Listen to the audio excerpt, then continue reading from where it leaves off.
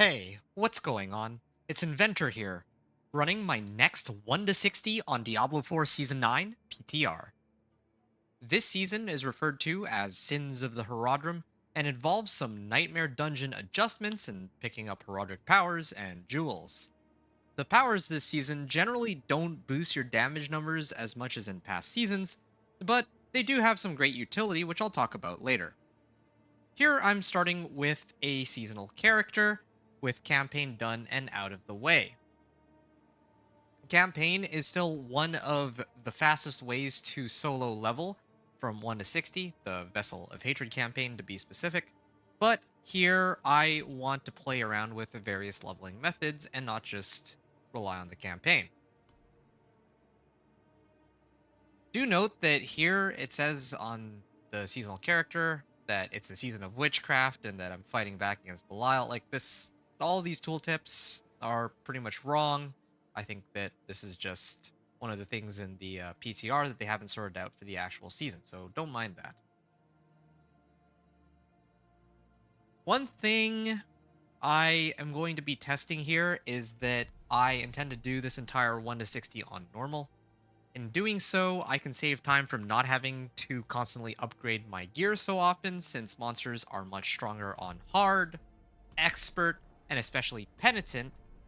And even though monsters themselves give more XP in the higher difficulties, on normal mode, there are a number of things that aren't affected by the difficulty. So, for example, turning in whispers will still give me the same amount of XP, regardless of whether I'm playing on normal or penitent.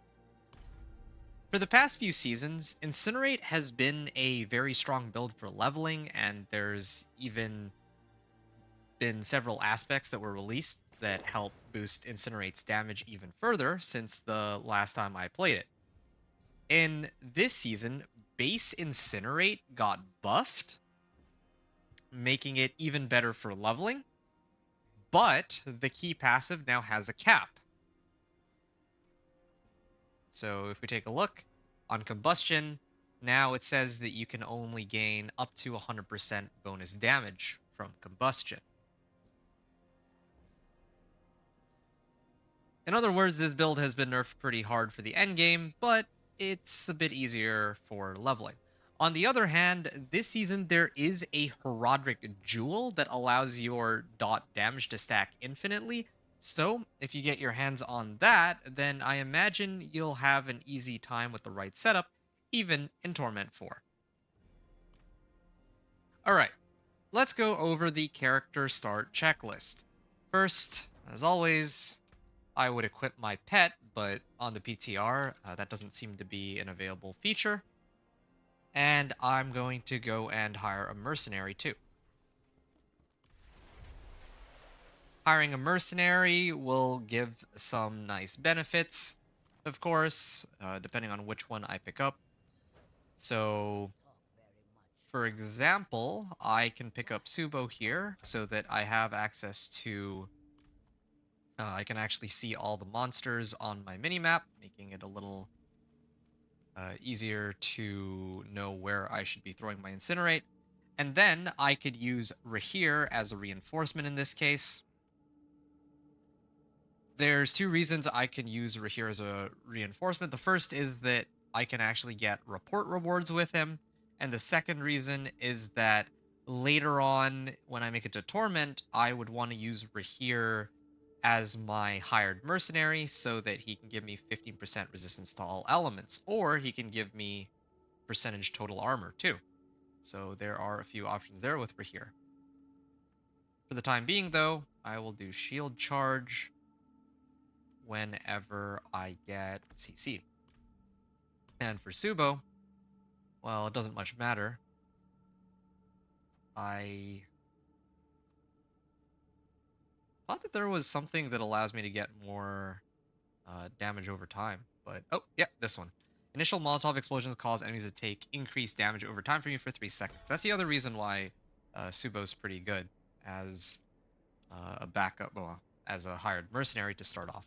So, that's for mercenaries. Now, this is the PTR, so I guess it doesn't apply here, but remember to pick up your reward caches as you pick them up, as well as smoldering ashes from the season journey, and also the reward caches that you could probably get if you were to do the reputation board. And also make sure to hold on to your renown. Of course, these initial renown rewards give pretty much negligible XP, but the next renown reward that becomes available, probably when I start hitting the strongholds, will give a pretty sizable amount of XP, and that scales with my level. So the later I turn it in, the better. So I intend to turn that in at level 59 so that I can go directly to 60 once I do it for, well, each of the regions. Now we're getting to the more fun parts.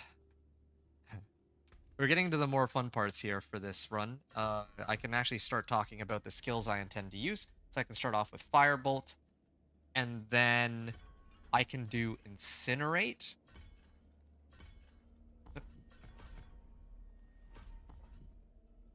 Yeah, so I can put points in Incinerate here, and with Enhanced and Destructive Incinerate, I can make monsters do less damage while they're burning for me, and I burn monsters that are just around me. I'd use Teleport so I have a bit more mobility, and I can also even pick up these because I would be using these as my other skills, and I can also pick up Familiar. So this is what my skill set would look like when I'm, well, pretty much for the, at least the next little while. Until I unlock Inferno, then I might make some adjustments. But this is the gist of my build, and this should carry me through the game. Now it's just a question of getting more ranks of Incinerate and all of the damage modifiers like Glass Cannon and so on, and other passive notes. So that's for skills. Now, when it comes to aspects and tempering, I'll talk about the tempering first because that's a little easier to talk about. The natural finesse recipe gives raw damage. That is unlocked from the very beginning, so that's what I would use to start off. Of course, there's plenty of other better options to boost my incinerate damage even higher. For example, there's pyromancy finesse. There's I can't seem to find it. Where's fire finesse? Pyromancy finesse. This one, right? So there's a number of options for sure on what you can use to buff your incinerate with the recipes. Then in terms of weapons, I would be looking for pyromancy augments, fiery for incinerate to deal double damage. On defensive, whichever, like, for the time being, I can use total armor to try to reach 1,000 armor from level 1 to 60, and then later I'll probably try to get natural resistance or whichever defensive temper I need to cap out armor and resistances. On utility, I would want to get, here it is, incinerate size, and then on mobility, well, I think that there's one for, yeah, here it is, teleport cooldown reduction would be nice. Mobility cooldown reduction would be nice. Evade cooldown reduction, movement speed, any of those would be perfectly fine. Probably while I start off, movement speed is the way to go. And in fact, it's unlocked off natural motion, but those would be my preferred tempering recipes.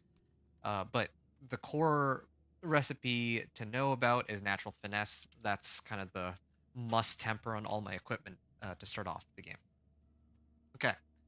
Now, aspects. For the aspects, there are, well, let's take a look at these. So I think there's some aspects for incinerate. Oh yeah, there's 3 aspects here. So I can put on conflagration aspect, and I can unlock that one. So I'll be heading there probably first. Aspect of overheating.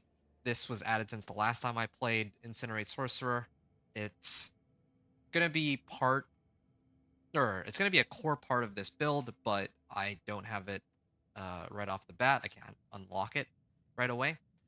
And there's also flamethrowers aspect. I'll be using that on my two-handed weapon ideally, but also can't unlock that one. And then there's also some damage over time, offensive aspects too. Like here, aspect of creeping death. And I could also pick up aspect of inevitable fate, but that one's not as important. Then there's also inner calm, and I guess I could do edge masters. There's plenty of other ones beyond this. Tenuous destruction could be fun, but I don't think I'd use that. So there's like plenty of other damage modifiers aside from these, but like I have inner calm. You know what? I'm actually going to I'm not gonna pick up inner calm. I'm just gonna leave that as is. Well, actually, no. This one's really good for incinerate since I get triple the bonus if I stand still for 3 seconds, which I usually do when I spam incinerate. But all these other ones, conflagration, creeping death, overheating, and flamethrower, are expressly useful for my incinerate sorcerer while leveling. And then when I make it into torment difficulties, I think that's where I can start to pick up uniques like Tau Loop. So then I don't think I'm going to be needing more aspects after these ones. Okay, and then defensive aspects. There's actually plenty of defensive aspects. I can get like disobedience. I can get juggernauts. I can get like not frost blitz.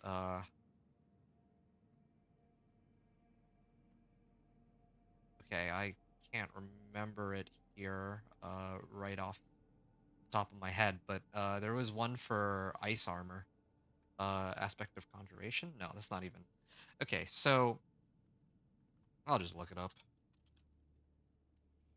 Yeah, these would be the three that I would consider using. So, snow veiled, juggernauts, and disobedience, mainly just to boost armor and to give myself unstoppable and damage reduction.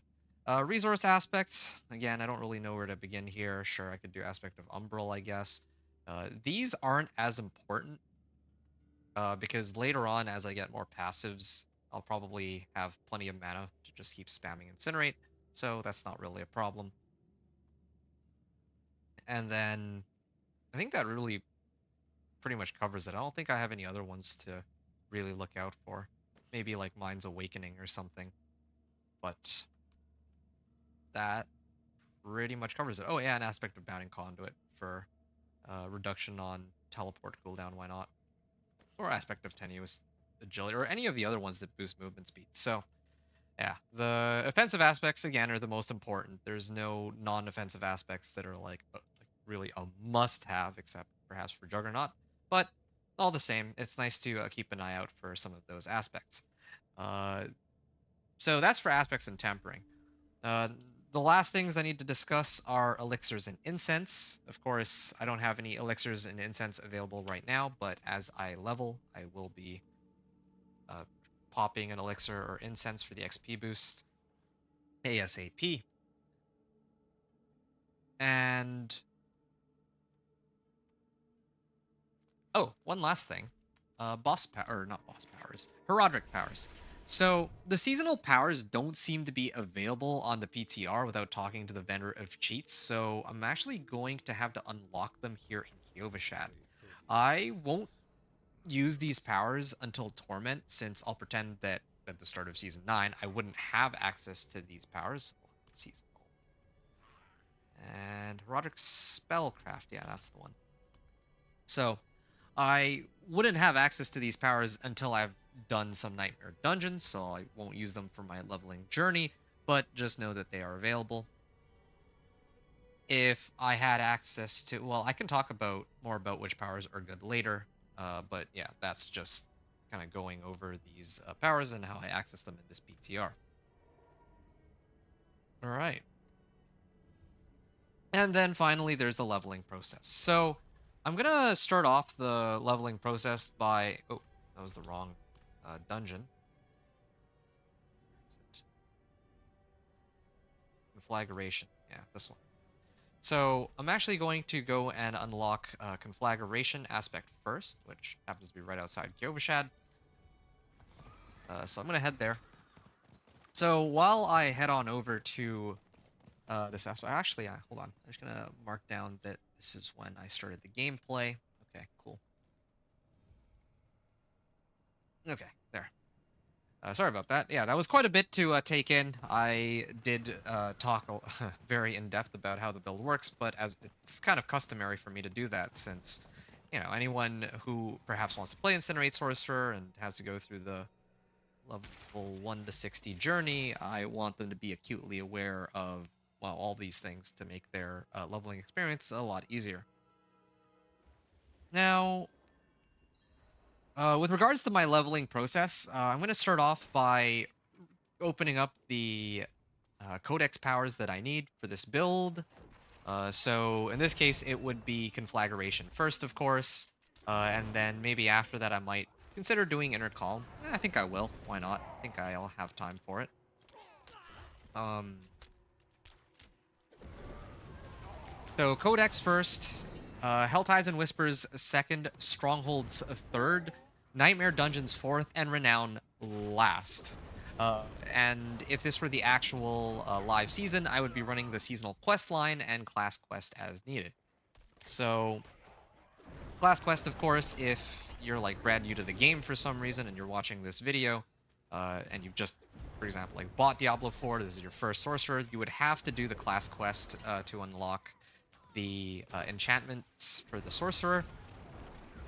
With regards to the seasonal quest line, well, it's pretty important to run all of the stuff to do with the seasonal quest line, since the seasonal quest line tends to unlock a number of different, features for the season, right? So you want to make sure that that gets done ASAP, but they tend to get locked behind the reputation board or whatever. So you can't just binge it all in one go, unless they change it for this upcoming season. At which point, yeah, you should just focus on finishing the quest line first, if that happens. Okay.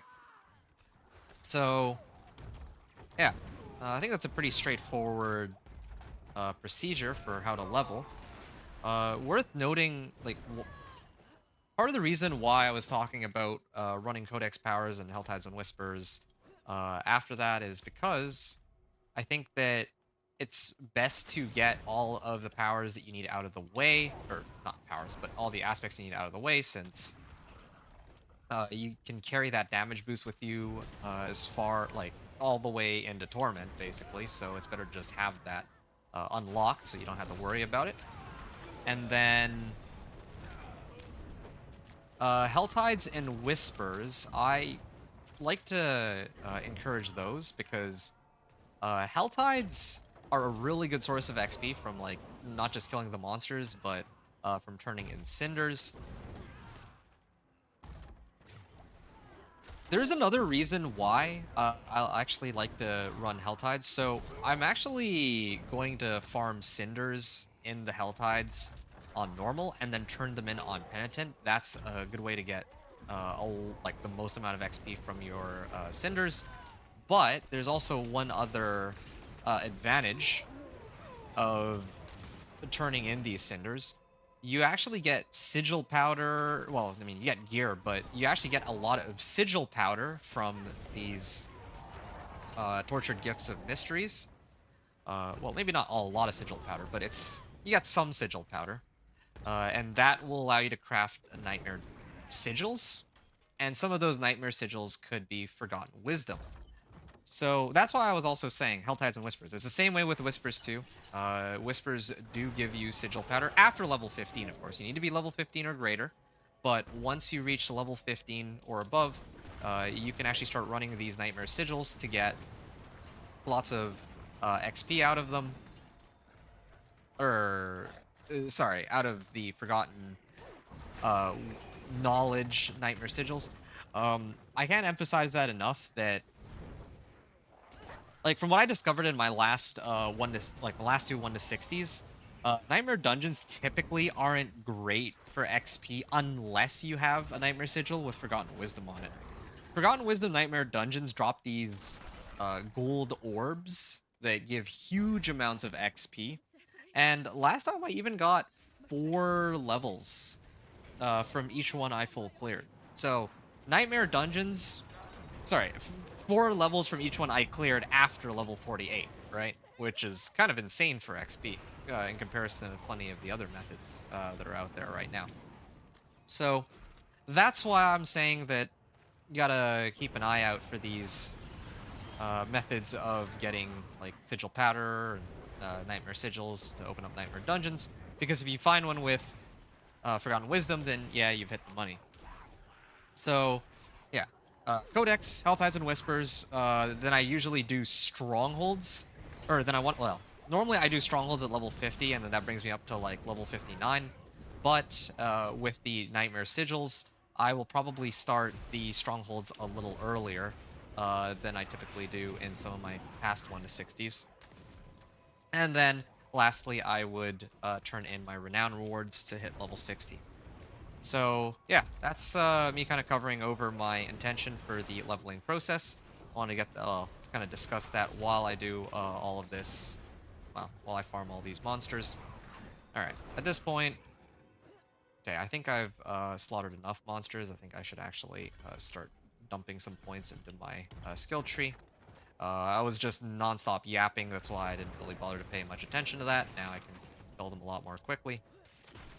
And I'm trying to see if there's anything else or I'm trying to remember if there's anything else I missed about this, like, initial, like, start of game sort of discussion, or start of game, like, information I need to give you as the viewer.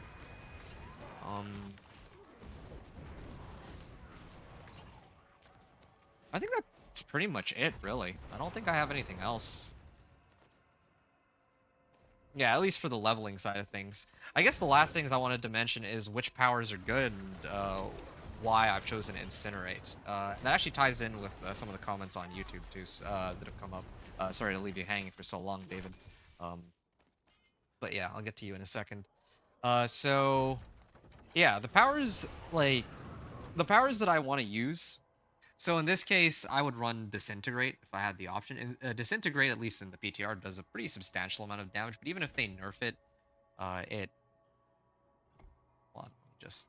Oh, I need an infusion, so let me do this.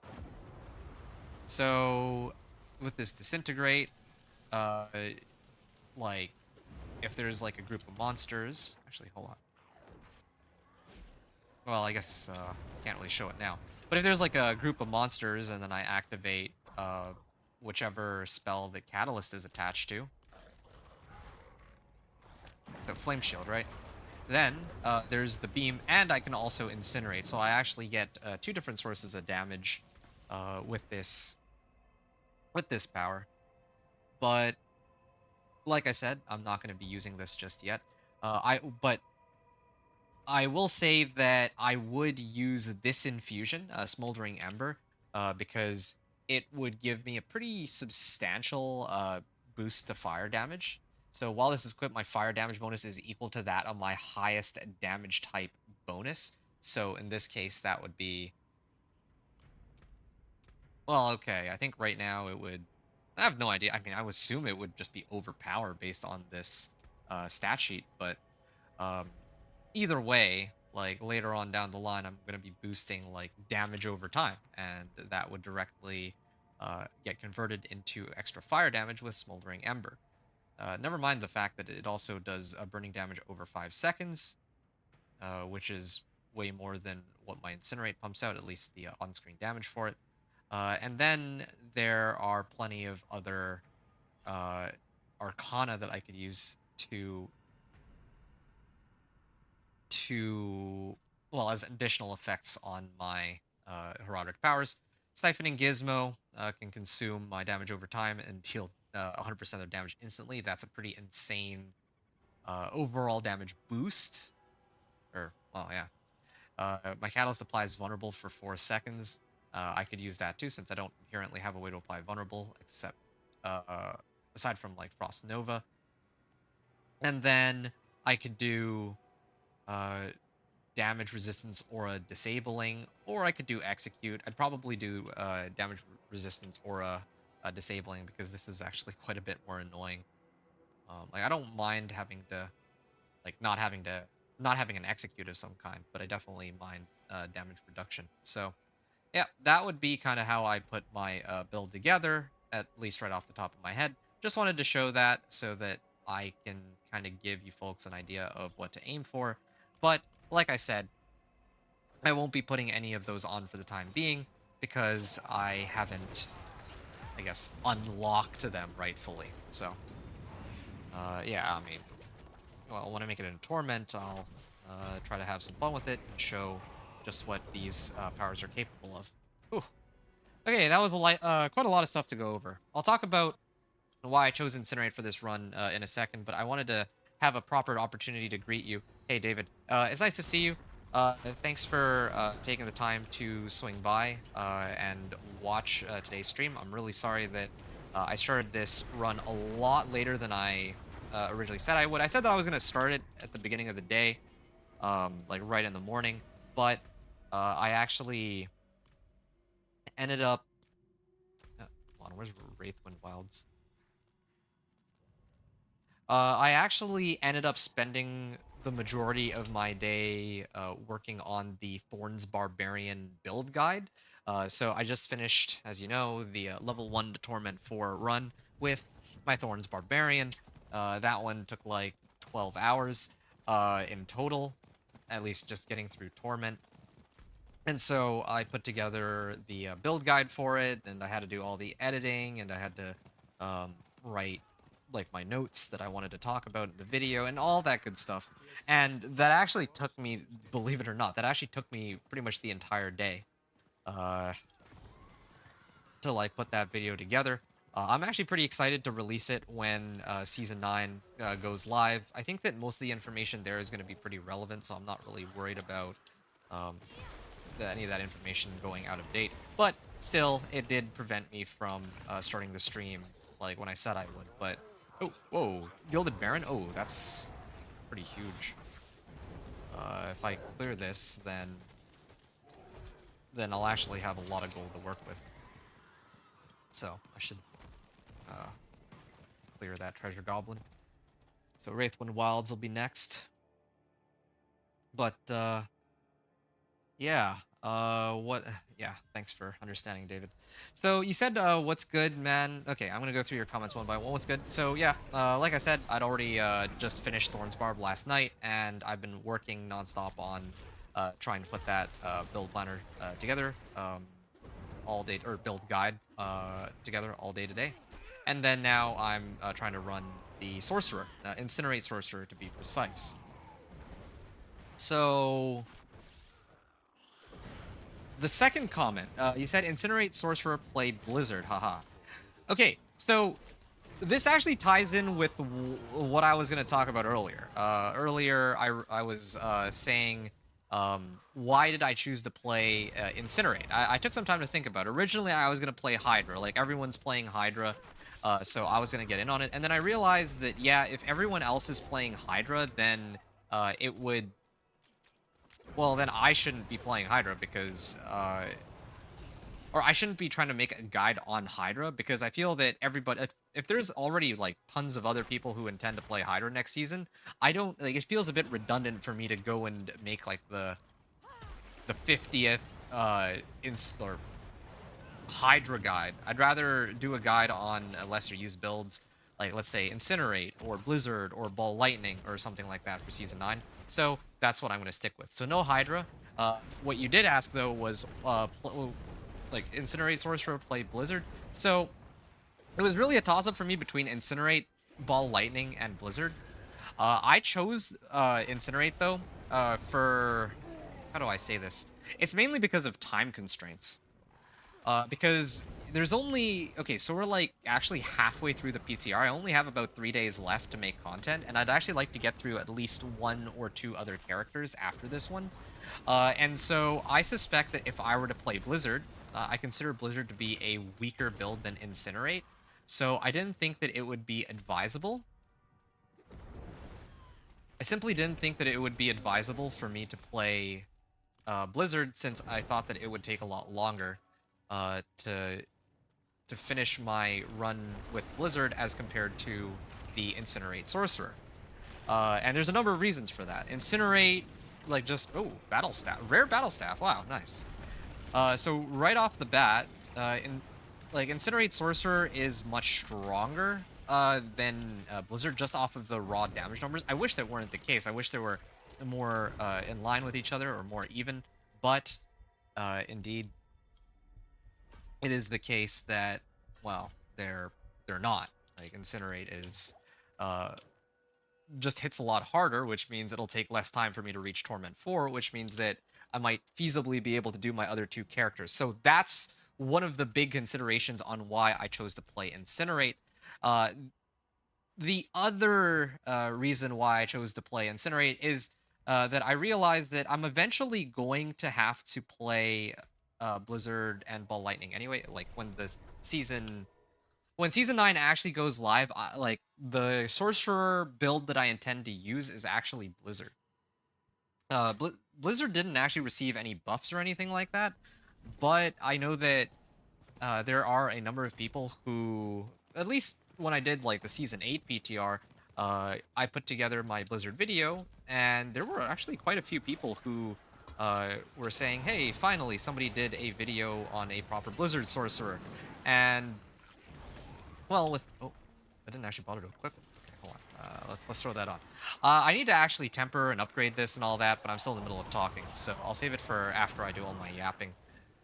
So yeah, that's why I was saying that I think that there's a lot of people who seem to be kind of interested uh, in a proper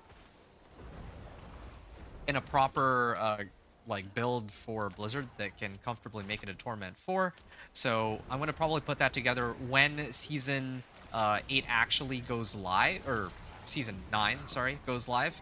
And yeah, at that point I won't be as pressed for time as I am right now here in the PTR, right, where I only have like 3 more days left, and one of those days, well, like I'm not gonna be able to play for I'm only gonna be able to play for like 2 out of the 3 remaining days, right? So I gotta be very, I guess, mindful of my time, because like I'd probably have more fun playing Blizzard because it's more of a challenge. But this is one of those times I have to take the easy way out just so that I can actually finish it, like all the things that I want to do. That's mainly it. That's why I opted to play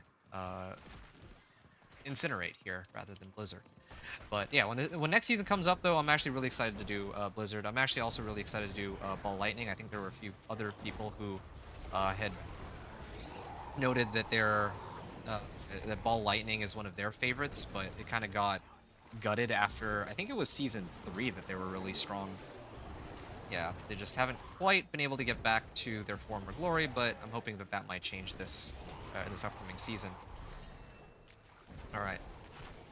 I finally have access to elixirs, so I'll probably go back to town and see if I can get some.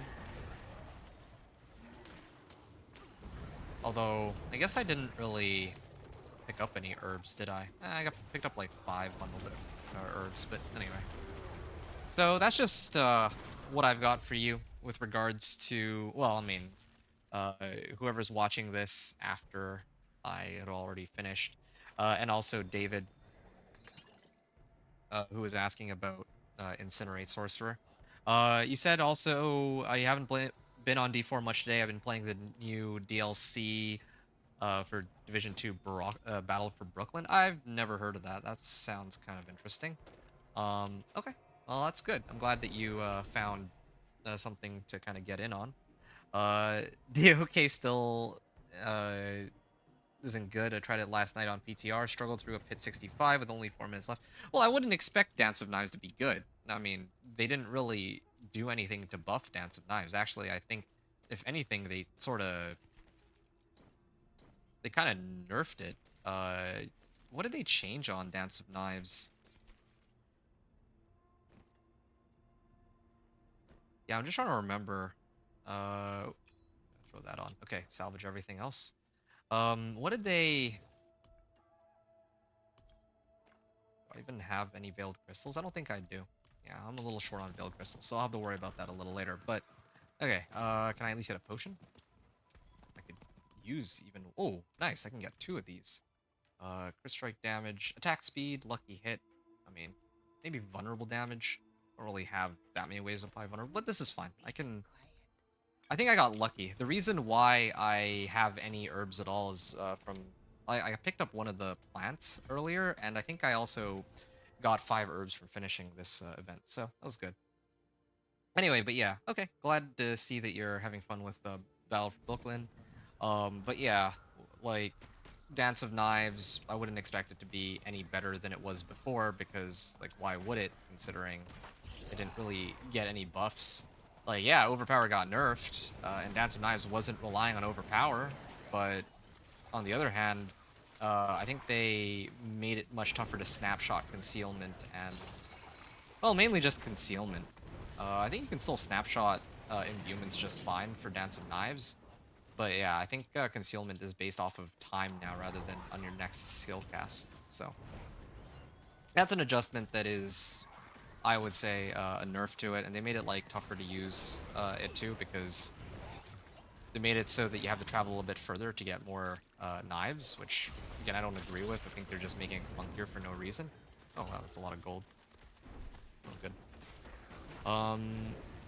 3 billion crits was highest got with it. He was using Maxwell's latest S8 build on it. Oh, no, that's too bad. Played around with Poison View and Bursting Venom's aspect because I think it got a buff. Also tried Victimize, still was better with Momentum. Yeah, I'm not super familiar with... I'm not as familiar with Rogue as the other classes, so I don't actually know what, like, Victimize and... what Victimize is in this case. I think it got a buff. I don't know, like, I don't know if any, like, I don't know which aspects got a buff. I just know that a lot of stuff received, well, I want to say a lot of stuff received nerfs for Rogue specifically. And I talked to somebody who was very knowledgeable about Rogue last night even, and they were explaining to me that, yeah, like, Overpower got gutted, and a lot of Rogue builds relied on Overpower, and there's like nothing to really replace that source of damage that they lost, so that's kind of a bummer. Nor's DOK needs a buff. Honestly, I agree with you. I think that I agree with you. Yeah. The way how I base it off of is right now my companion druid is able to make it in Torment 4 in about 8 hours, give or take, right? From Torment 1 to Torment 4, I mean. Meanwhile, it took my Dance of Knives rogue last season when arguably it was like the builds would have been stronger, right? So it took me like last season on Dance of Knives rogue like 16 hours. Now you could say that it's skill difference. You could say that maybe my build wasn't that good. Okay, fine. It doesn't really matter. What does matter is that, yeah, like we're not. What does matter is the fact that there weren't uh the fact that Dance of Knives Rogue took double double the amount of time. And keep in mind that in season 7 with the witch powers, my Dance of Knives Rogue was the fastest I was ever able to clear Torment 1 to 4, right? Like solo, of course. I think it took me 5.5 hours, right? No other build that I've played has come close to that, like 5.5 hours from Torment 1 to 4. Obviously, if people play like the most broken builds in each season, then they would be able to beat that like 5.5 hours, right? Like I think Bloodwave Necro, you just get one unique, and then suddenly you go from Torment 1 all the way to Torment 4. I get that, but that's not. That's not what I'm like trying to take into consideration here, right? Okay. And then, yeah, you were having a quick glimpse around other streams last night. Everybody's playing Hydra. Yeah, so originally I myself wanted to play Hydra, but I had to take that off the table. I was talking to other people, and I even think one person in chat, I don't remember who it was, but they said, lol, like, when I said, oh, I'm going to play Hydra, they were saying, please don't play Hydra. And I thought about it, and, like, they asked so politely, right? And at the end, like, at the end of the day, you know, it's up to me what I myself decide to play. But I thought about it, and I realized that they're right. Like, why would I play Hydra when so many other people are already playing it, right? Like, I don't really gain anything from that, from showing what other people are already doing, from what other people already know. So I'd rather play something that others aren't really doing right now. Like, you could pull up, like, most streams and, like, most Sorcerer PTR streams, and surprise, surprise, they are going to be playing Hydra. All the other builds, I think I saw somebody playing around with meteors earlier today, But still, you get what I mean. Like, it's not, well, yeah, it's, you gotta go for the lesser used builds. Like, that's kind of why I'm here. To, like, show, I guess, to help players who want to play around with, like, off-meta builds, to kind of let them, well, to kind of let them have their fun, right? Kind of show them that it is possible to, okay, let me get out of the way there. I need to save my, I do want to save my, um, cinders. Like, if I die, I lose all my cinders, or half my cinders, and yeah, I'm trying to, like, stack them up for later, so let's keep that for now. Uh, yeah. You're done with 3. You're done with PTR, tested the 3 classes and builds you needed to. What are the 3, well, what are these 3 classes, and builds? So I know one of them's Dance of Knives Row. What are the other 2? Like, sorry, I had lost track. I'm sure that you had already told me about it, but I forget what it was. Wait a second. I think I'm done here, actually. Hold up, hold up, hold up. Actually, I shouldn't be here. I should actually be going to this one. Actually, no, I should finish off the Harbingers. Okay, let me finish off the Harbingers, and then I can move to the other, Helltide. Alright. Okay. You never read the patch notes on what they did with DOK. I just went in and tested it. They didn't do anything to Dance of Knives specifically. What they did was, you know, concealment, right? Like, concealment is the skill where if you activate it, you go invisible, or you have stealth, you're unstoppable. And then for the next 6 seconds, whatever skill you cast, that skill will be a guaranteed crit strike and vulnerable. So, in the case of Dance of in this season, right? Like they've adjusted concealment to make it so that instead of your next skill cast, it's uh whenever you cast your next skill, then for the next 4 seconds, you have like all crit strikes and vulnerable. So yeah, that's a pretty big difference because that means that, yeah, if I'm playing Dance of Knives, then instead of my entire duration for Dance of Knives being all crit and vulnerable, now it's only for 4 seconds, and I have to keep recasting concealment. On the flip side, if I play some other builds, right? If I play like uh, I don't know, flurry or something, then maybe concealment will be a lot stronger for that because then it won't just be for one cast anymore on those builds. So yeah, that's something that that the developers have kind of readjusted, and it's something to be aware of for the future. Before I went to bed, I was able to clear Pit 75 PTR with your Whirlwind Quake Barb with around 7 minutes left. Okay, that's cool. Yeah, I thought, yeah, happy enough to leave it at that. That's good. I'm glad. I'm glad. But the thing is, you said that you tested it. Did you use like all like best in slot equipment, or like how did you go about doing that exactly? One of the things I will say. Wait a second. Where's the? I'm just looking for one more Harbinger. I saw a Harbinger earlier, but it like disappeared. And I'm also looking for, yeah, like I want to move on to the next Helltide. But I mean, I'm not in a rush either. Like I still have like another half hour. So anyway, I'll sort that out a little later. Okay. Still gotta keep looking for my guy here. Your stuff wasn't best in slot. Okay, that's actually very reassuring for me. Because I don't remember if I mentioned this to you, but you said that you're playing Quake Whirlwind. Well, next season I'm going to be playing a pure Whirlwind Barb. Uh, yeah, I mean, I don't remember why. Oh, I think it's because Thorn's Barb tends to be the, I guess, build that's, like, not as used. So I wanted to get it done in the PTR so that I can actually release it when the season goes live. Rather than for my Whirlwind Barb, I'll probably do the Whirlwind Barb on the second day. But then, yeah, like there's gonna be some people who will probably by that point have already done like a pure whirlwind build, or even like a hybrid whirlwind with like Dust Devils or Earthquake or something, you know what I mean? So it again boils down to that, like, if I'm gonna play a build in the PTR, it has to be a build that not as many people are interested in playing.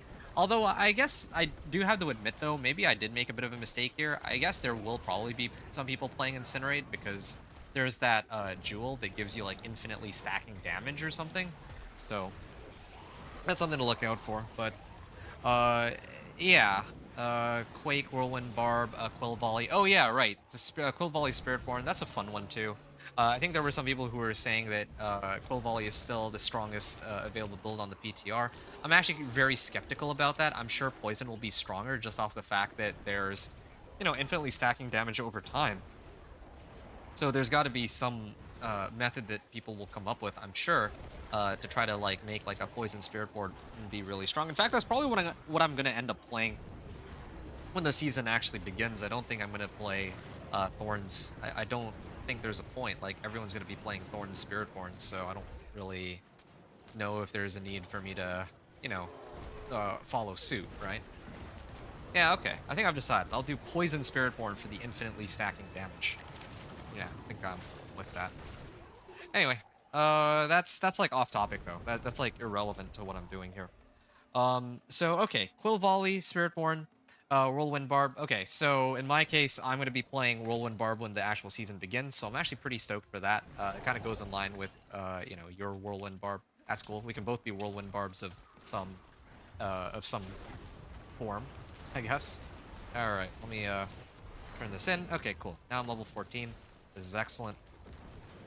I can head over to the next Helltide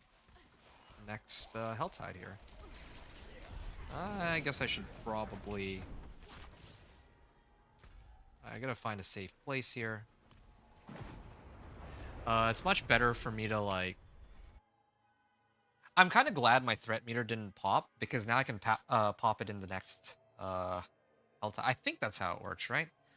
I don't think I've really paid attention to whether or not my threat meter stays active or not. I think it does, though. Pretty sure it does. I know it deactivates, I think, if I switch difficulties. But I think that if I'm just migrating from one Helltide to the next, it should be fine. Just gonna find out here. Yeah, okay, cool. Yeah, I still retain my progress. So now, Cinders collected, slay demons, harbingers. Well, I mean, this is perfect because by popping the threat meter, then I will be able to do the Harbinger Whispers here and the Cinders Whispers and basically everything. Like, I get to expedite the process since I already did all the Whispers in the other one, right? Oh, wow, and I even get nice little...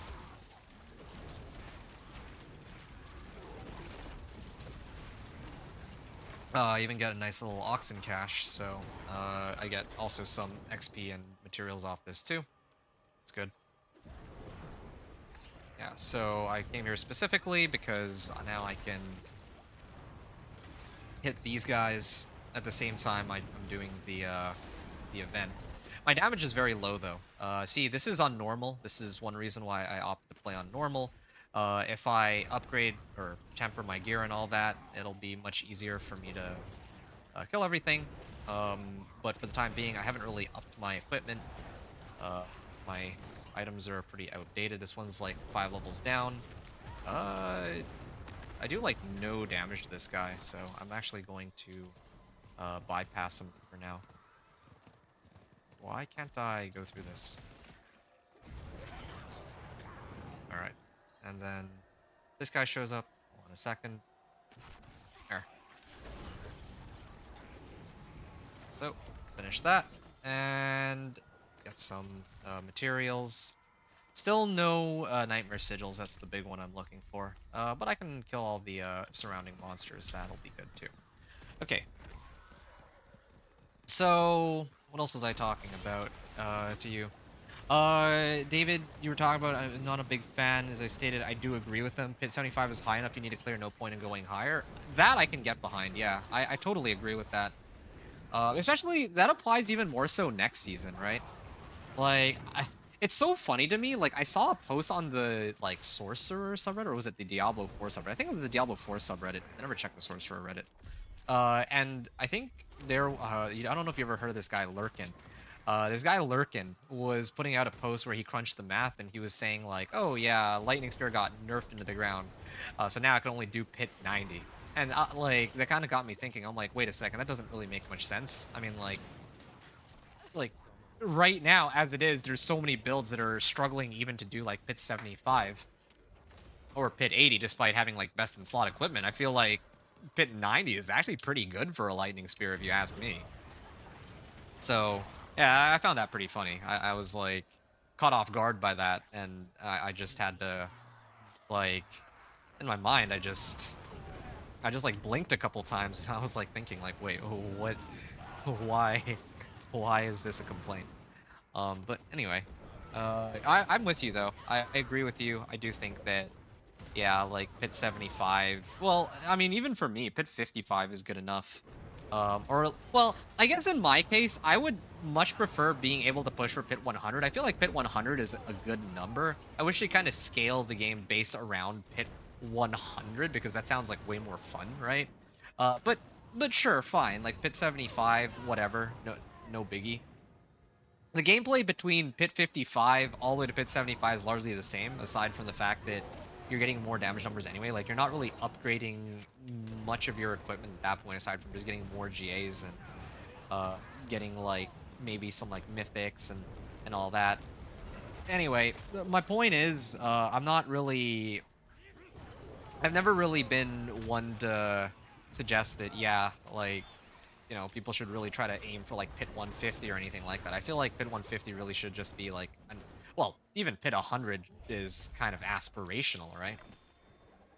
Hey, there we go, another rare weapon. Actually, this one's a replacement for my existing one. That's excellent. That's like a 20% damage increase, so that's good. Anyway, Pit 75 is high enough. You need to clear. Your stuff wasn't best in slot. 45 billion was the highest crits you were seeing on Quake Roll. Wow, 45 billion? I didn't even know that. Okay, well. I still have not yet come across... I have never really done 45 billion. Aside from with the Spiritborn, okay? But Spiritborn doesn't count. That's just not a fair comparison. That built like that whole season was completely broken, so I don't count that. But yeah. So your stuff wasn't best in slot, and you said that you had a 3 GA Rage of Haragoth at 58% as my best piece of gear. Wow, okay. Yeah, next season I'm actually well, when the next season goes live, I'm actually really excited because the builds that I'm going to be playing are going to be the ones that I'm actually most interested in putting together. So yeah, I want to play pure Whirlwind Barb. I want to play Blizzard Sorcerer and maybe Ball Lightning Sorcerer too. I need to figure out the logistics on playing both. If I want to make two separate characters, or if well, yeah, I mean, like what order I'm going to do it in, if my Ball Lightning Sorcerer will be my 7th character, all that good stuff.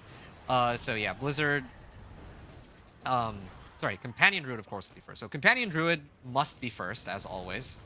Then probably Pure Whirlwind Barb second, Blizzard Sorcerer third, and then fourth, I don't know what I would want to do fourth. I think I kind of want to do Minion Necro, but I also, if I'm being honest, I'm actually least interested in playing a Minion Necro because Minion Necro is going to be flavor of the season since, well, everyone's going to be playing Minion Necro since there's the new unique that came out. Well, I guess last season they had the Blade of Zero 2, and no one ended up playing that, but I don't know. I always feel like Minion Necro... I really enjoy Minion Necro, but so does everybody else. It's like a similar situation to next season's Hydra Sorcerer, except I think that everyone who, well, most people who want to play Necro want to play like want to play Minion Necro specifically, especially the content creators, meaning that there's not really much need for me to go and make a guide for Minion Necro, since there's already going to be plenty of other people who do a better job than I will.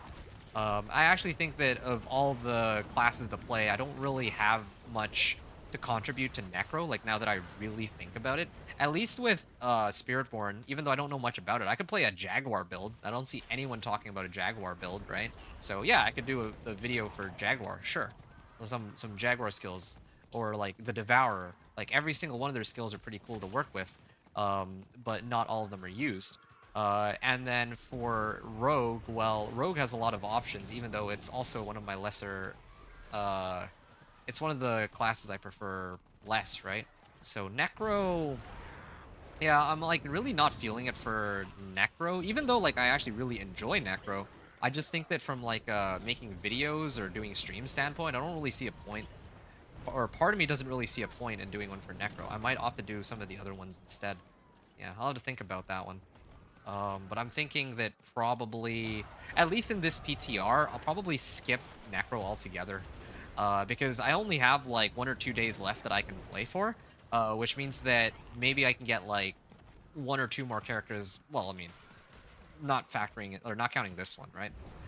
So I can probably only do 1 or 2 more characters, meaning that if I want to make the most use out of my time, then I have to choose the ones that I think matter the most. So I think I'll probably end up playing maybe like Poison Spirit Born on the PTR. Although Poison Spirit Born is going to be very dependent on the Herodic Jewels too, so I'll probably end up doing that last or second last. I think it has to be Rogue, Dance of Knives Rogue. I think I will go back to playing Dance of Knives Rogue and I'll see how it is, and then I'll have. Well, hmm. I'm kind of scared though that if I play Dance of Knives that it's going to take forever. That's another thing I'm a little worried about. Okay, I'm done here finally. It's almost time, it seems. I just need to find one more Harbinger and then I'm pretty much done here. So, gotta advantage of that. This is another reason I really like Subo. I can do this, stand in the middle, and then aggro all the monsters by poking them, each of them. And then I launch my Incinerate at all of them, right? Okay. I also have a whole bunch of skill points. Yeah, this is why I'm not a speedrunner. I'm taking this nice and casual. Well, I mean by my standards. You might play Minion Necro in Season 9, not sure yet. Depends on how burnt out I get in Season 8 before season ends. That's fair. I didn't play a Sorcerer in Season 8, so I'm probably going to play Hydra Sorcerer over it in Season 9. Hey, I respect that. Yeah, like, I've been pretty excited for Hydra to receive some buffs for a very long time, and I think that the fact that they finally decided to do something about Hydra. I mean, I would have preferred if it was like baked into the skill itself, like as a passive, that if you use Incinerate, or sorry, that if you use Hydra, then one of the modifiers that you could get would be that you know that one of the modifiers for Hydra would be that yeah, it would be an AoE. Why do I still have Artillery Shrine? I thought that I... Oh no, I hit a second Artillery Shrine, I see. Oh, this entire time I've been using Incinerate as the as my enchantment. I actually meant to do Fireball. Fireball is always so handy for getting like more AoE. Where is Lee today? He's normally in chat. Well, I think he commented on my video earlier. No, wait, he was online on D4 earlier, but you know, I was like in the middle of working on my video, so I couldn't get my stream started. I don't know if he knows that the stream's up or maybe he went to bed. I'm not really sure where he's at, but I mean, I started the stream like really late, like way later than I meant to, but like 6 to 7 hours. So, yeah, I'm not really too surprised that there's like no one here. I'm actually surprised you're here, to tell you the truth. I'm not saying you're unwelcome, of course. Just again, like very surprised, I suppose. Yeah, I think I'll do this one. Okay. What other ones can I pick up now? I'm gonna take a look real quick. Oh, hold on. I don't actually need to grab these. I can actually go for these ones now, finally. I already have plenty of mana. Here we go. Costs 4% less mana. So Endless Pyre and Soulfire all the way to the, well, all the way to the end. Yeah, I mean, this is one of the reasons I love playing Sorcerer too. They're so simple to put together and all that. Okay, I'm just trying trying to remember what order I should do this in. Um,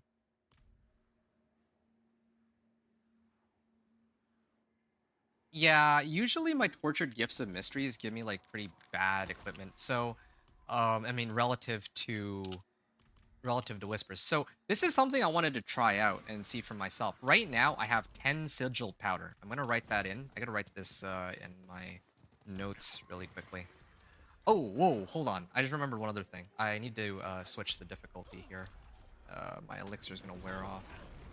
Hmm. Hmm. I need to be very careful. If I'm switching the difficulty, I need to... Oh, you know what? Yeah, let me go back to town first. I'm gonna go back to town first so that I can salvage everything. That should be the starting point. Otherwise, if I start opening these chests, um, I could bump into some sort of problems when my entire inventory is full. Oh, I have an amulet here. It's got movement speed. Oh, sweet. And I got some materials. Okay, so I'm gonna start off here with 10. You got all the time in the world at the moment. Okay. Hold on a second. I'll talk to you after then. Let me just write this in. Okay. So 10 sigil powder before opening Helltide chests. I mean, I had like 600 cinders right here. I can actually take a look. 588. So I'll just say 600 cinders. 600 aberrant cinders here.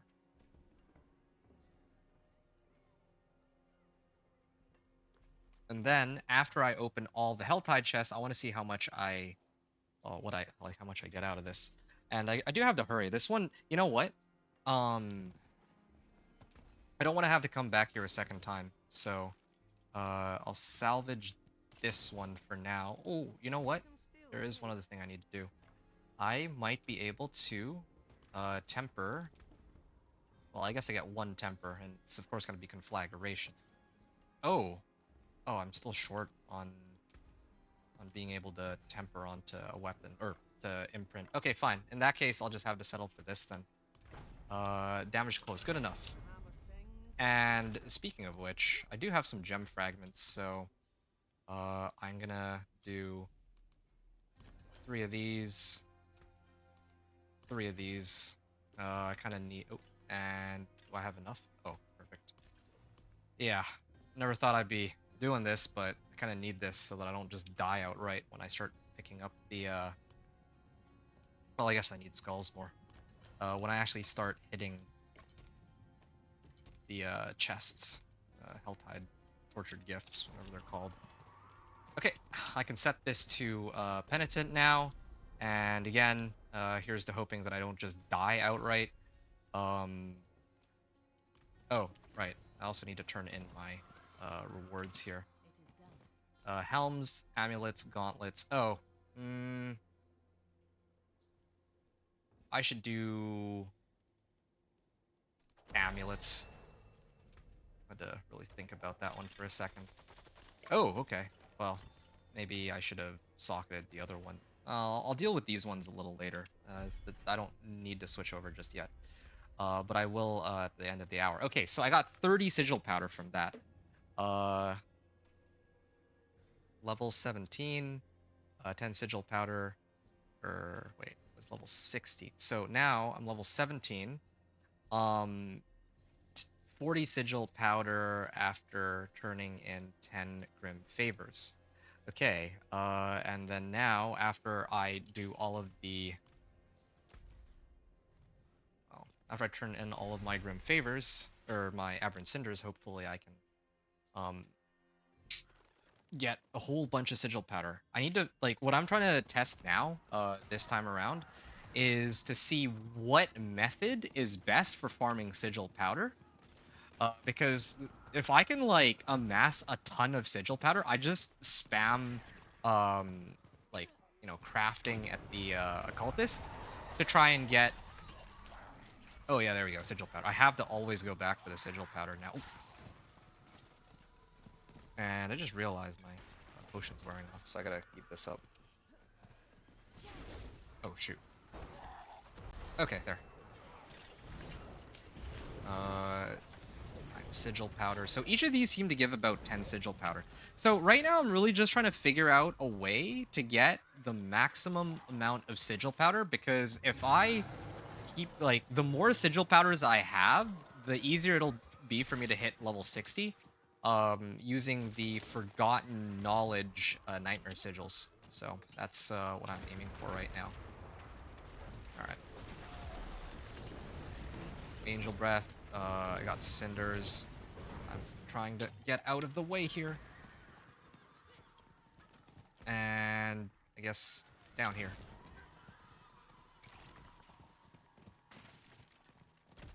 To be honest, I'm not overly impressed with Roderick powers. Not like the Season 8 boss power. Someone in D4 Game Chat was saying something similar as you. I Again, I hate being a yes man in this case, but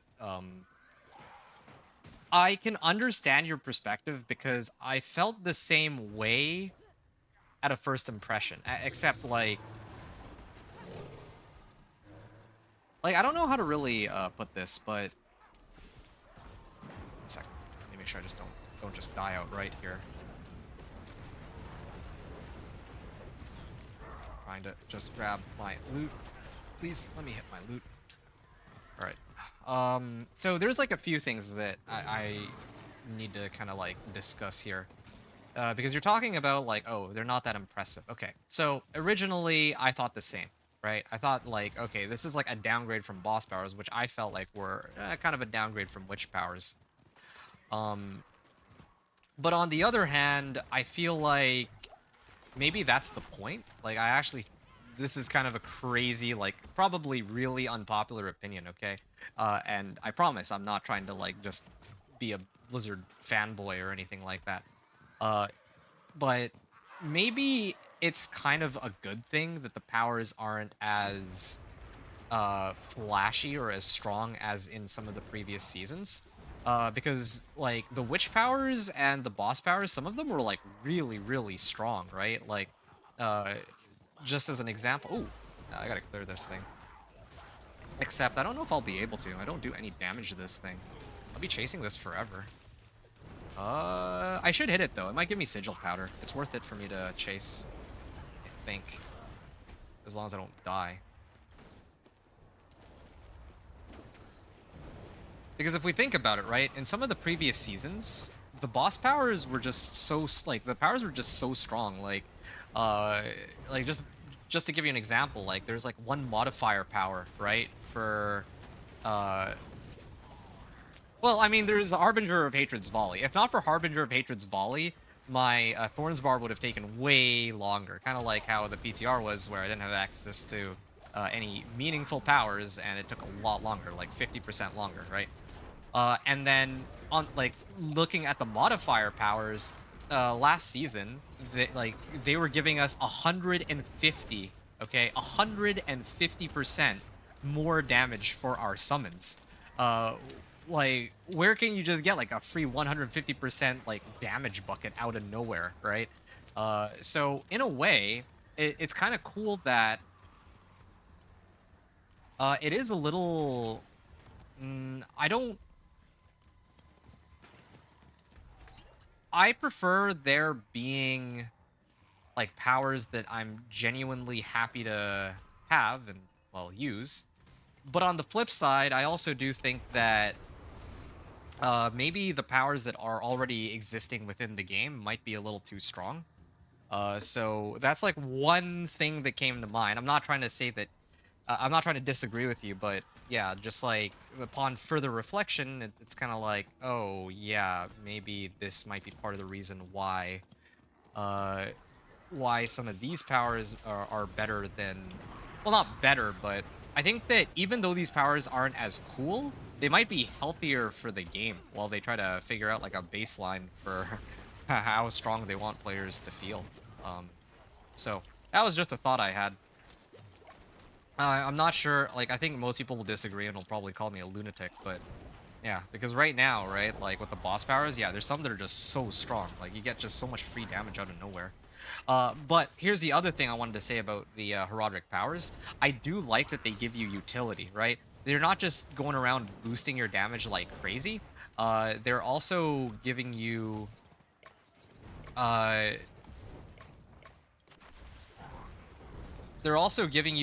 like things like the ability to break damage reduction, which I think is super cool. That you can break a suppressor, you can break like you can apply fear, you can make yourself unstoppable. You know, there's so many things that like you actually have access to. Like if you don't, oh, whoa, almost died there. I thought I had my flame shield up, but I didn't. Wait, there we go.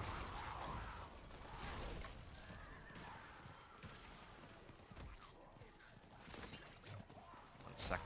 I am in danger of dying because I don't have enough potions, it seems. Oh, there we go. I got my potions. Um, so like last season, shoot. Sorry, I had to kind of focus there because they're all chasing after me. Um, last season, we got like a lot of crazy damage numbers, but for example, there was no way to produce myself fortify from the like as a sorcerer, right? I mean, maybe we're not supposed to have access to fortify so easily as a sorcerer, but even so, it would have been nice to get access to Fortify as a sorcerer, right? In season 7, I had access to Fortify with the witch powers. I thought that was super cool. I had ways to make myself barrier or give myself barrier. I had the ability to pretty much do whatever I wanted with the boss powers. I think that was great.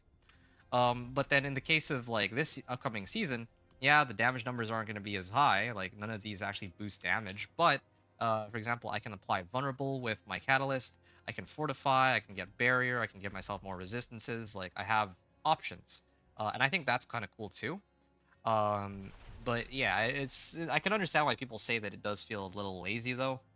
And personally, if it were up to me, I would have preferred a season where they kind of do what they did in like Diablo 3, where you get access to, like, you can have, I think it's called a Kanai's Cube, right? Where you can, like, okay, well, I guess I have to fight these ones. With Kanai's Cube was really cool. What Kanai's Cube did was you can actually put, like, certain effects.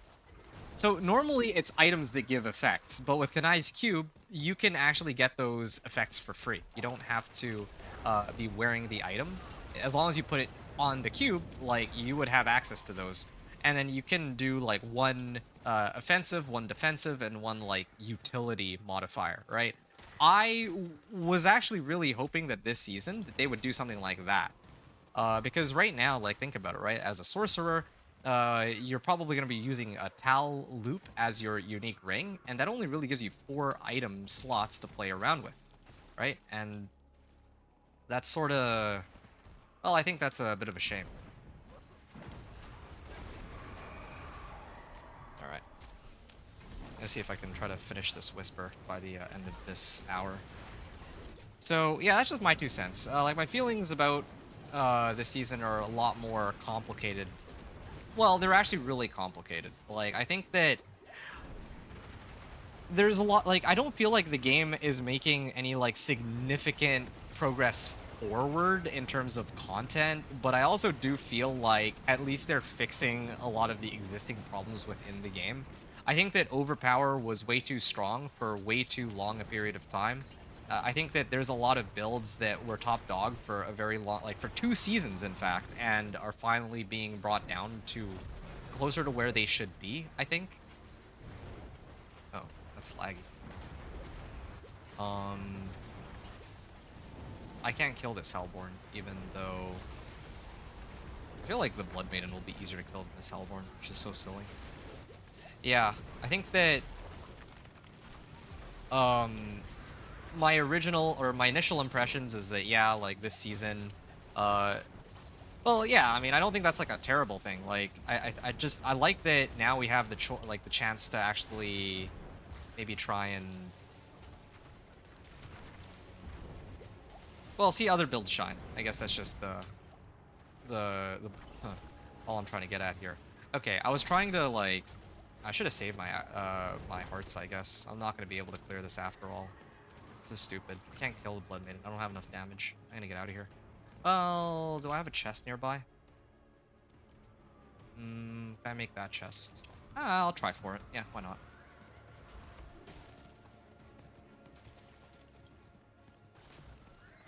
Yeah, I hate to ditch Blood Maiden, but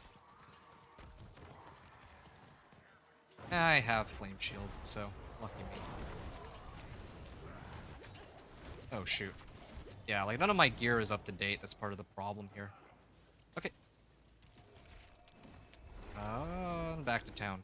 Remember Heart of the Barber? Well, actually, I don't. I didn't play Season 1. Well, I played on Season 1, but I lost interest after they, like, blanket nerfed, like, everything into the ground. I'm okay with them nerfing builds that are very clearly overpowered and are just, like, dominating the game in an unhealthy way. I'm thinking of, like, Season 3 Ball Lightning. I'm thinking of, like, Season 2 Hammer of the Ancients, right? But what's not okay is them like looking at every individual build and just like, okay, let's just take everything and just bring it down just a peg. It's like, why? Like, was it really a problem that I don't even remember. I don't remember which build. I don't remember which build I was playing at that time, but there was one that I was playing that got nerfed. I think it was like not ice shards. It was like something else. But yeah, Heart of the Barber, Rob would not shut up about that. Well, what did I mean, everyone was abusing Heart of the Barber. Like that season was basically just if somebody was putting together a build, they are a companion. They're not really a companion druid. For example, they're a Heart of the Barber druid, right? Like I think that pretty much all the builds in the game fell sort of under that category for just that season in particular. So anyway, yeah, I can actually start buffing myself up now. So this is a good time to do it. Salvage these. Oh, I finally have a worthwhile staff to use. I can put this on. Oh, let me do the thing that actually matters the most. Okay, sigil powder. So level 21, 111 sigil powder after turning in 600 cinders. Hey, Cam, thanks for the raid, dude. Whoa, I appreciate that. Rating, and it looks like you have 6 people with you. I'd raid up before I go get food and get some rest. Yeah, sounds good. Yo, I mean, my day is just starting. I wish I could get rest, but, well, I mean, my stream is just starting. I wish I could say my day was just starting, but I was working on my video the entire day, too, so. Uh, yeah, thanks. I appreciate you.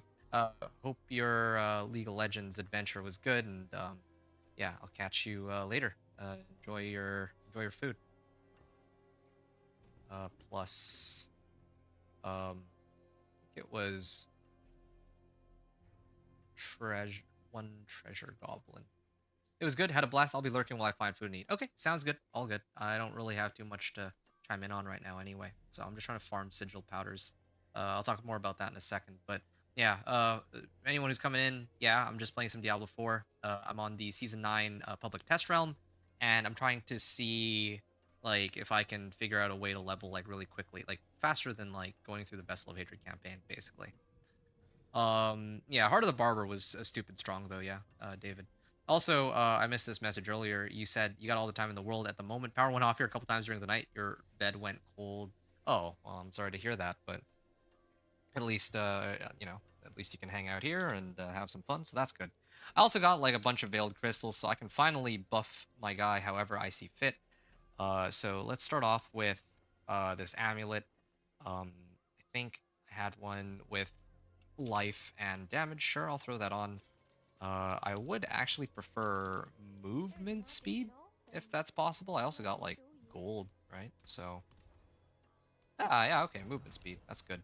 So now, for my amulet, I can throw on conflagration aspects, so I don't have to keep re-imprinting on, re-imprinting onto some, like, on my weapon, or...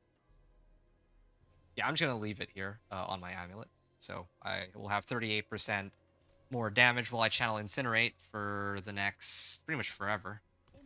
So I temper that on. The rest of them, I am tempted to salvage, but let me see what I roll on this first. Damage to close. Okay, just plain damage. That's good. I'm happy with that. Here I would run mobility. Like I want to get as much mobility cooldown reduction isn't bad, but if I can get movement speed, yeah, okay, fine. I can live with this one. Trying to get movement speed, trying to, gotta go fast. And did I get? Ooh, this one's got mana per second, but I don't think I'm gonna have any mana issues now that I put in some more skill points into my skill tree. Okay, well, it's pretty much everything. I don't think that I really have any other um, stuff I need to switch out. Why do I not have another ring available? It's kind of silly. Oh, whatever. I'm just trying to figure out how to put my character in a position where I don't have to keep like re-imprinting over and over and retempering and all that. Just like a one and done sort of deal. So this one, let's say total armor maybe. Yeah, total armor is good. This one, similar situation. Rolling for total armor. Life is good too, but total armor I think is ideal for me. Uh, what else can I put on? These are fine. Oh yeah, my boots. My boots, I would definitely want to throw on natural motion, movement speed, good. Do I have any other aspects? No, I don't. So this is all I have to work with. Oh yeah, and then of course my weapon. There's still the bug on the PTRs, so I need to. I guess I can't. 34% vulnerable damage. No, I'm gonna leave this one as is. No, this is good. This is fine. Okay, natural finesse. I'm hoping for. Okay, plain damage. First try. Let's go. And yeah, the rest of my gear, I still don't have rares, so I'm gonna salvage all this. That gives me my amethyst back. These go in here. Skull goes in here. I'm missing a ring that I'll probably pick up a little later. Cast an ultimate skill, restore primary resource. I could do that actually. I'll probably get Inferno next. Yeah, that sounds like a good plan actually. Uh, yeah, I have plenty of materials, so might as well. And topazes, why not? Yeah. There. Good. I mean, these are the only runes I have, so I'll just make use of what I have. Oh, and I almost forgot the most important thing. I need to throw Inner Calm onto my weapon here. There. Good. That was quite a bit to do, but it got done. Oh, also, I can afford to do this. And I didn't bother to temper this, huh? That's weird. Yeah, this needs to be tempered. I kind of regret, though, that I didn't, Actually, can I still temper onto this? Is that still broken? It's probably still broken. Oh, it doesn't even matter. I can't even get damage over time on this roll. Back in a bit, you need to grab some foods. Okay, sounds good. Making me jealous. I need food, too. I haven't eaten. Um, Yeah, I pretty much didn't eat all of today, come to think of it. I need to grab some food later, but I'll probably have to do it after this run is done. All the more reason for me to, like, keep going and finish this. Okay, slay Hellborn, slay Harbingers, invoke rituals. So the goal for me is to run as many Whispers as I can at this point. I already finished the Helltides. I can always go back to the Helltide closer to the end of the hour.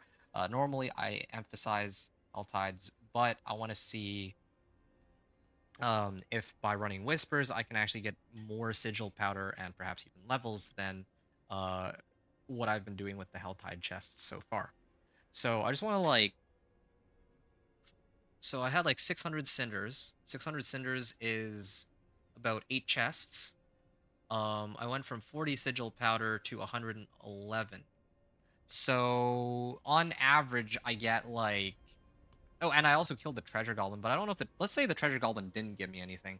So I'd say about on average, every Helltide chest that I turn in, at least at this level, I don't know if it scales up, is giving me 10 roughly 10 sigil powder on average. Now I could go back and farm a whole bunch more, but I want to see if by turning in these whispers, if I get more. I mean, in fact, like with the keep in mind that in order to farm all 600 cinders, that was basically the entire hour, right? But I turned in my 10 grim favors and I got about 30 sigil powder based on my calculations. So, uh, basically, either I spend an entire hour to get 70 sigil powder, or if I can speed up these whispers, then I can get sigil powder way faster. So, which one should I start with? Um, Okay, these ones are ending in 25 minutes. These ones are ending in 15. Are there any ones that are going to end in a shorter period of time? No, these ones are new. So maybe I'll draw a little... Maybe I gotta draw this down somewhere. Hold on, let me get like a pen and paper. I've never done this before, but for Diablo of all things. I actually have paper on hand right now.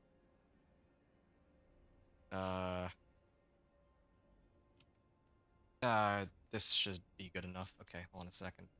So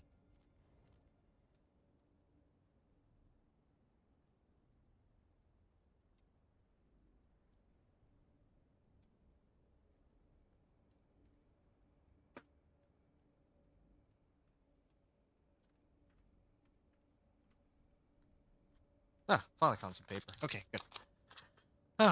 Okay, so Ked Bardu. I'd have to check here. Ked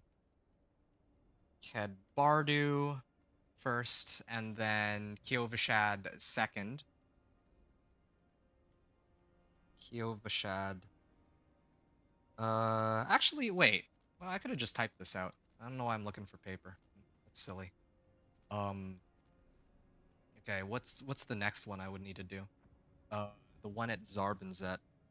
Zarbinzet.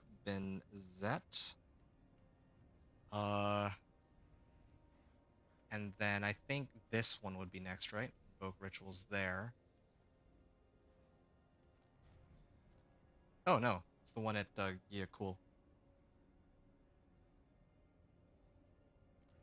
Cool, and then the ones in Karagar. I guess they always just do this in rotation. There's gotta be other locations though, right? Alright, east. Okay. And Kurast Bazaar, this area, this region. Alright.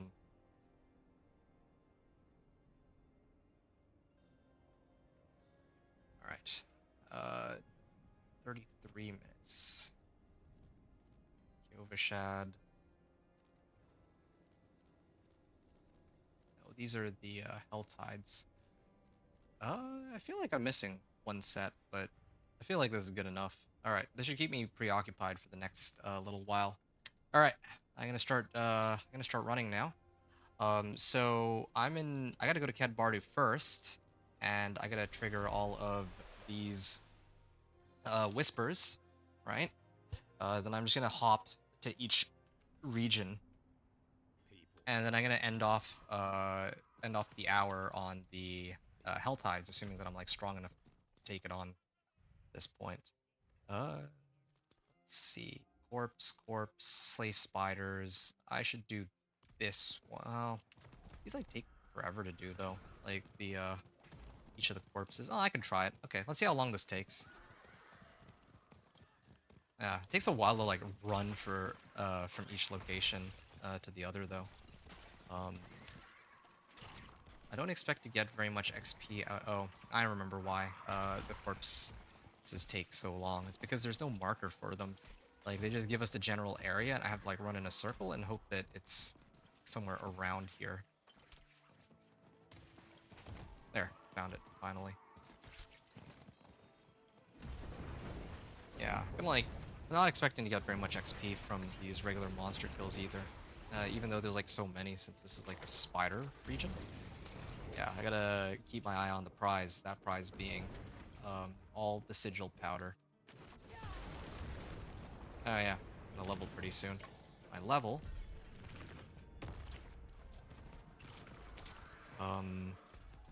Also might need to consider doing some of these. I feel like if I were like a Dance of Knives rogue, it might be faster for me to run the dungeons themselves, but when I'm not playing something super fast like that, I'd rather run these like smaller whispers. Like harvesting Venus motes takes like 2 minutes. If each of the corpses, let's just say, takes like 1 minute, and there's like travel time from one to the other. All right. Yeah, look at that. Everything's instantly dying. I have an up-to-date weapon. I have the right tempers. I have well, 2 aspects that are very powerful, and I'll probably get more in the future. So damage is going crazy here. All right, good. I'm already maxed out. I could 17. I should probably finish this. I thought that I'd be able to finish it while I was hitting the bodies, but apparently not. This is another reason I want move speed. I want to be able to just run around and hit these guys without repeatedly having to hop on and off my horse. I think that just is faster and make my life a bit easier too.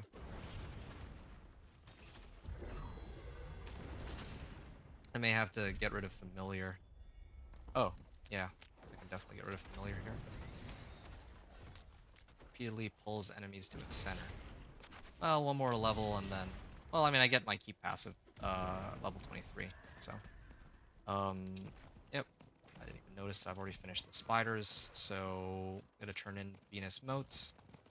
This is not going as quick as I would have wanted. It's not like Season 7, Season of Whispers, I would have liked to call it. Okay. I can move on to the next area. I'm gonna do this one. I'm not gonna do the event though. The event, I don't like doing complete an event because sometimes the event isn't even there for some reason. Like maybe because somebody else in the same instance already ran it. Either way, that's something that I've disliked since, well, since Tree of Whispers. I mean, Tree of Whispers has been in the game since like day 1, right? So, yeah, I've always hated that about Tree of Whispers since I first tried it. Hey, what's up, Connor? How's my day and night going? I'm exhausted. What's up with you? Just to give you some context, I think I said yesterday that I was going to be streaming all day today, and now I only just started my stream like an hour and a half ago. The reason for that is because I spent like literally my entire day working on the build guide for my Thorns Barbarian. The video is ready to be uploaded and released, but I'm not going to release it just yet because... wait, hold on. I have it written down. So Cad Bardu's done. I should go to Kyovashad next. Okay, this region. Yeah, so... I have my Thorns Barbarian ready for, like, to upload it. I'm gonna probably do it closer to when the season actually begins, though. There's a number of reasons for this. But I think one of the big ones is I don't know if they're gonna make any sweeping adjustments to the next season. If they do, then I may have to, do some, like, might need to do, like, what's it called? Post-editing or something? Where sometimes you realize that, oh, well, like you've already finished recording and you just gotta, like, add something after all the initial stuff is over. I don't remember the name for it, but you know what I mean. I very much need to make sure that... I gotta clear the cellar. Oh, you haven't slept? Oh. I slept at least, but I haven't eaten today. And I've also... Well, yeah, I mean, I've been like, oh, it's one of these. I know how to do this one. This is an easy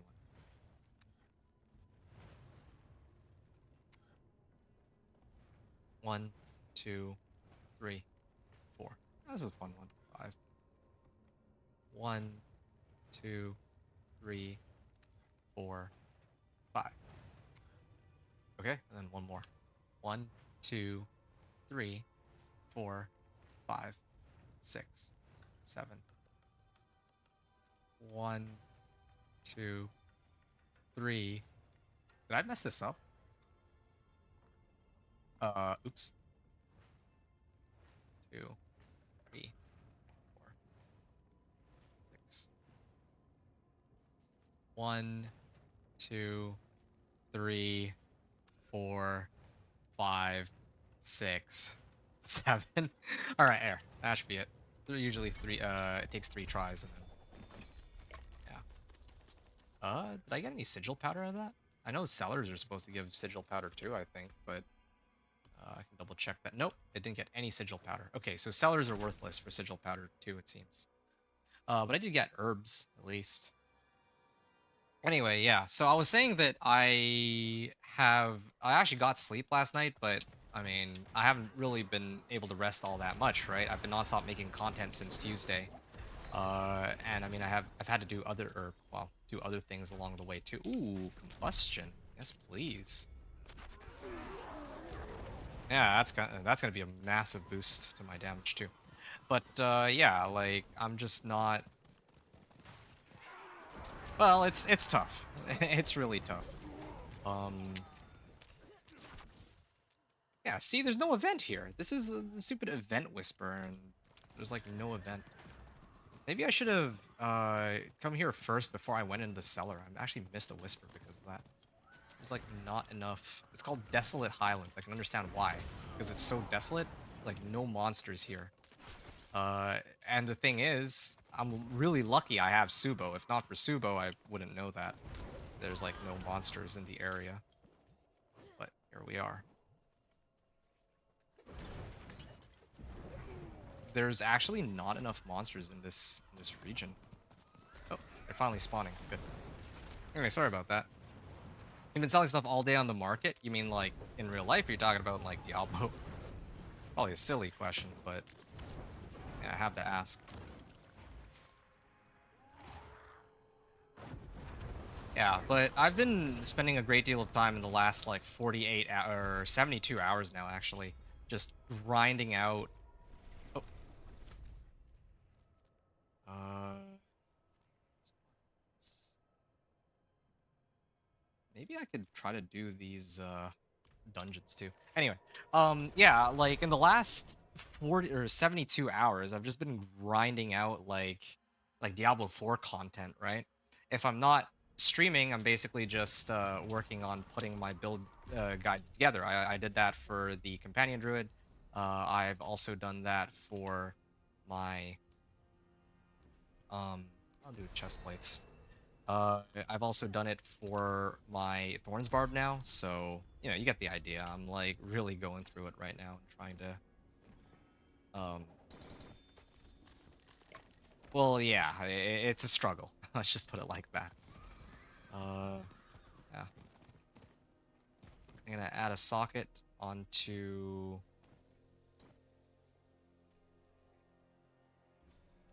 Oh, oh, I see. So I have this equipped. This is mana on kill. No, I should have this one, and I salvage everything else. All right, good. I'm trying to make sure that all my equipment. Oh, I can do 2 skulls. Nice. I'm trying to like kit myself out in such a way where I don't have to come back to town for like a long time. That's kind of my plan here. That's why I also need this to give me total armor. So now with I have like 477 armor, meaning that I am not gonna have to upgrade for like the next 30 levels, at least. My resistances, on the other hand, are a bit of a struggle, but yeah, we'll pretend like that's irrelevant, that resistances don't really matter. By and large, I don't really think that they do early on in the game. Yeah, total armor, total armor, total armor. This is damage, this is movement speed damage, and oh, yeah, I didn't temper this. I also need to find a rare ring and then temper that, and then I think that's like pretty much finished. Damage, damage, damage, damage. Okay, and now I just need one last rare ring. In fact, maybe I can shop it here, and then I don't have to look at. Oh yeah, that's perfect. 65,000. gold. It's a little steep, the price, but if I do this now, then I don't have to look at it later anymore. So I should have done one that actually had a socket on it, but okay. I'll also be turning in my whispers as I go along, right? So yes, it's probably the right call. Attack speed. Try to roll again. Okay, this is actually getting pretty expensive though. I do need to temper, but that doesn't actually require any gold, thankfully. Crowd controlled. It'll have to do. It really will. Okay, there. Now I can replace my old one with this, and I don't have any aspects, I don't think, so just check. No other aspects to throw on. So this is it. This is my setup. I'm not going to be coming back to town for quite some time. Yeah. How many minutes? 10 minutes? Okay. Got 10 minutes to do this. This is good. Oh, in-game. Oh, I see. What have you been selling?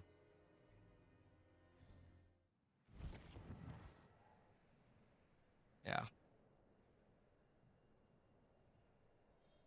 And have you had a chance to play on the PTR, didn't you, Connor? How are you finding season 9 if you did? Or I can't remember if you were able to try it or not. You're gonna have to refresh me on that.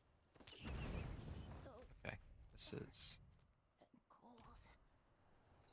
okay. No, I'm not doing Wayward Soul. This takes way too long. I'm just gonna keep running. Do I care to do the one Grim Favor Whispers with the corpses? Yeah, I think those are actually pretty quick.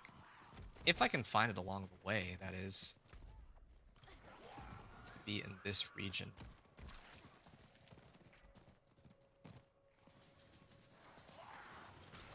Oh, yep, like here.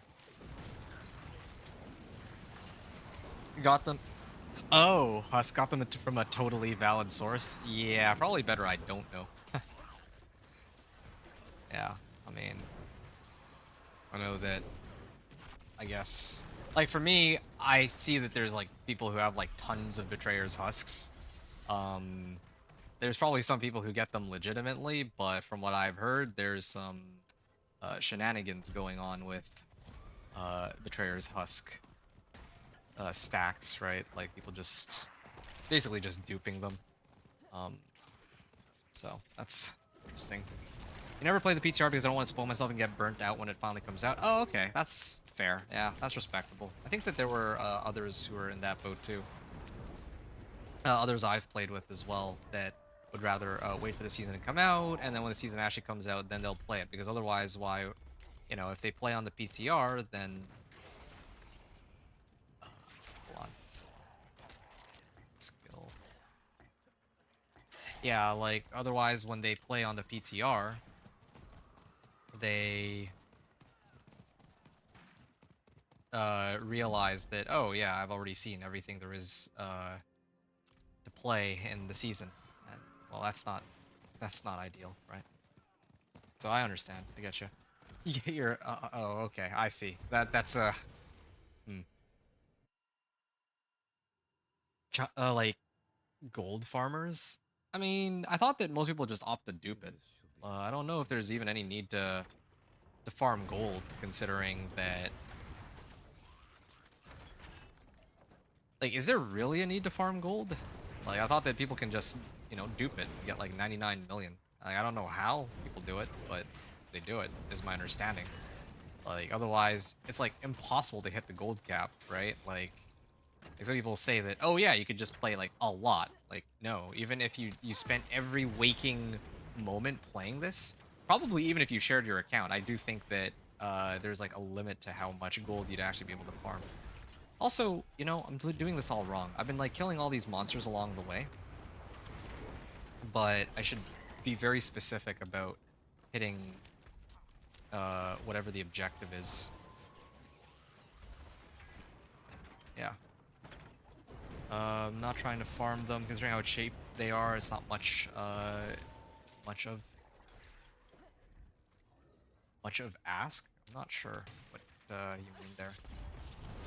Anyway, yeah, I see there's quite a few people on Twitch. Yeah, just as a reminder, if anyone wants to ask any questions about what I'm doing or any of that kind of stuff, yeah, just go right ahead. I'm just chilling here, trying to show gameplay of trying to get to like Torment 4 as quickly as possible. Not even as quickly as possible. I mean, there's like ways to go faster, but in this case right now, I'm just like testing things about the leveling process. So that's like my whole gig here. Okay. Oh, this is yeah, no, I don't want to do these. These events are not worth it at all. They're only, well, they would only be worth it if I were doing like a nightmare dungeon maybe. But otherwise it's not even worth considering.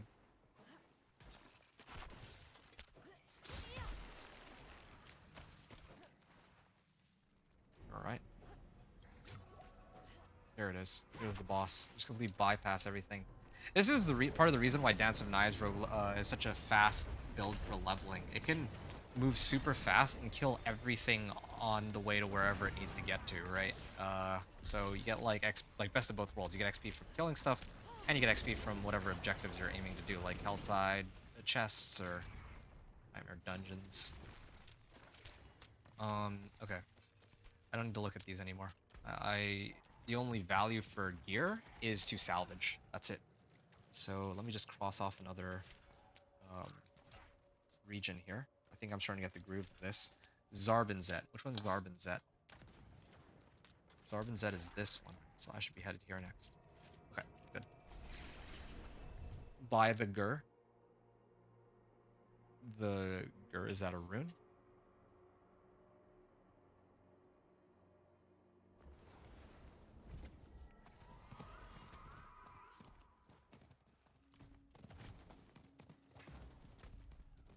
No, I'm thinking a Gar rune. Huh. Clear the dark catacomb. All right. So I'm gonna see how long it takes me to run this. So let's say I started off at about 15 minutes. Oh, one other thing. I realized that I turned in a whole bunch of whispers, and I didn't bother to check how many sigil or how much sigil powder I ended up at. 45. I got 45 sigil powder out of those whispers. Gear, you mean? Oh, my bad. Gear. That's okay. Uh, that's much more expensive from them. Yeah. Gear is actually expensive. Now that's not something you can. Well, it seems like that's not something that people can so easily dupe. Oh, I could have actually just come in from here. Oh, that's kind of embarrassing. Oh well, whatever.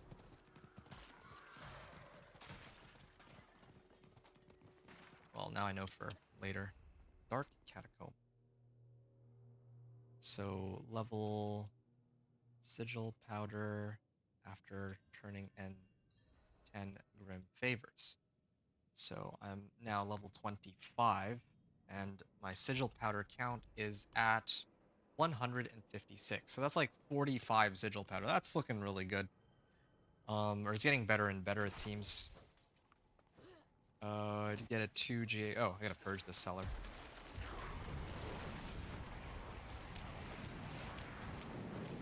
Um. Wait, where's my. I'm supposed to have this.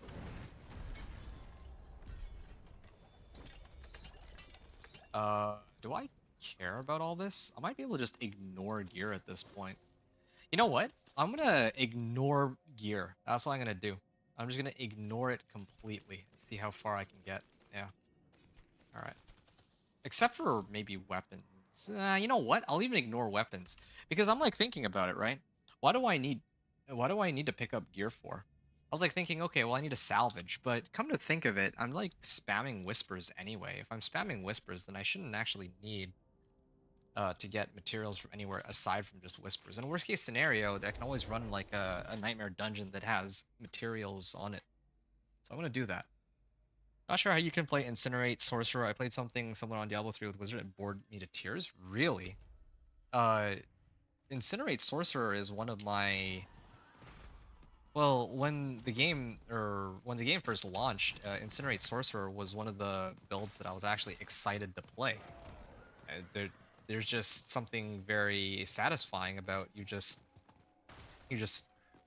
sit yourself down and you You go, I'm a firing my laser, and then you just shoot the whoop, right? It also does so much damage. It's so ridiculously strong. Like, yeah, you have to stand still to channel, but it is a pretty strong beam. When the game first launched, it wasn't as strong relative to other builds, like let's say like Ice Shards, for example, as it is now, but yeah, now it actually feels pretty good, right? Well, for me, it feels pretty good. You have Fist of Fate that are 225? I would not bother to use Fist of Fate if it was 225. That's funny. Okay. So, chest plates, boots, gauntlets. Uh, gauntlets, actually, because maybe we can get one with core skills. And defensive aspects, yeah. This one's a bit of a no-brainer. Okay, these ones I'll sell. This, I think, is fair game. Cameroon? Cast Evade? Ooh. I can cast Evade to get movement speed? Ooh, sign me up. Okay, what was I doing? So, I need to also reduce the cooldown on my teleport, I think, with evocation. Got gold. Oh, this one's got damage over time. Okay, I'll use that one, actually, over my existing one. Yeah, that's actually some free damage, so I should take that. Maybe even Place of Life. I roll it off for intelligence or something. One. Okay, there we go. Now I get like a lot of raw damage out of it. And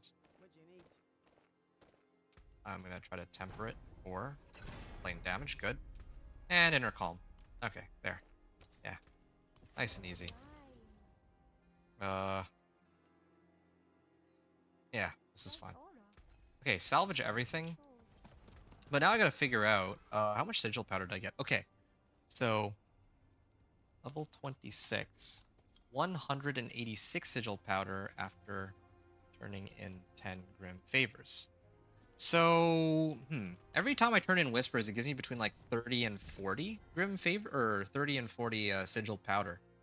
But every time I open a Helltide chest, I get like.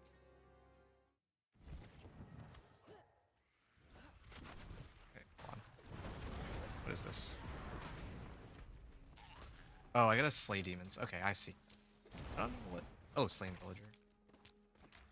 Is this bugged? I see like there's an icon here saying that I'm supposed to interact with something, but anyway.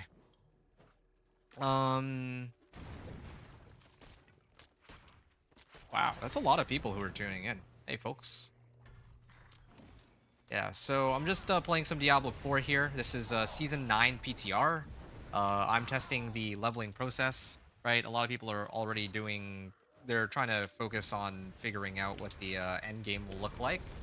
For me, I care mostly about different builds and what their leveling journey will look like. So, yeah, I'm trying to record gameplay. This time with Incinerate Sorcerer.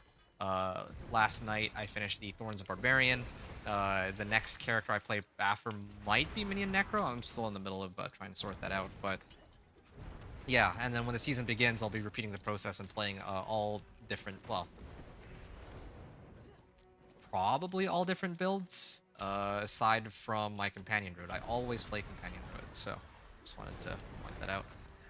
Connor, you're going to bed? Oh, okay. Well, good luck. Good night, all. Yeah, good night. Connor, thanks for stopping by, and yeah, maybe see you. Oh, I don't know if I'll be streaming tomorrow, but yeah, we'll see. All right, good night, man. Then I rolled terrible Starless and rolled J on attack speed. I needed to roll on crit strike chance. Wow, that's too bad.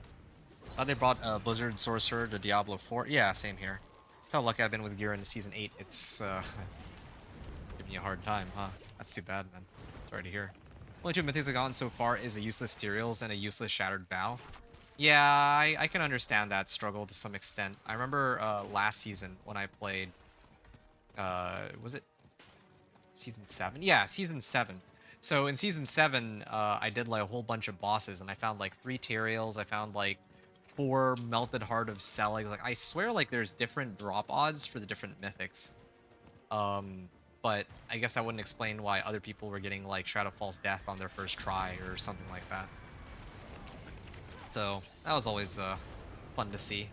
People getting Shroud of False Death or Air of Perdition.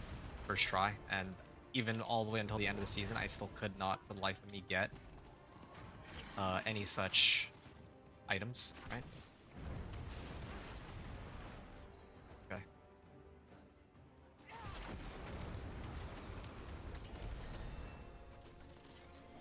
Alright, any sigil powder out of this? I actually do get sigil powder out of running events. Maybe I need to be a bit more... Maybe I need to start running events. Alright.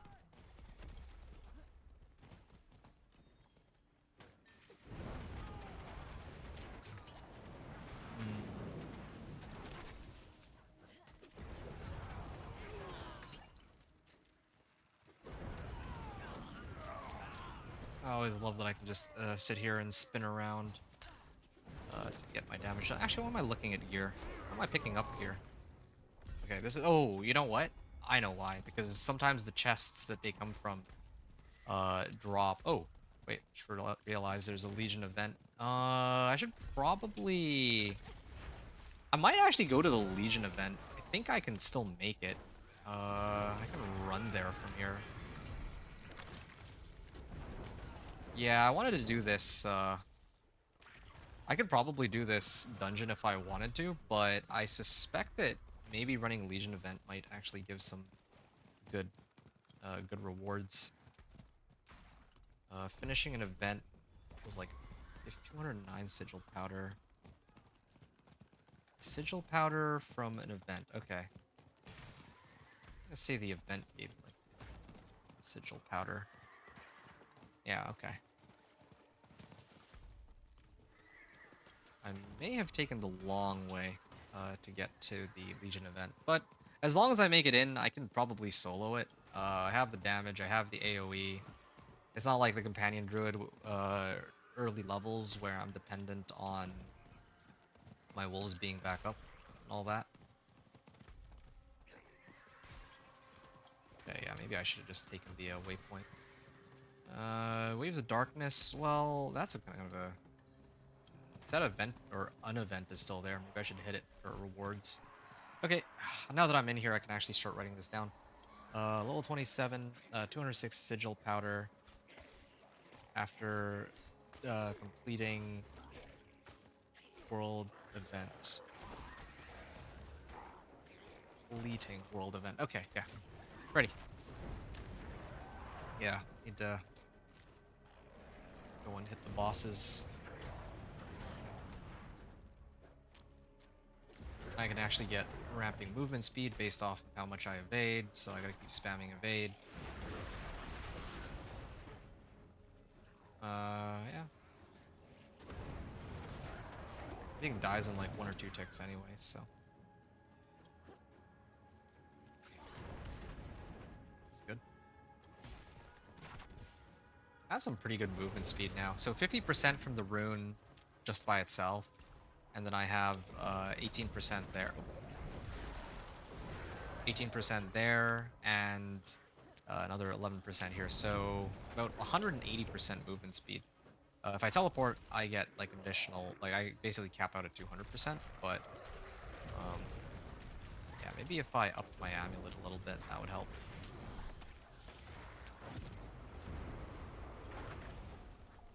All right.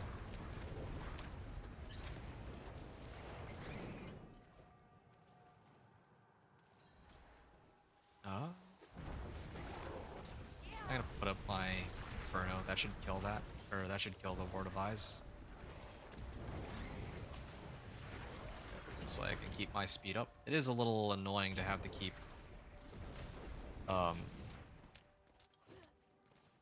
spamming evade just to get more movement speed, but this is certainly better than being like too slow.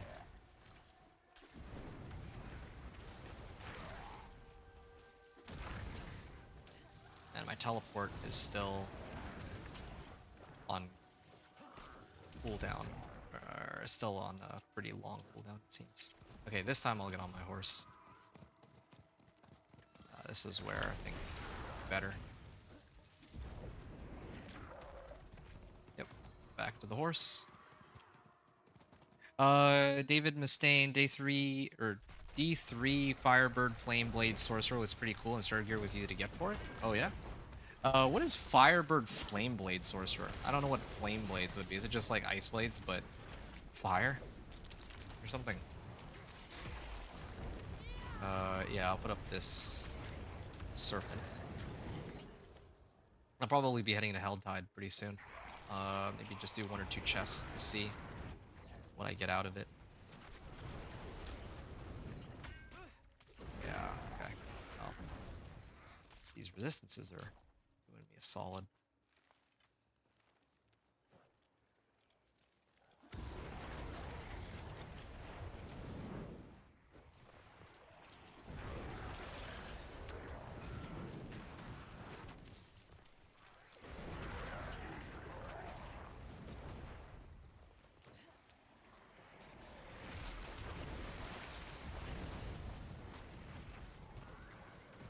Pretty much was only fire-based build I liked in that game for Wizard. Oh yeah?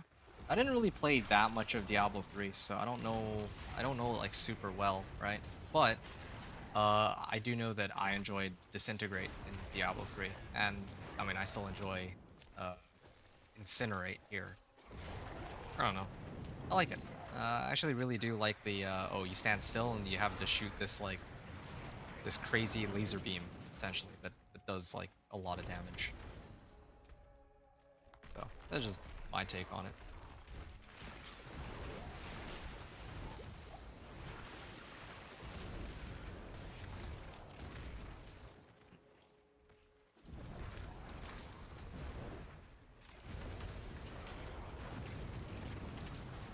Ah, there. Dead. It's solid DPS. I see. You should play a bit of D3 when S35 starts. Well, when is it starting? I don't think I would end up playing, but um, there's a pretty easy way to determine whether or not my mind will be made up on that. Ah. There. Done. Okay, so I'm at 209 sigil powder. And then now, if I open these... oh, I actually get a nightmare sigil out of it too. Okay. 223, that's it? I did all that effort to get 223 sigil powder? 235. Well, I mean, I guess that's not the worst thing. 235 sigil powder after completing Legion event. 3 chests.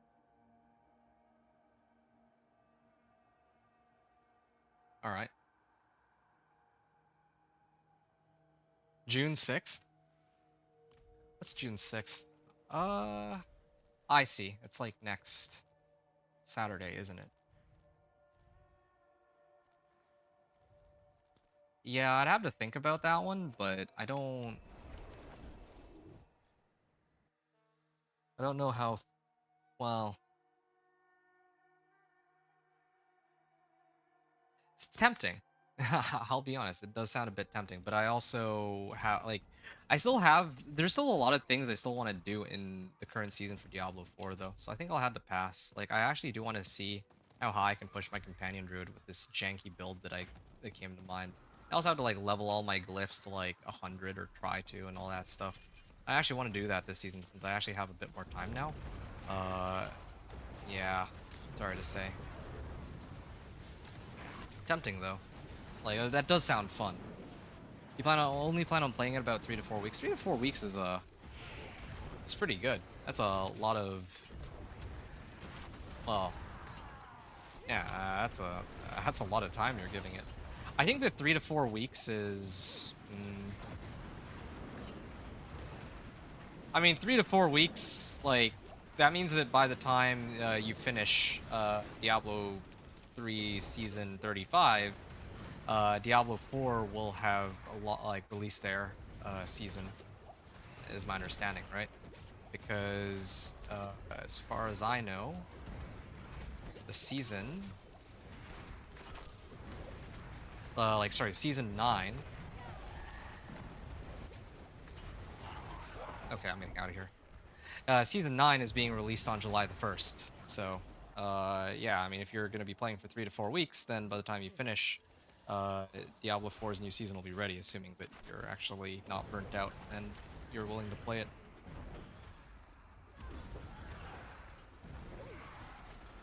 Okay, gonna open up all these.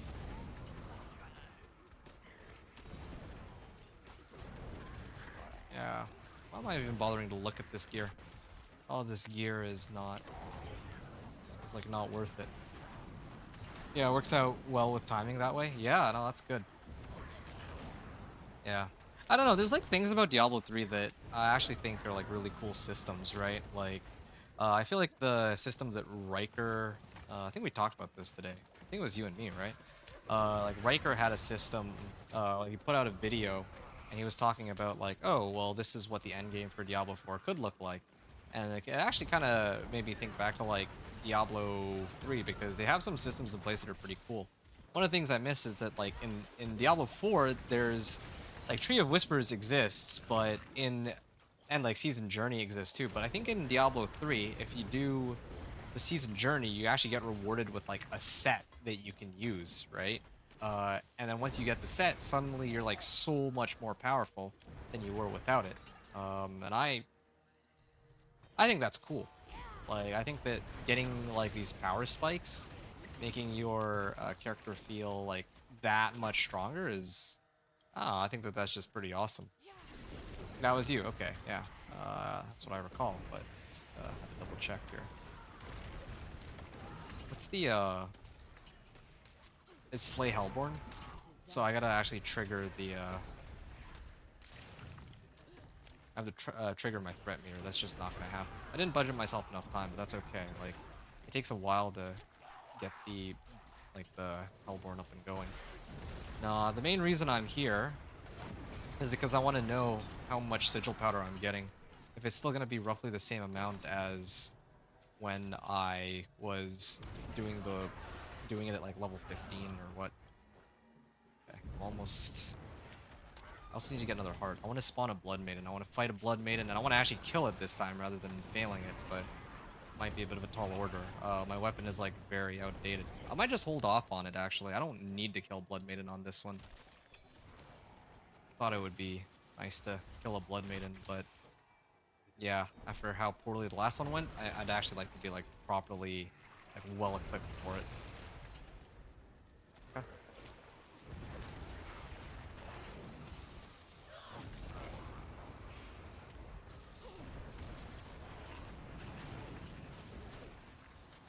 Oh, there's an event here. I think I can swing by and just do the, like, that event. Slay 3 Harbingers? Oh, okay. Actually, I should be doing all these events. These events actually give a pretty good amount of sigil powder now that I think about it. I gotta pay more attention than ever to these events. Like, ones like this one, and I know that, like, this is Kyovashad, so I know that there's one here where I just pinned on the map. Um, yeah, I memorized that one because I used to try to farm it. Should always just do events, especially the whisper, like the ones that are tied to like whispers and all that. Okay. Oh, the prisoner is here.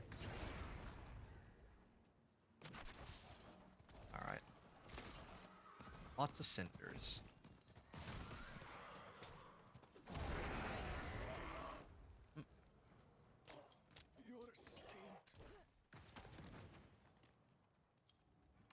I guess I could go down here. Oh, why is it? Why is he outside there? It's so weird. Okay, well, I don't want to bother to figure out how to, like, walk over, so I'll just teleport it. Oh, I was supposed to go in from here. Okay. Free the captives. Oh, and there's one more. I think I had to go up for this one. Yeah, this is why it's nice to have the, cooldown reduction on teleport, since I can just bypass a lot of these. I would like to get, like, bounding conduit aspect. That would be a good one. I also just realized I've been unlocking aspects. I wonder if any of them have been particularly useful. Okay, 258 sigil powder. 258 sigil powder after completing world event. These world events seem to give like roughly 20. That's not bad for the amount of time that I spend on them. Okay. Now I can set it to... I should have actually gone to Kyovashad. Whoops. If I went to Kyovashad, I could have just hit the world tier statue there. Have I ever tried Wolcen? I saw gameplay of it by some YouTuber I used to watch. Yeah, there was a guy, I don't know if you, I don't think you would have heard of him. The guy's name is Dobrunsky. I think he was like playing Wolcen for a time. It was really fun to watch, but I think he had stopped playing it eventually because it's just, well, for a number of reasons, I imagine. Like it wasn't fleshed out enough, I think, or something similar as Diablo. But I tried, it wasn't too impressed. Yeah, I heard that that game had a number of issues surrounding it. Um, it looked cool and interesting at first, but when it actually launched, I remember hearing that it just wasn't as good as people were hoping for it to be. Okay, I got 5 sigil powder out of that. Gonna do one more. Okay. Edge Masters? Oh, that's good. That's a nice one, but... okay. Let's take a look and see how much sigil powder I got out of that. Okay. Level 29. 274 sigil powder after turning in 150 cinders. So that's 2 chests. Each chest gave me like 8 sigil powder. Okay, so Helltide chests are pretty bad for sigil powder, it seems. World events are really good. Legion events are okay. Like, it does take a while to do a Legion event, though. Sigil powder, turning in 10 Grim Favors. Yeah, each, like, 10 Grim... If I turn in 10 Grim Favors, then I get, like, 30 powder. And if I complete an event, I get 20. So far, if I look at, like, per time, I should just be running events. Like, it's so bizarre. I never thought that it would be like this, but... Like, events are actually the best way for me to kit myself out. Oh, what's this? I'll salvage everything, including Edge Masters, and I can throw Edge Masters on my... well, anything, really. I'll salvage all items. Did I unlock some aspects? No, I guess not. Edge Masters, I mean, free damage. Why not?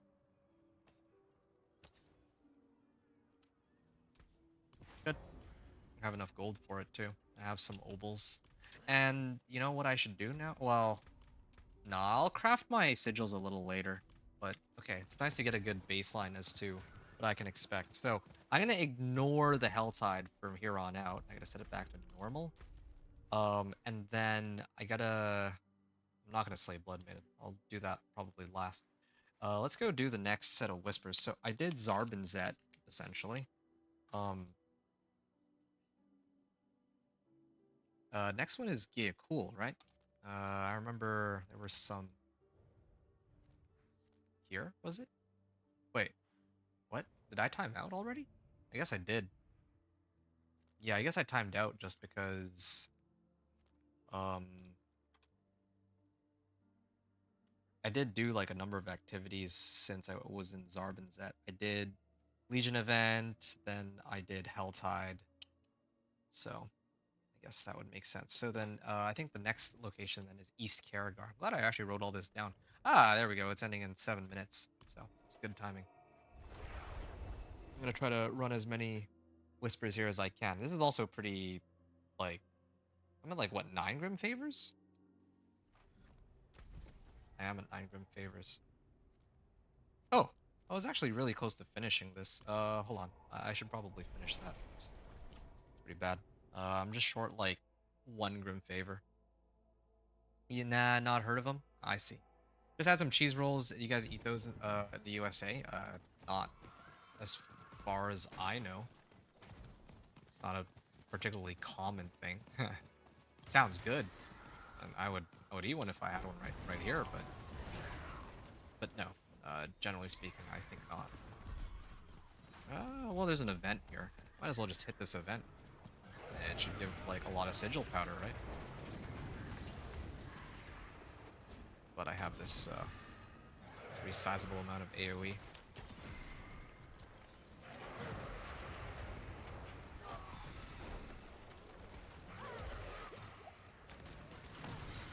Oh, it's a Harltard Harbinger.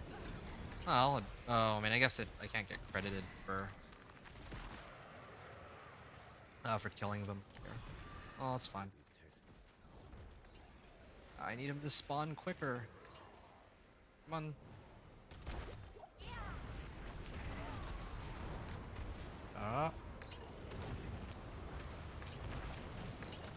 Altan ends in 1 second. No, missed it. Well, I still don't think it much matters, though. Oh, I got sigil powder out of that. And what about here?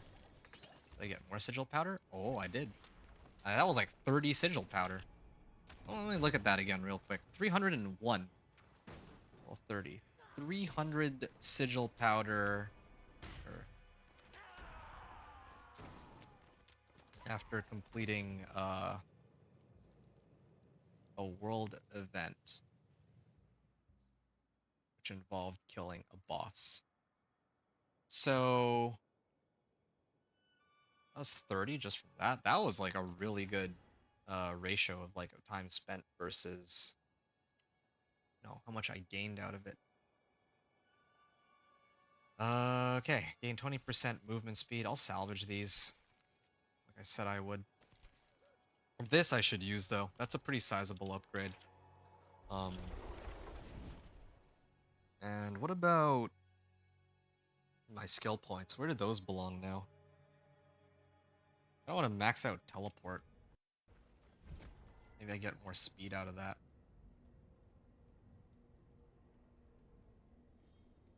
Oh, whatever. I should probably try to boost up my damage. This critical strike damage. Hoping for damage over time would be the best. You know what? No, it's too expensive. Keep trying to reroll like that. This is still going to be much better than what I have right now, so I think it's worth it to try and see if I can make this weapon better than my old one, and it looks like the answer is yes. I mean, even this is perhaps a bit overkill, but increased damage while standing still. Okay, sure. Inner Calm. Cursed Touch. Cursed Touch. I can actually potentially apply Vulnerable with this. That could be really helpful. And yeah, this is pretty useless though, crit strike damage. Okay. What else? Oh, yeah, dungeon keys. Roderick Obel's Reserve. I don't need that. It's too bad. Okay. And I need to go Tree of Whispers and see what I can pull open here. Helms, amulets. Let's do amulets, I guess. Trying to get some more aspects, ideally, but no such luck there. 331 sigil powder. Outside all of the fast food places you're talking about, because we mostly have the same ones you guys have. Yeah, that's true, but still, don't really think I see too many cheese rolls. Completing a world event, or after turning in 10 grim favors. Okay.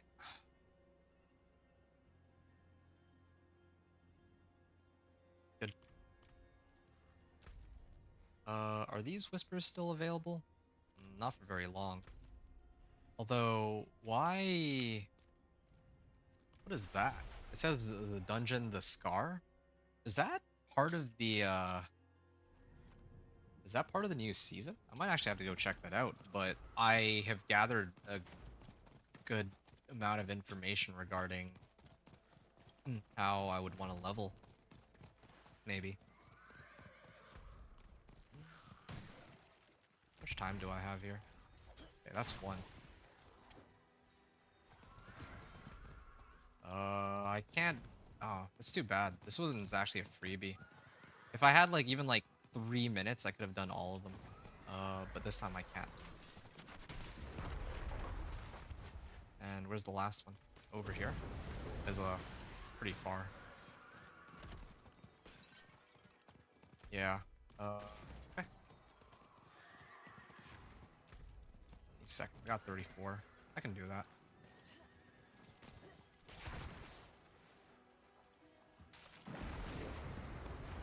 Alright, that makes 3. Yeah, see, I can get all these Venus motes, but it's just not gonna... Don't have enough time, unfortunately. Champion of Evil. Come on, spawn, spawn. Come on, no, please. Alright. And it ends, like, now, pretty much.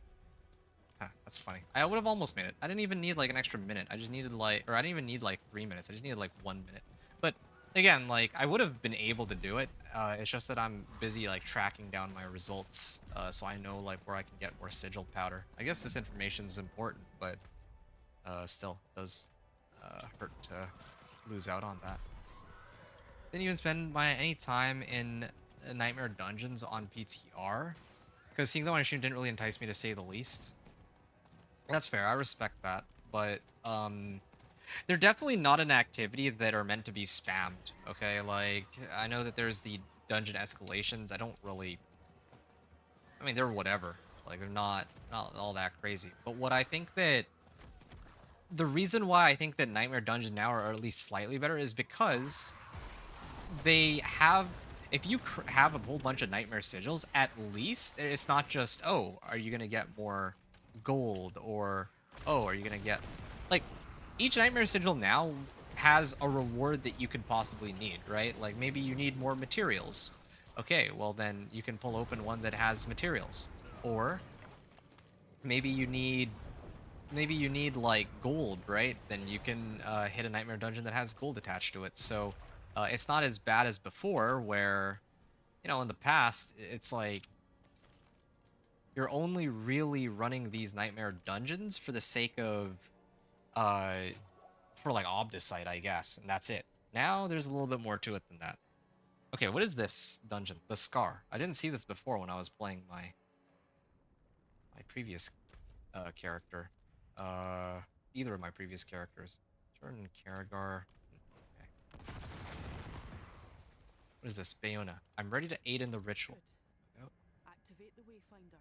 Oh. Call upon Lutrend. This... I wonder if this is actually something that's supposed to be available to me. This is actually kind of funny that, yeah, that this is here, because there's no, like, quest marker for it or anything. It just happens to be here. Fallen's head. Okay.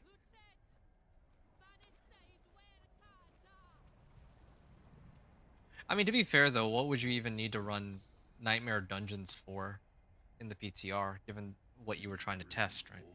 The beast, bearing the cursed blood from which my amalgam was molded. Hmm. Was this wise?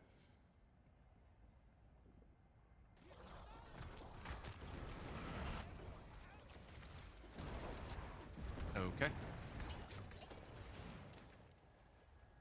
I was kind of curious if there was, like, any reward to this. Set everyone out. So... I can't help but feel like this isn't actually supposed to be... like, this quest isn't supposed to be available. Because now I have no idea where I'm supposed to go. Alright, well, whatever, that was interesting to test and find out. Alright, back to the grind. So, salvaging sigils, gifts. Okay. I'm gonna keep doing my whispers. So I did East Carragher. Oh yeah, I know where's next. Kurast Bazaar. I have 7 minutes. This time I have plenty of time to clear these. So, this will be it then.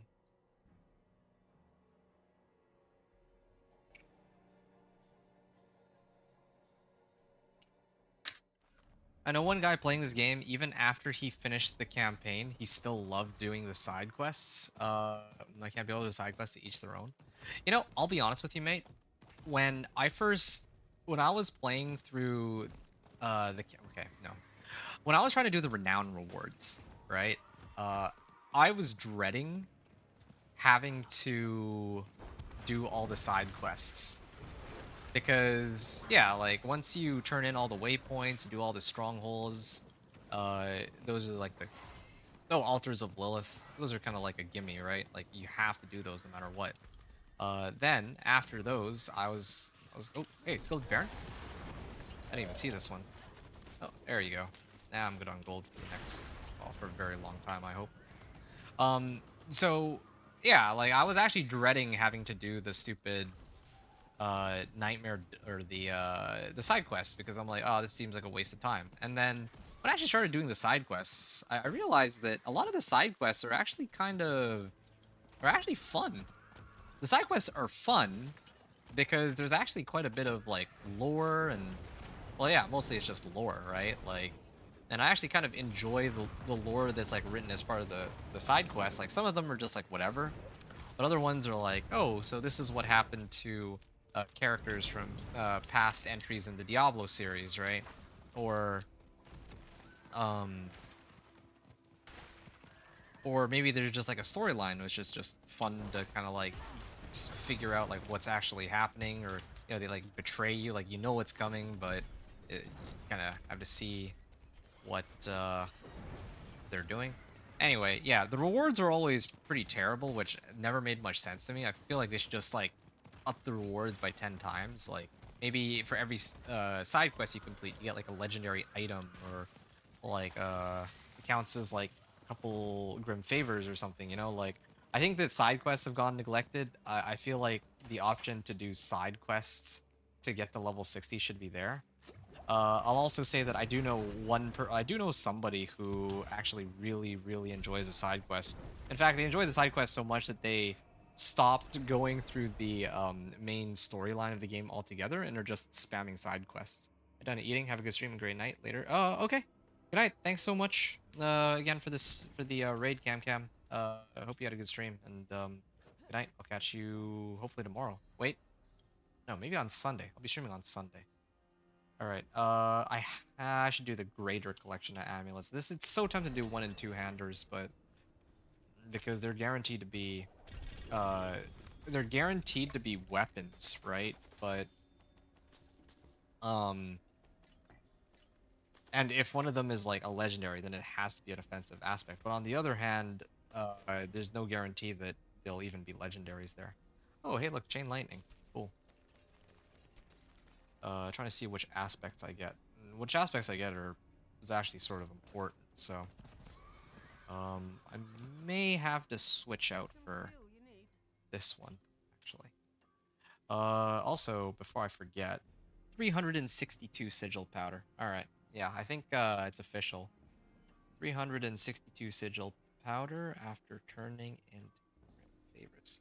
So it seems that every 10 grim favors I turn in, I get 30 sigil powder.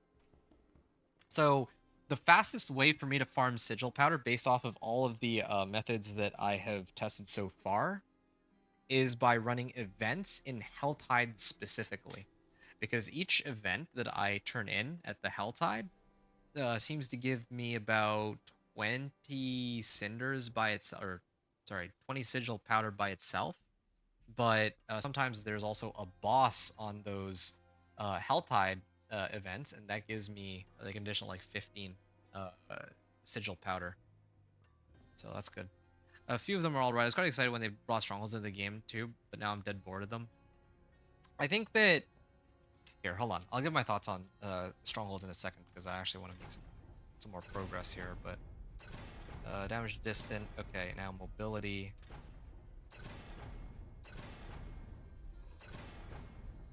Movement speed. Yeah, this is what I wanted. Okay. Intelligence, max life, movement speed, damage, movement speed. Yeah, this is good. And then I'll put on conflagration here. Oh shoot. Do I not have I don't have enough. Uh okay, well, I'll just leave this here for now then. I'll switch over to that eventually. But at least I have that going for me.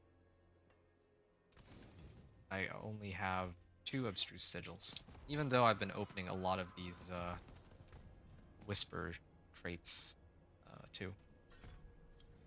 All right. I did take a lot of time just now. Oh, okay. This is ending. That's fine. I mean, it's not like I was going to do anything else there anyway. Uh how long is the Helltide up for? Helltide's up for a while, but I'm trying to think about what course of action to take. I kind of want to run more of the Helltide now that I know that Helltide events are what are giving me the most value. I think that there's an event around here. No, that doesn't make much sense. It's like right next to a town.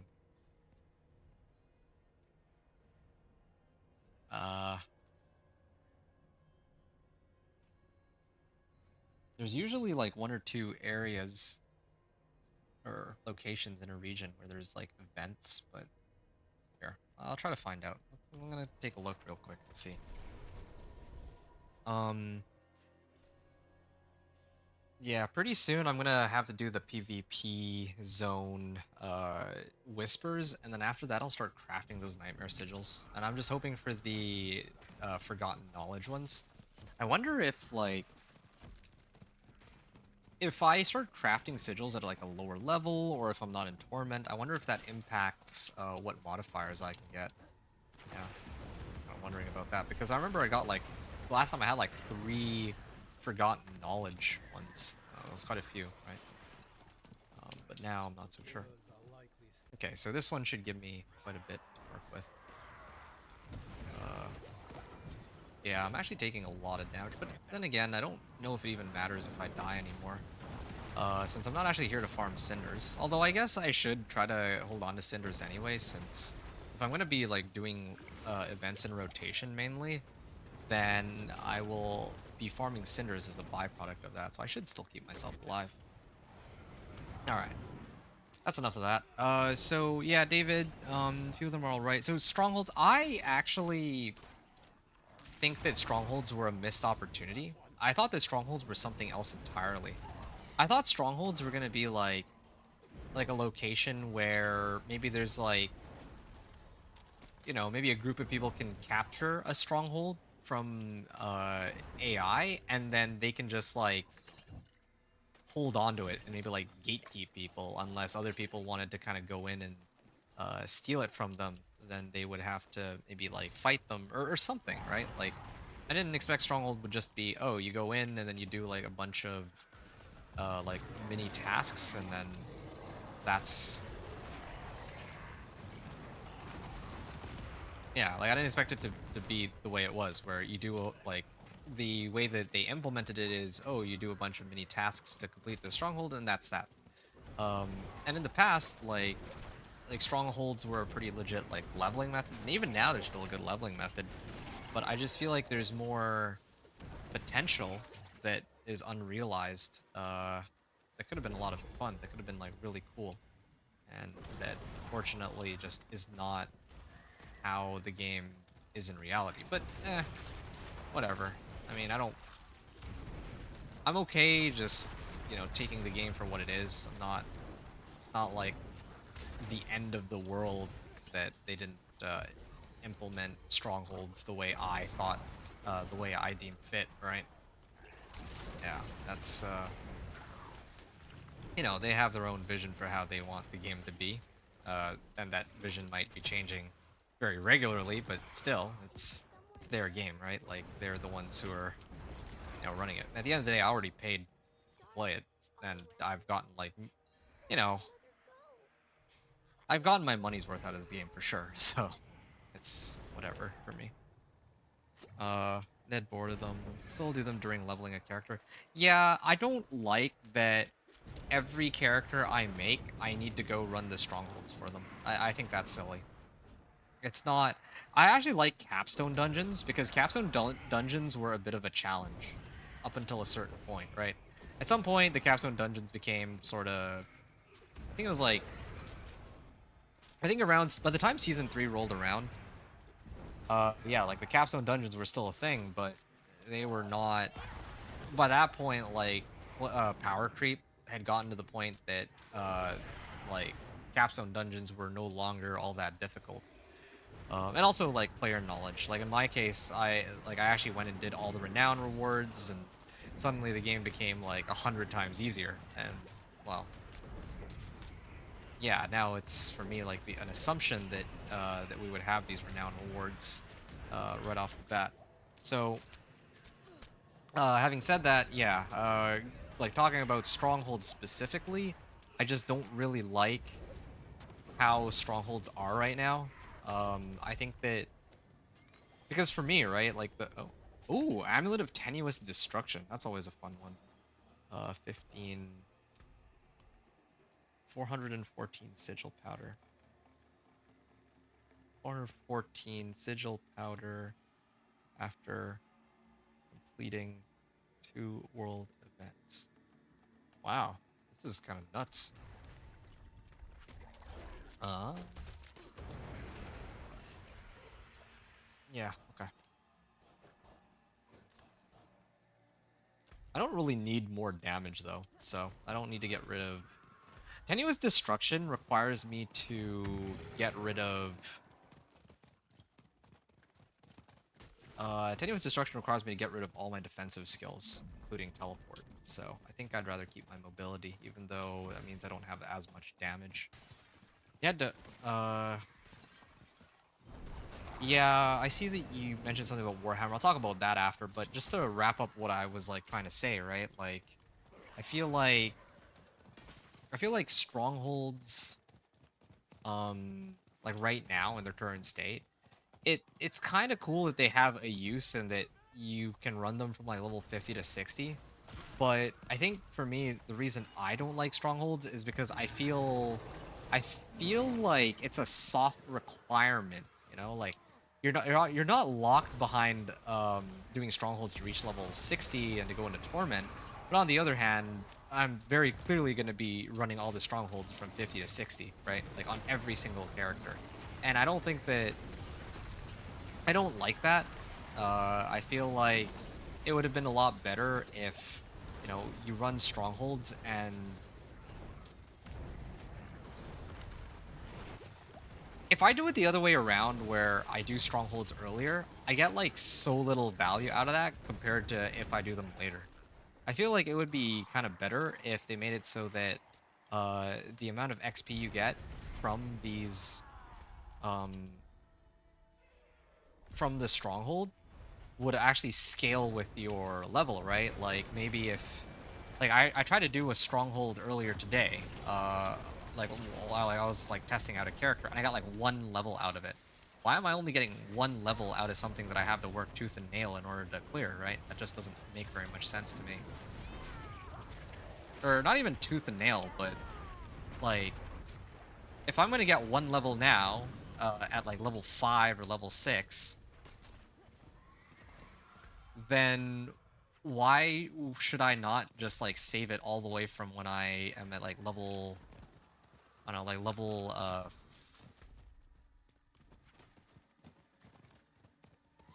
like level 50, right? Yeah. So if I do it like if I don't do that, then it takes me a lot longer to level from 50 to 60. I remember there was one season, or last season actually, with the incursions, right? I was spamming incursions from 50 to 60. It took me 2 hours. But then meanwhile, if I instead just did the strongholds, well, I mean, it takes like me a little over an hour, right? So I'm saving myself an hour by always leaving the strongholds last. It's a very incredibly boring way to go about it, but I'm saving myself an hour, right? On every character that I do it on. So I basically feel compelled and forced to do it, but it is kind of boring. I don't like that. I feel like that should be changed because I think that's a bad system, right? I'm not complaining about how much XP I get out of it. I think that's cool and all. I just don't think that I should have to do it every time. Okay, I'm gonna stop doing whispers. I think I've established that whispers are a little too slow for getting sigil powder. Running events is the way to go. And if you do it in a party with people, then I think that's like the fastest way. Did I get any sigil powder out of this? I got a baneful heart out of this. That's cool. Hellspire.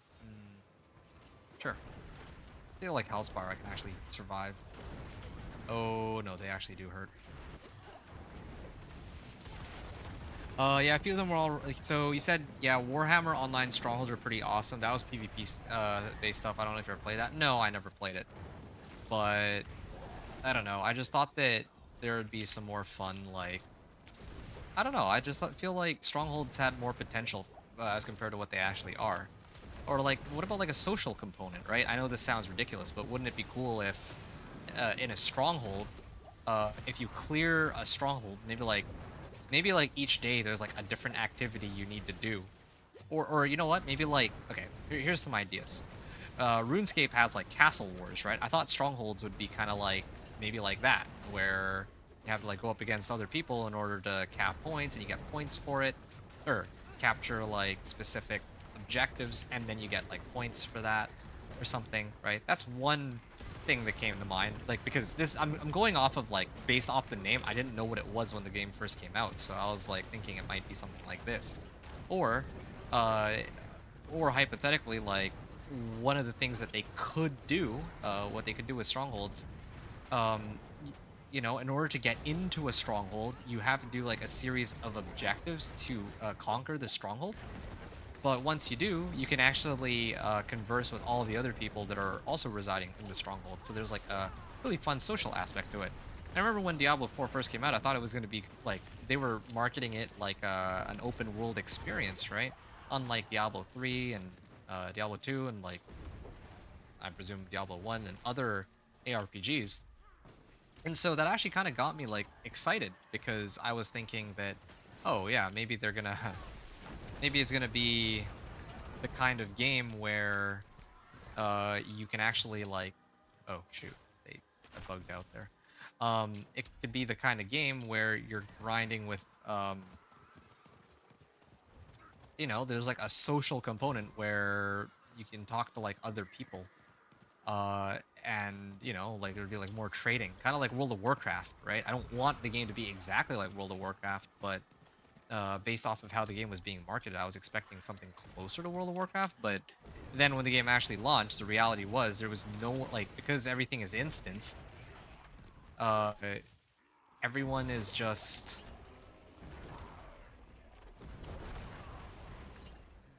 how do I, like, everybody's doing like, okay, so because of instances, I basically never see anyone in any region anyway. And if I were to bump into somebody, well, if I were to ever make it into like, let's say like World Tier 4 back before, season 5 or whenever they added like torments, uh most people would just be spamming nightmare dungeons anyway, because the goal in the past, right, went back before pit pushing was a thing, was to go from level 1 to 100, right? Back when the goal was to get from level 1 to 100, I thought that uh yeah, like most people would just spam nightmare dungeons, and I actually thought nightmare dungeons were like the most boring thing ever. Now I don't mind them as much, but back then I thought they were horrible. And it was silly that that was the only way to level glyphs. And again, like, I don't want to have to just be running Nightmare Dungeons. I actually really enjoyed Legion events, right? I actually really enjoyed spamming Legion events because you actually interact with other people. Like, yeah, sometimes people have like stupid overpowered builds and they'll just kill everything before you get to look at them, but still, at the end of the day, you get to play with other people. I thought that was really cool. I thought that was really fun. And I think that I guess tying this back into what with like strongholds, yeah, it just wasn't any of that, right? It wasn't. I'm not saying my ideas are great, but anything is better than it just being this like, oh yeah, I'm just gonna level from 1 to 60, and at level 50 is when I'm gonna activate. Is when I'm gonna turn in all my strongholds.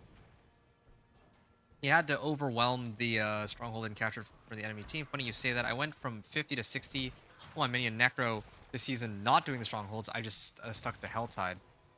Okay, okay. How long did that take you? You had your Spiritborn do a 1 to 60 from someone that Paragon 115 run me through pits. Okay, that doesn't count, man.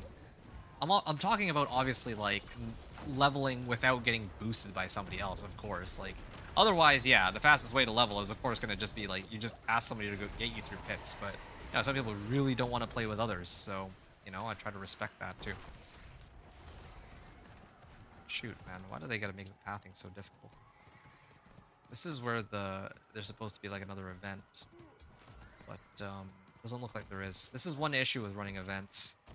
There's no consistency, it seems. Oh, there. An event. Hooray. Oh, this one will give me a boss too. I stopped counting how much sigil powder I'm getting because I'm pretty sure that this is the way to go for getting sigil powder quickly. Okay, you know what, I will track it actually. 438. 438 sigil powder after completing a world event. Okay, there. Warhammer Online died a pretty fast death, though. They couldn't hold people's interest in going against WoW and MMORPG is always a tough ask. That was like way back then, right? You're talking about like in like the 2000s, before like 2010. Took me a couple hours, so it took you 2.5 hours. Yeah. Okay. I don't even think that it's not even well. I mean, like whether or not you're tryharding aside, I.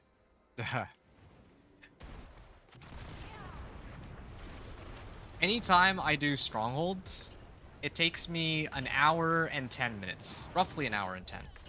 An hour and 50. Let's just say an hour and 15 to make things a little easier. Not saying that to brag, okay? It's a like, essentially, it's the difference between an hour and a half to 2.5 if I'm doing, like, Hell Tides. Because I've never done Hell Tides from, like, level 50 to 60. I couldn't do it, knowing that holding on to strongholds is just much better. I quite liked it as a game. It was a bit sad they took it offline. Yeah, that's too bad, man. Okay. Um, I'm gonna hold on to that real quick. Uh, everything else. Oh, these are some nice boots too. Uh, ow, actually hurt. If that were a penitent, I would have died. Salvage this one. I'm kind of tempted to switch over to this legendary staff because it's a pretty big upgrade. That's like 40%. You know what? I don't even need to have a better aspect on it. This by itself would be better, I think. Big increase to the base damage. Okay. I was supposed to check how much sigil powder I have. Yeah, my suspicion is slowly starting to be confirmed here. This is pretty nice. My last world event I did, I got like 25 sigil powder. This time I got like 28. Yeah, I know strongholds are better for 50 to 60, but at that point where I'm a bit sick of doing them. That's fair. I'm complaining about that. Or that's the very thing I'm complaining about. I'm complaining that I too am sick of it. But on the other hand, unlike you, I just can't stand the thought of having to actually grind. Uh, yeah, I genuinely can't stand the thought of having to actually grind out Hell Tides from 50 to 60 or anything else. Not that Helltide is way more interesting, but I prefer. I think Helltide is more interesting. Like Helltide's fun because like Stronghold is actually the same thing. It's the same objectives. It's the same like. At least with Helltides, it might be a different location for the Helltide, and you know maybe you actually are racing to collect as many cinders as you can, and you turn them all in on like Penitent and all that. There's different approaches to running Helltides, whereas with Strongholds, you literally set it on normal and then you just go 50 to 60, and you just blast some Netflix on the side for like an hour. So I think that Helltides are infinitely more interesting than Strongholds in that regard. That's my personal take on it. And there's like more activities to do and like more varied activities to do in uh, Helltides too, right? Varied as in um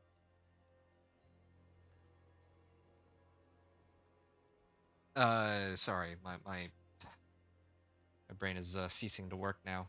Like there's at least Ravenous Soul Spires, there's Hell Spires, there's opening chest, Blood Maiden, etc. Like the strongholds, it's the same. It's the same thing for every single stronghold. So yeah. Okay.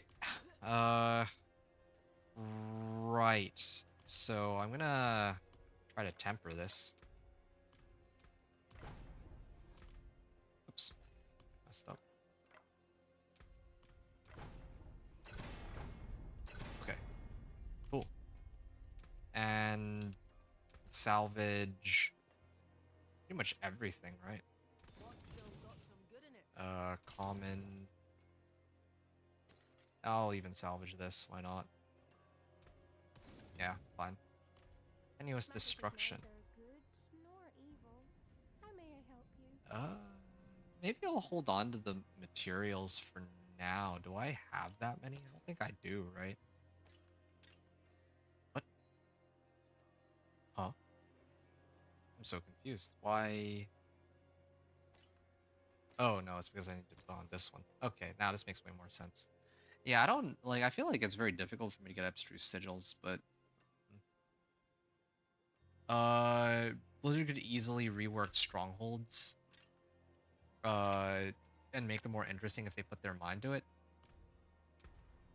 You're absolutely right. I think they probably could, yeah. Edge Masters.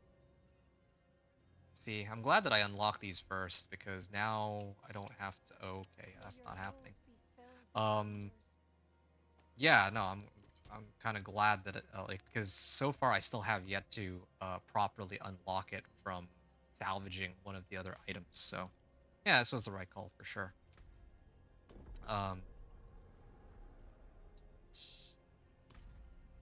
sure. Yeah, it was the right call. Making sure that I didn't.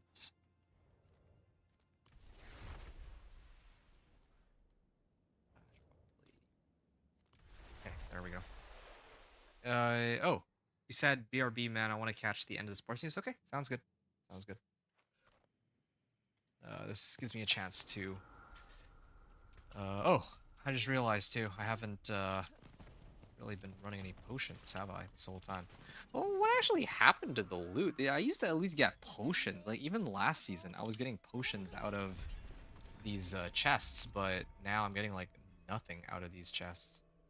Armor, resource cost reduction, sure.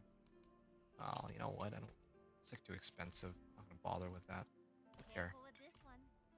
Very potent. Well, this is good timing because now, I wonder if these elixirs actually work with my open chests. Oh, this is a little scary though. They will probably hurt a lot more than previously. I mean, luckily I did get a whole bunch of armor, but so I have like some damage reduction, but it's not like 85% or anything like that. Is it just me or... Oh, wow, that was like 11 sigil powder. Oh, that's actually not that much. What am I talking about? It's like the same as what I got before. But the good thing about these Hell Tides is I did get like half a level's worth of XP, so it's still relevant in that regard. Normally I wait until the end of the hour to turn these in, but actually... Whoa, whoa, whoa! I feel like I'm getting more XP out of opening the chests at this level than I did when I was like lower level. Am I crazy for thinking this? Came close to killing me on that one. Gravitational chest armor? Isn't this for ball lightning aspect? I'll have to read through that one later. Oh, I know why I'm doing this. It's because I wanted to do the Blood Maiden. I think I have enough damage for it this time, unlike before. Okay, there's a bunch on that side. Yeah, and I'm also still trying to farm sigil powder too. Oh, there's an event here. Oh, it's so tempting to try to do the event. Well, I could try. Well, it would take me a while. Sure. Let's see. Do I stand any chance? I actually do plenty of damage. Like, it's penitent and it doesn't at all feel like penitent. That is nice to see. Wait, there's DR monsters here? That's crazy. I don't think I've ever seen a DR monster in normal. Oh, look at that. This is taking forever.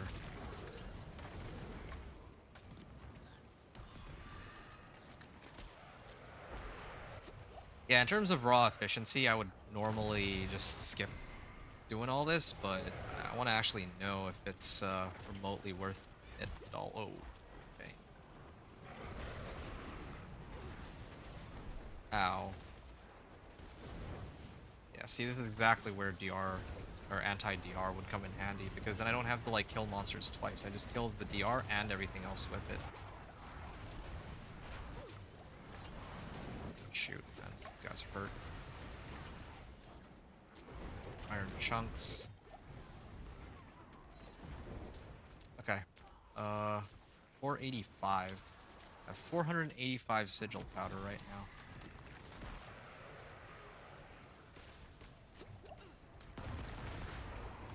There, done. Now the boss spawns.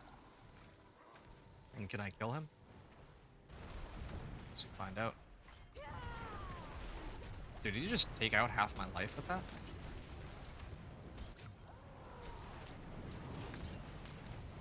Oh.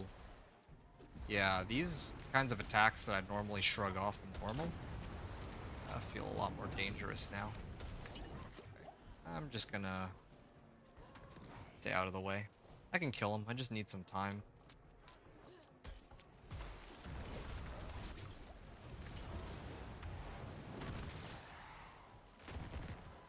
Shoot. Where's my ultimate? Once my ultimate comes back up, I can get a bit more damage off of this. Oh yeah, tenuous destruction could help for a fight like this too, huh? Ice armor. Yeah, I'm getting it.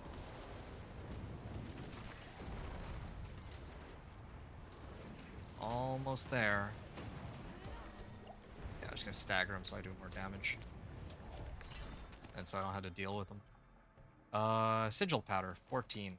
14 sigil powder. Flamethrower's aspect, 50. Okay, yeah, so I didn't really get that much more sigil powder. Did I? I'm gonna have to rewatch the stream after I open these last few chests to see. But I got Flamethrower's aspect, and that's pretty massive. That's like the go-to thing to put on my weapon. So that's a big deal. Oh, oh, oh. Oh, shoot. Actually died there. That was stupid. I meant to ice armor, and I actually ended up teleporting instead. I have no hand-eye coordination. That means I lose out on one chest. But the good news is I'm not really here to like for the chests. I'm just here to test the sigil powder, or sigil powder I can get. Then load up on chests and all that. Oh shoot, I don't have enough more. I can't open this.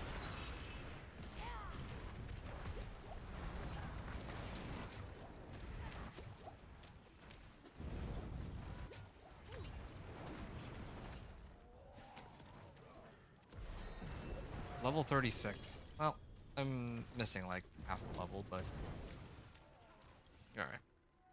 I'm just gonna go back to town. I think that was a job well done, and I can also go do Blood Maiden after this too. Definitely have enough damage as well. And Flamethrower's aspect. Oh man. This is exciting. Really exciting. But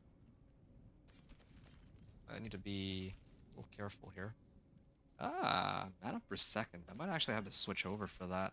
I know I'll keep saying that I'm not going to switch over, but some of these are actually going to help me in the long run. Int max life, life per 5. Yeah, I actually do need to start upping my gear. Oh, this one's even better. More armor. So I don't have to keep looking at my equipment. Okay. So, sigil powder. Um,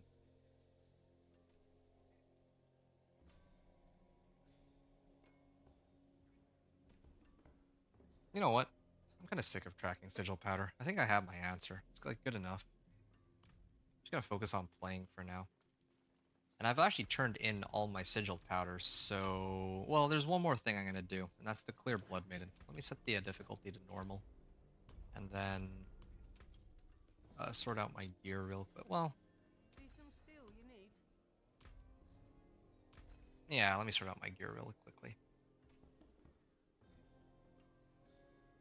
This is 400 item power, but I don't think it matters. I'm not trying to temper anything onto... or imprint anything onto it anyway. Max life. No, I need total armor specifically. And then, yeah, Incinerate size would be my preferred utility temper, but oh well. I got a ring. No, my helm. Right, my helm. Can I roll off conjuration skills, perhaps? Oh, yes, perfect. Mana per second could have been good, too. But I think this is fine. I'm not gonna pay too much heed to it. Defensive, I'm gonna get some armor.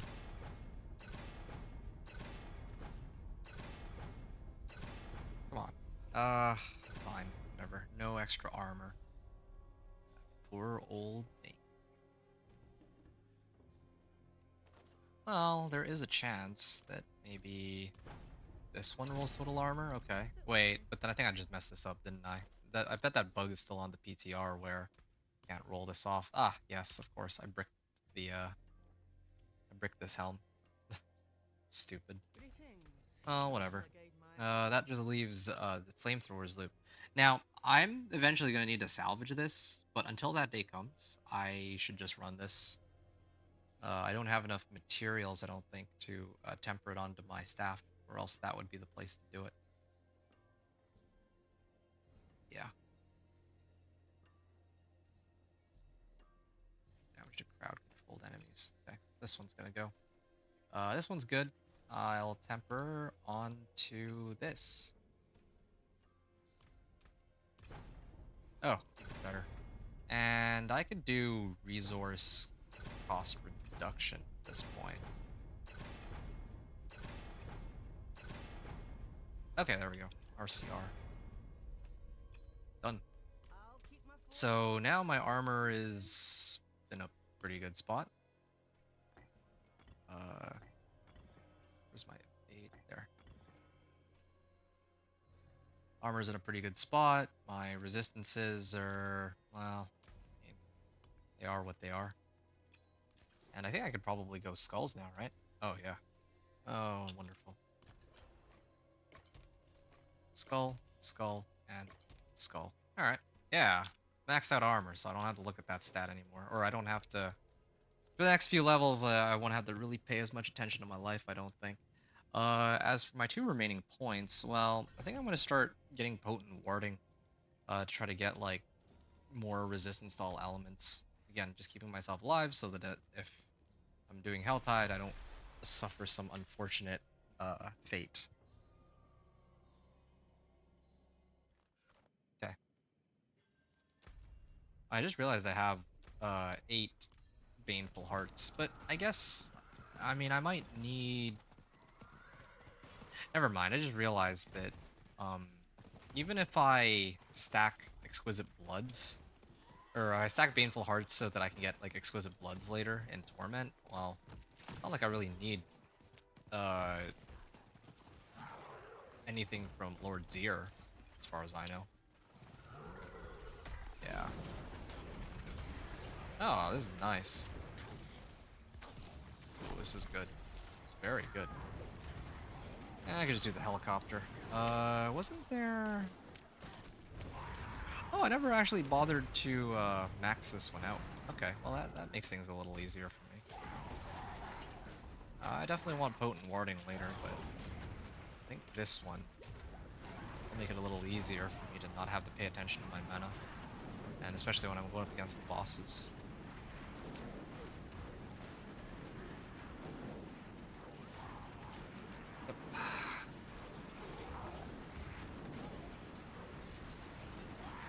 I wish I had a controller for this, but this will have to do too. Oh, running low on mana.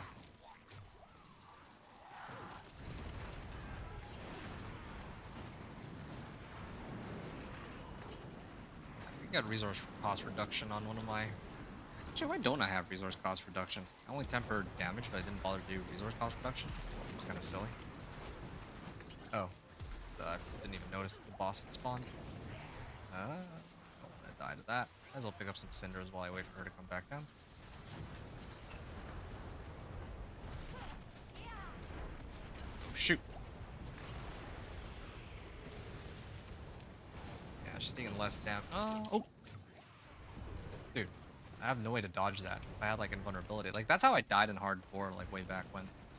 Have I died yet with this character? I think I did. I can't remember how. Well, either way, at least it's done.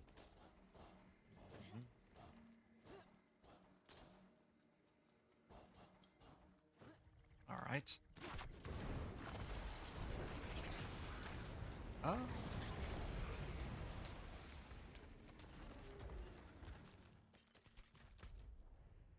Okay. I could turn in Cinder, or I could turn in Whispers now. Got 9 minutes. Yeah, I could drain out the rest of the, Tide, or just trying to think what the, right thing to do here would be. There's gotta be an event somewhere, right? I think the event is, like, around here. Looks like a good place for an event to spawn. Around here somewhere. Like, this is, like, a nice open region that an event's supposed to spawn, but it's not spawning. Ah, there's another one. I'm gonna go down to that spot. Maybe there's some there. There.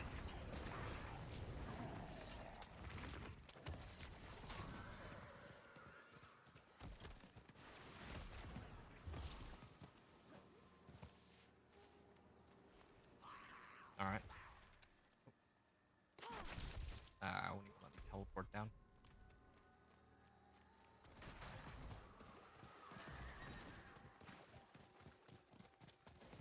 It's a lot of herbs in the area. But again, there's no... I think the events are just not spawning. I kind of wonder if the right call would have been to go into, like, the other region. Oh, there we go. There's the event, finally. Oh, it's a Waves of Darkness? Oh, nice. Oh, this is perfect for me, then. 544.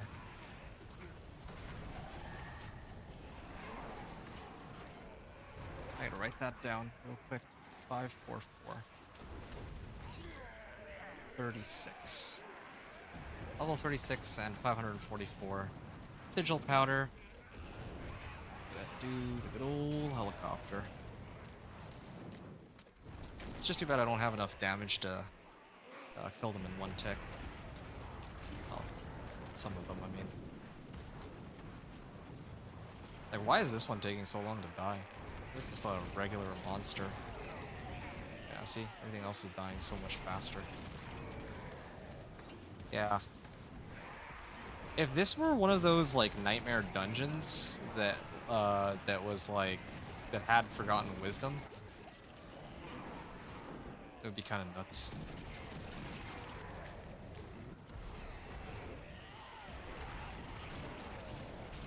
But, no such luck there. I love how it's, I'm like on wave 11 already, though, wave 12. Probably make it like wave 15. Only Sorcerer, I feel like, is capable of this. Or Blood Surge Necro, I guess. Yeah. And I know it's normal, yeah, but still, it's quite rare to see myself get past, like, even like wave 6 or 7. Ah, cool. That was good.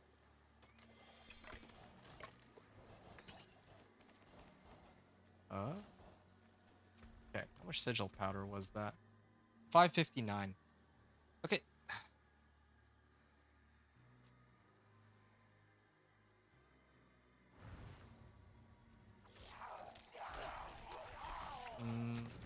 Probably pay a bit more attention. Like, yeah, I can't actually die to these guys.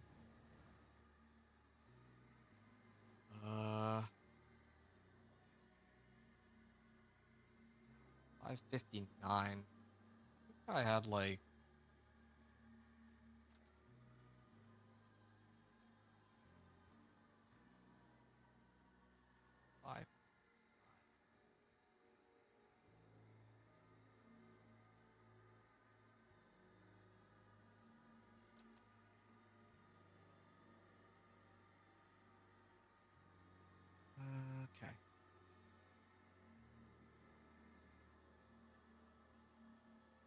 544. Okay. 544 sigil powder before world event.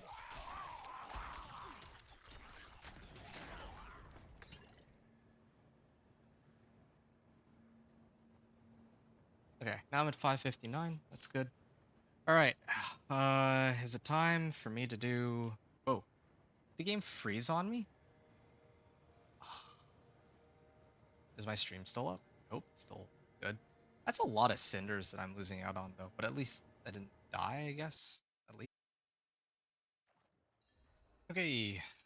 Sorry about that. It seems that Diablo 4 at it again. It froze my entire PC, shut down my stream, and then also took down my recording with it. So, yeah, that's too bad.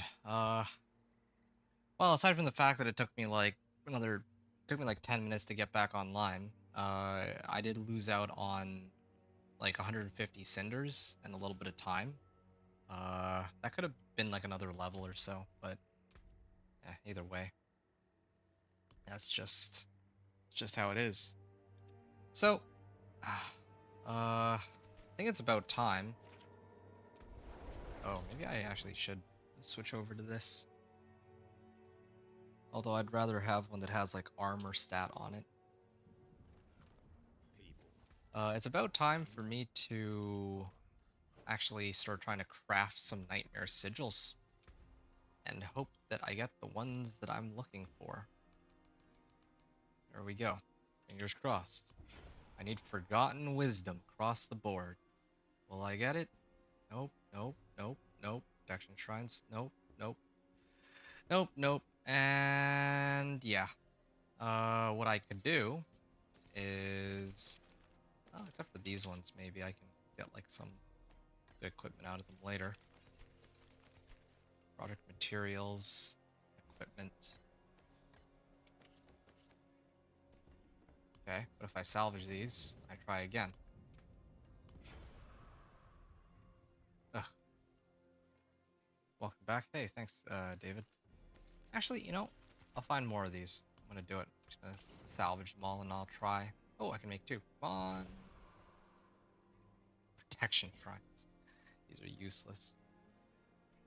Completely useless.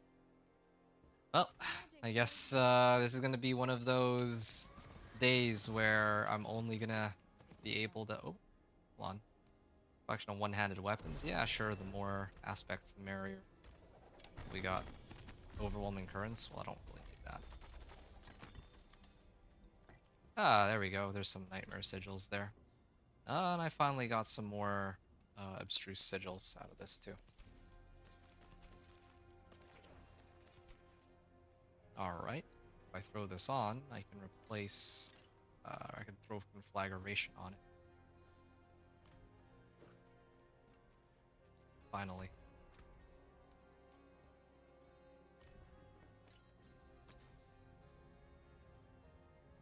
Your other issue with D4 at the moment is Forgotten Souls. Yeah, the ways Blizzard funneling us into particular activities to get these feel like needs a big change. Yeah, I don't know what to say there. My issue was Veiled Crystals, but they sort of... Well, they mitigated that problem at least, but then that brings back the other problem of people like about this like masterworking system being sort of kind of silly in that like good luck getting a triple GA or triple masterworked on one specific role that you need, right? Yeah. I think a lot of people were saying like, yeah, it should be like incremental. Like, okay, you know, you like open up 2 chests at a time, or 2 chests at a time. You make it to rank 4, and then you have the option to reset it back to rank 0. And then if you get it up to rank 8, you would bring it down to rank 4. And if you make it up to rank 12, then you can bring it down to rank 8. That would make a lot more sense, I think. That other people said, and I'm actually inclined to agree. Like, why isn't it already like that? I don't know. Granted, it doesn't really affect me because it's not like I play the game that much. Other people play it like they're like trying to grind for pit like 100 and whatever, right? I don't care for any of that, but yeah, that's what I think people have been complaining about. Well,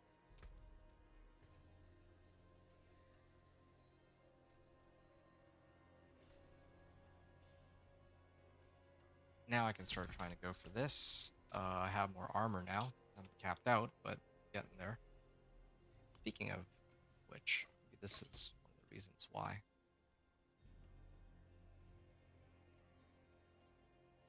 Armor. Resistance to all elements. Level 38, world boss coming. Yeah, I hate to say it, but I don't... I guess this, I guess I got lucky last time. Last time I had so much sigil, like, I had, like, 3 Nightmare Sigils that had Forgotten Wisdom on them, and it felt really good to run these, uh, Forgotten Wisdom ones, but now it's so... it's pretty annoying. Alright, well, I mean, I could keep doing Whispers, but... I mean, based off of what I have play tested, I should just be doing events, like actual world events.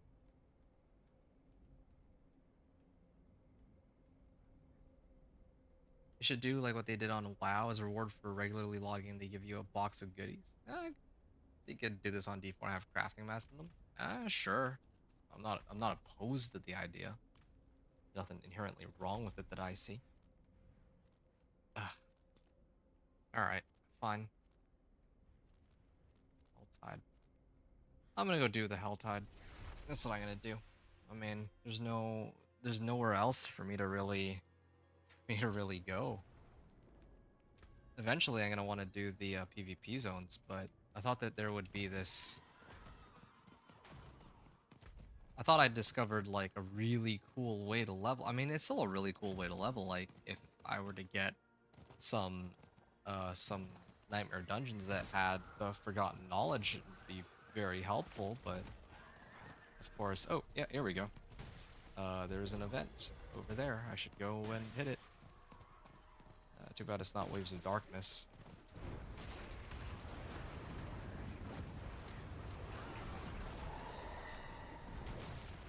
Yeah. It's too bad, really.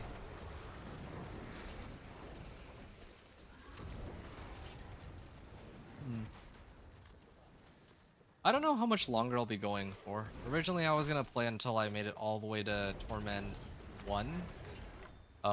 Because I thought I had like a... To be honest, I could make it all the way to Torment 1. I have enough energy for it.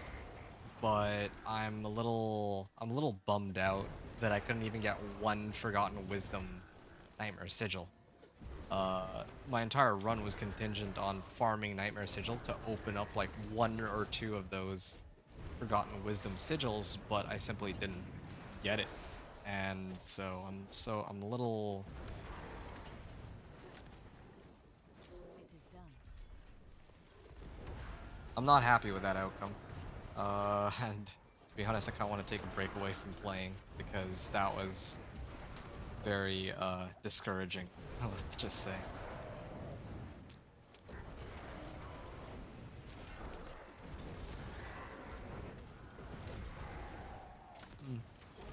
Are you gonna try Whirlwind Bar before the PTR ends? Absolutely not.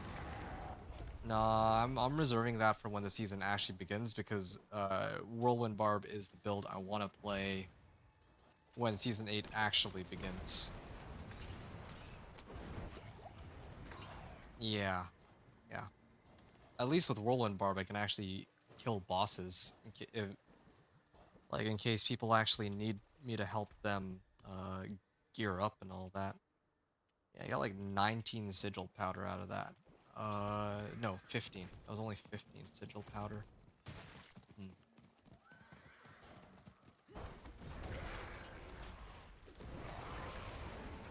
Fair enough, makes sense. Yeah, and besides, I don't have enough time. I think I already mentioned to you, right? Like, I only have like 2 or 3 more days left, tops, that I can play. And so I don't know how thrilled I'd be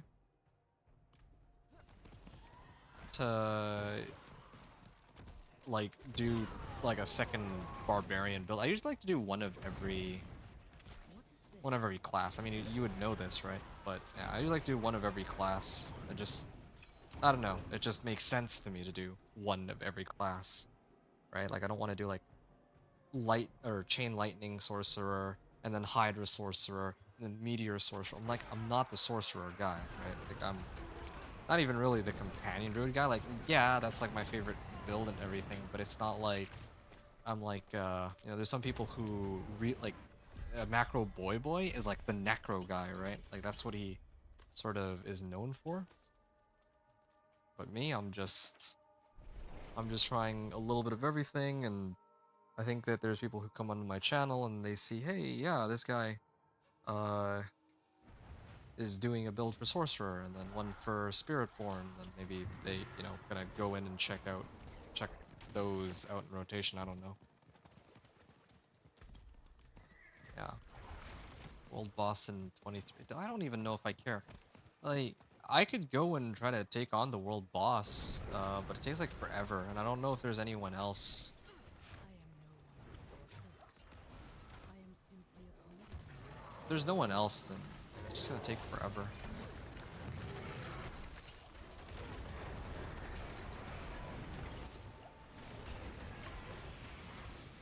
Yeah, sorcerer.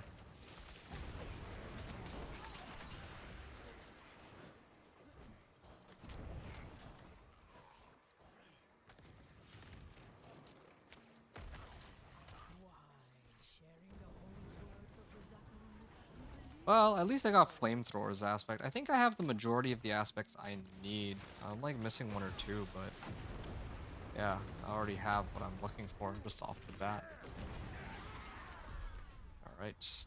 Also getting plenty of cinders too. But again, like cinders are not the problem. Just it's really just the fact that I couldn't find enough nightmare nightmare sigils, whatever they're called. Well, I guess wouldn't be a very reliable way of leveling then after all. The other problem that I have is Kuros to Undercity tributes. I have not been getting Kuros to Undercity tributes anymore, even though I should be, and I suspect that that would be a pretty reasonable way to level. But then again, you know something, I feel like those give me at most the level, and they actually are a time investment. The reason why they're pretty balanced is because you get all the rewards for XP at the end, and yeah, there's quite a few orbs, but it's not like the Nightmare Dungeons where you get like 1 or 2 of them, and you're getting like 4 easy levels just like that. Anyway, whatever. Ooh, there's an event here. Yeah. Oh. Again, rewards that don't include sigil powder or the like.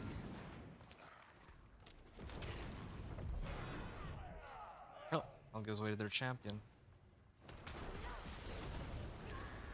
Shoot. How did he even get moved back? Oh, Rahir moved him, no wonder.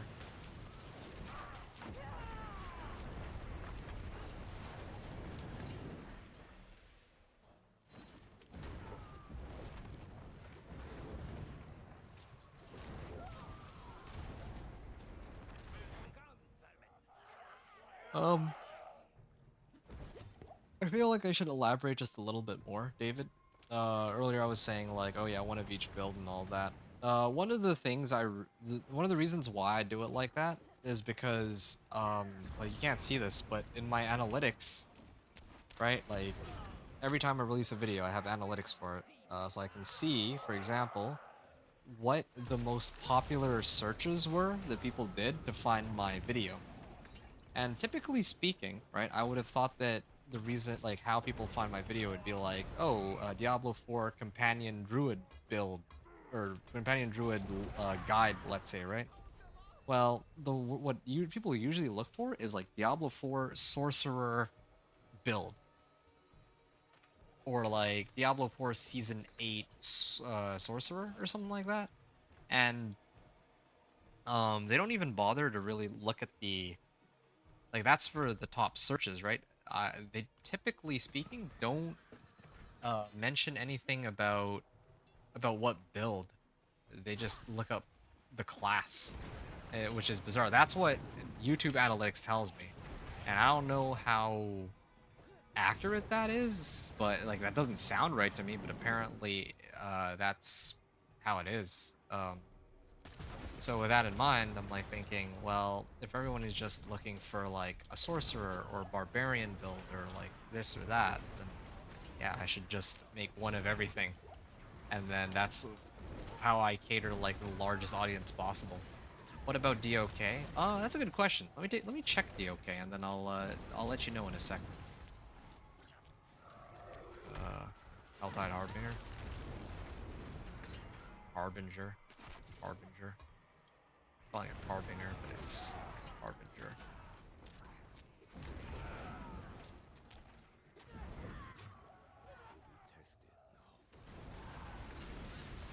Yeah, at least I have the damage for it. The damage feels good, but yeah, it feels bad knowing that I did lose out on some cinders earlier when I got disconnected. And also that I still haven't yet gotten any of those nightmare sigils that I was so heavily relying on. Let me just make sure also that this thing's not about to end. Okay, yeah. DOK. Okay. I'm gonna take a look at my dance. Okay. Ooh. Dance of Knives, right? Let's go pull up my Dance of Knives video.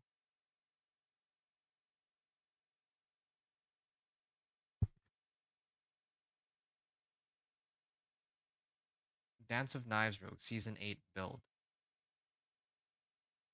Yeah, this is actually my most popular one too this season. Like it has like 3,400 views and it's like more like 39 likes, and that's quite a bit more than all my other videos. But anyway, that's not relevant here. All right. So okay, Dance of Knives Rogue is an interesting case. It says here the top YouTube search terms are Dance of Knives Rogue Diablo 4, Diablo 4 Dance of Knives build, Dance of Knives Rogue Diablo 4 Season 8, Diablo 4 Season 8 Dance of Knives, Diablo 4 Rogue Dance of Knives build. So people are looking specifically for Dance of Knives in the case of Dance of Knives. But for like on the flip side, I'm gonna pull up Thorns Barbarian Season 8 build, right? And then for Thorns Barb, well, okay, fine. Maybe I take it back. Maybe I guess people are looking for specific types. Ah, here you go. Here's a much better example. My Spiritborn video. Yeah, my Spiritborn video. Diablo 4 Spiritborn build, Diablo 4 Season 8 Spiritborn build, Diablo 4 Spiritborn, Diablo 4 Season 8 Spiritborn Diablo 4 build. So, I yeah, I mean either way it's nice to branch out to everybody, right? Well, I guess I don't know. I might have to think about that a bit more, but I feel like doing one of every class just expands my reach. I thought I had analytics to back that up a little bit better than that though, because the last time I checked it, I remember that it was like, oh, Dance of Knives. Uh,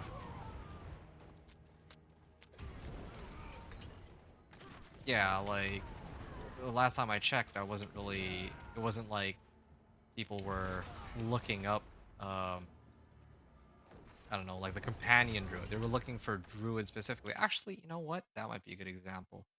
Let me take a look at, let me take a look at my companion druid. Although the problem is I didn't do one for companion druid. I did that on purpose, but I think I'll do one for, like, for a number of reasons. But I guess I'll do one for next season. Yeah, see, it is pretty interesting looking at the analytics.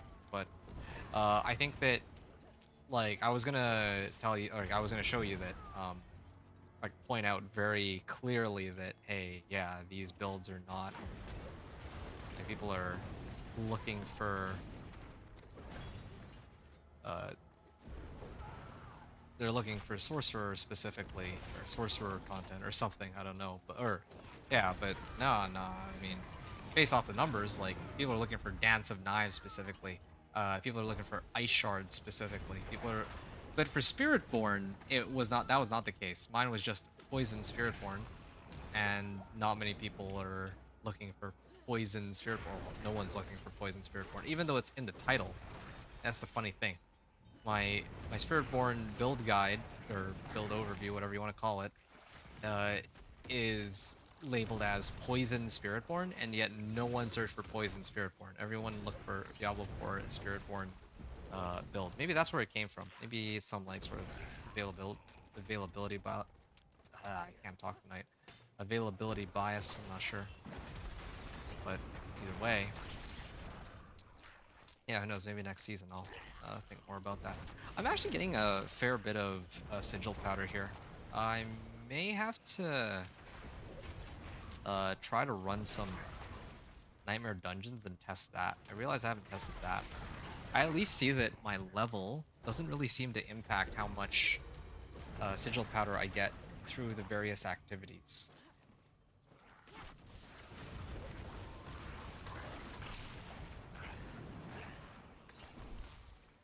Laboratory key.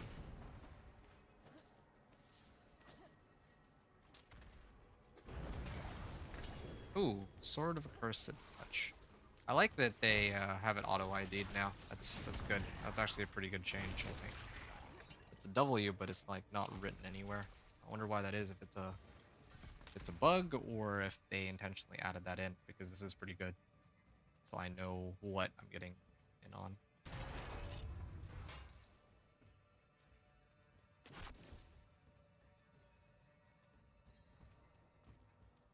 Play all enemies.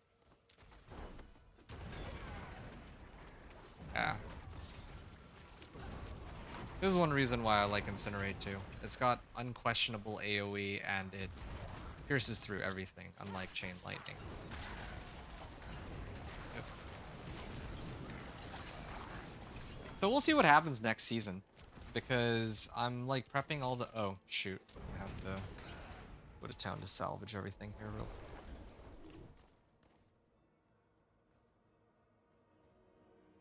You want to see Crushing Hand in Stinger SB get some love? Was playing around with them a lot in S6 and enjoying them. Wow, non-quill volley builds. Crushing Hand. Oh no, I'm thinking of Rock Splitter. I don't know what Crushing Hand is.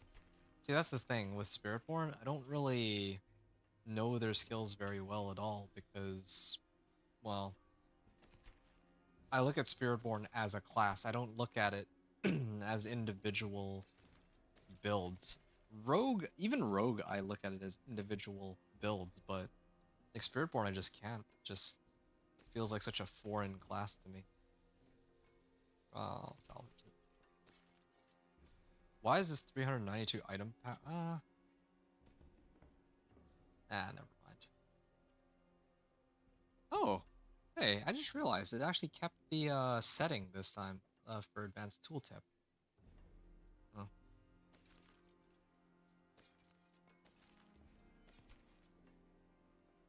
Damage over time. I can get more damage off of that. Or this even. Yeah. Rare staff. Yeah, these are rares. I wouldn't use those. But everything else can go. Yeah, okay. Fine. I can. Greetings. How shall I guide my hammer? Sure. Why not? No, wait. I need to do this first. At least I have more gold now.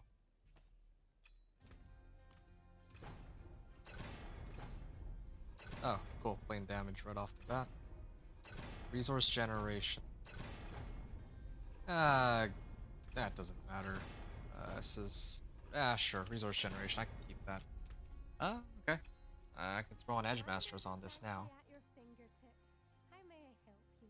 I mean, I can even run like Tenuous Destruction and get rid of all my stuff. All of the... yeah, okay. That's okay. That. add a socket onto this one. I'm sure we'll get more abstruse sigils later. What's left, you ask? All right. Good. Even more damage. I don't even know if I really need that much damage, but sure. I get a bit tired of Quill Volley after a while. That's fair. I mean, Quill Volley is a cool, flashy skill, and it's like ridiculously strong. I don't know why it's so strong, but or why they made it so strong. Oh, oh, nice. Well, maybe I get sigil powder out of this. I'm actually curious about this. 70 sigil powder. 70 sigil powder. Wait for this event to end. Oh, this isn't Waves of Darkness, so I have no idea how many monsters I'm killing here. I also just noticed that my mana is self-sustaining now. This is good. Another reason to play Incinerate. Oh.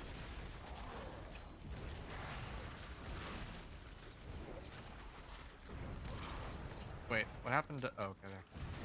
Thought the item disappeared on me for a second. Oh, this should be a pretty big upgrade over my existing one.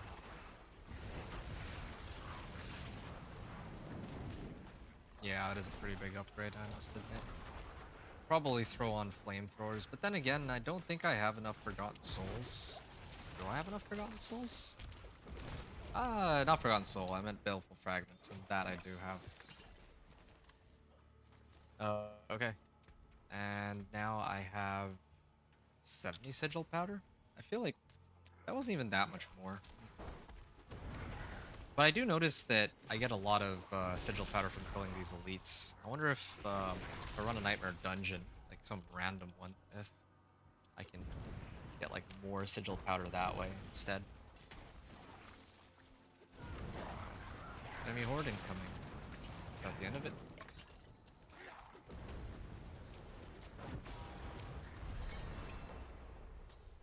Alright. I didn't even get... I mean, did I get whispers out of this? Oh, did I? Yeah, I did. I did get credited with whispers. I had 70 sigil powder. I still have only 70 sigil powder. Interesting. See, it seems so very inconsistent. I can't even... I really am at my wit's end. I think that if I were to do another... It really does feel like the way to go is to just play through the campaign. No joke. I just realized, what did I salvage those pants? I totally could have just worn them, and it would have been better. It is done. Greater collection of two-handed? Yeah. Yeah, I mean, I just picked up a two-handed, but... Wow, that's a lot of stabs. I got 30. It's always 30. Level 40.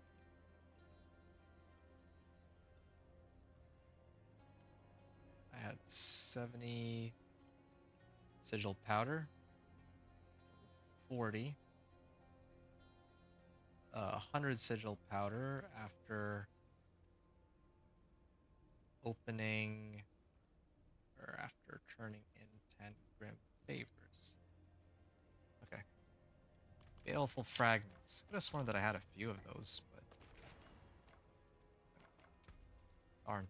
I had just gotten the two-handed weapon too already. Well, whatever. Damage over time? Yeah, that's a good one. Alright. 46, 457. I'll just salvage these. I need the aspects on them anyway. Or maybe I can try to roll off for the right aspects really quickly. What is it, 57? What's the... I'm getting like, that's a pretty big damage difference, right? Getting like 30% more damage. Didn't you do a video on Thorn's Spiritborn? No, I did not. I did a video on Thorn's Barbarian, not Thorn's Spiritborn. Wouldn't that be funny? Thorn's Spiritborn. I wanted to do one for Thorn's Spiritborn on the PTR, like I was talking about it. But part of the issue I have with doing a Thorn's Spiritborn is I mean, what's the point if everybody else is already going to be doing a Thorn Spiritborn? I'm supposed to be doing builds that, you know, are not as common, but I think if people are on Spiritborn right now, they're probably doing Thorns, right? Correct me if I'm wrong. Flamethrowers. Okay, well, I gotta get rid of this ring then.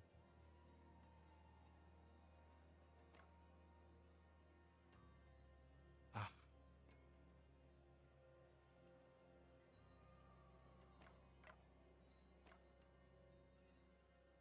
I don't need to put on an aspect right away, but I need a better ring. This one, okay, I see. My old one did not. My old staff didn't have a ring. That's what's happening.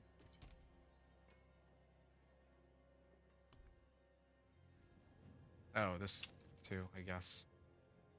Frozen Wake. Okay. Why am I can actually start going for the defensive stuff. Oh, I remember what I was curious to try out. So I'm gonna finish the rest of this Helltide, and then I think one possible way I can farm some sigil powder is by running either dungeons or doing nightmare dungeons. Not sure. You haven't seen that? Yeah, yeah. Everybody's doing Thorns Barbarian, so because there's a new unique out, right? There's new unique paths for it. At least with the thing is, this season that just like season 8, right? The funny thing is, they did indeed release an item for ice shards, right? Hail of Varglass. So there was some hype regarding ice shards, but here's the funny thing. A lot of people who were playing Sorcerer didn't care to make content on Hail of Varglass because Lightning Spear was clearly top dog. This seems to be a pretty funny trend, I notice. But in the case of Spiritborn, like Spiritborn, aside from like Quill Volley, like everything is not. Well, I think there's got to be some suspicion that Thorn's Spiritborn is actually going to be pretty strong. So, given how new it is too in the PTR, I think there's a lot of players trying to, you know, test it out and see if it's any good. Actually, it's not a good comparison. Sorry, let me try that again, because now that I think about it, Spiritborn or Ice Shards was actually really popular in the Season 8 PTR because it was a new thing, and you know people tested it and gave feedback on it, aka the affixes on it. I think players were suggesting that, hey, yeah, maybe it shouldn't be these specific aspects because it can't compete with the Harlequin Crest. So because of that, they added attack speed and cooldown reduction, which again I think was generally speaking a pretty good move. But I guess yeah, like even the big content creators were playing Ice Shards in the PTR, but then once they had a chance to try it in the PTR, they proceeded to not bother to touch Ice Shards in the live servers because even though it wasn't bad per se, it was still worse than Lightning Spear. I mean, everything is worse than Lightning Spear. So anyone who's going to be trying to push Pit or trying to play some like really hyped up build is going to talk about the most broken, especially somebody who has like, you know, many subs. It's going to do like the really big, like big hard hitters, Lightning Spear, Death Trap Rogue, all that. It's just, yeah, I think that's just how it is. Well, I mean, everyone's going to do it, not just like the big names, but the big names are the ones that are going to get a lot more recognition. So that's just my thoughts on like how I'm like trying to pick out which build I want to play a lot of the time.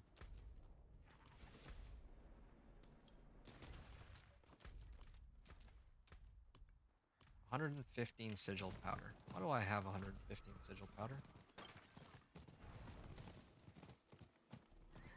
Seems like this is supposed to be a Legion event region. There should be an event around here somewhere, right?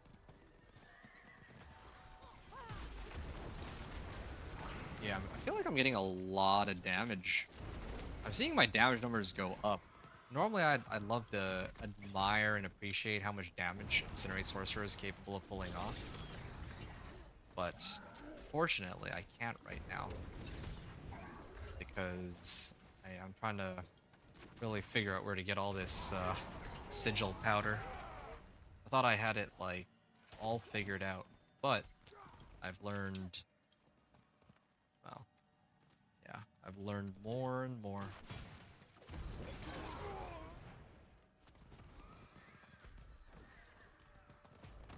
About each of the builds. Why am I killing these random monsters? I guess it's because they're just like such large packs, but I should really be going for the events if I can.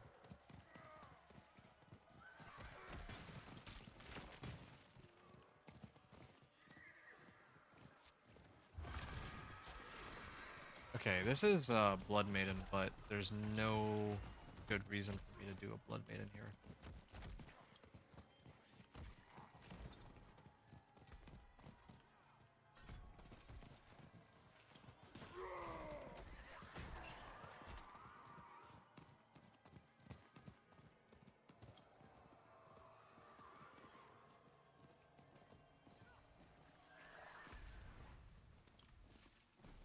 Oh. Yeah. Alright. At least I have a good stopping point on this. I'm gonna run some of these. Oh! This is the one that I was looking for. Ring of Engulfing Flames. Yeah, I can replace my flamethrowers for it. And I can put flamethrowers on my weapon like I originally wanted. Yeah. That's something I'm gonna have to do, like, after this.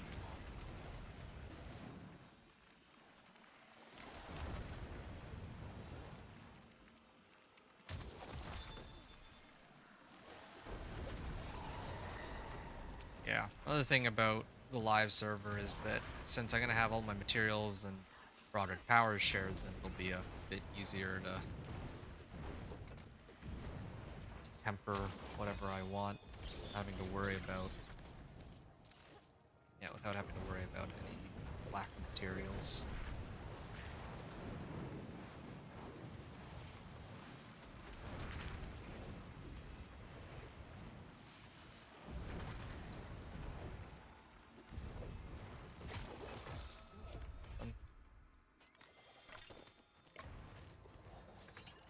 It's 15 sigil powder. It's always 15 sigil powder.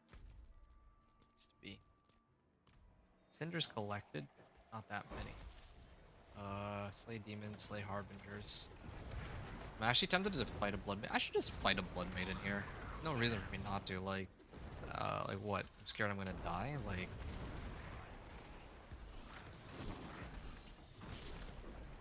yeah, I'm scared.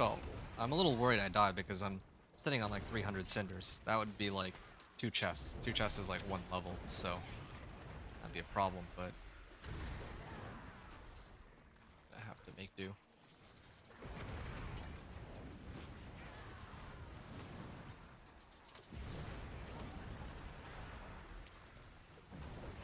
Yeah, I do need to farm demons and get cinders, so I guess 2 birds, 1 stone. Well, 3 birds, 1 stone, because I'm doing the Blood Maiden Whisper too. I don't know about the, okay, that's 1 down. I haven't been able to kill any harbingers, but I think that one I'll have to leave behind.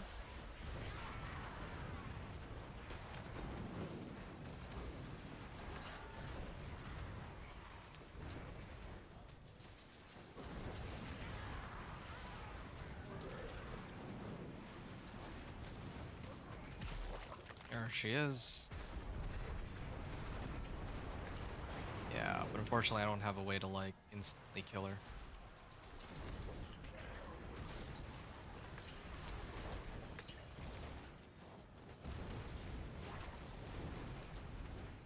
Shoot. I'm glad I have multiple evade charges.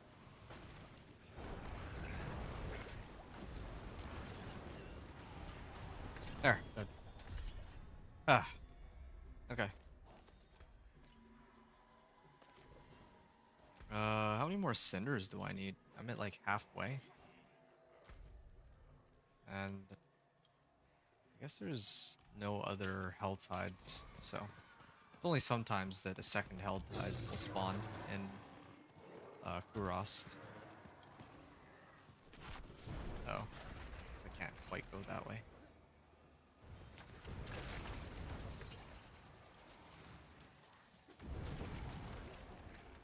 This is good. Coming up close to level 50, and then it'll be Stronghold Fiesta. Well, I don't know if I'll be doing a Stronghold Fiesta. Like, there's a chance, very slim chance, that maybe I can get Nightmare Sigil or two. That would save me from having to do the Nahantu one. It's at least, like, Festering Dark.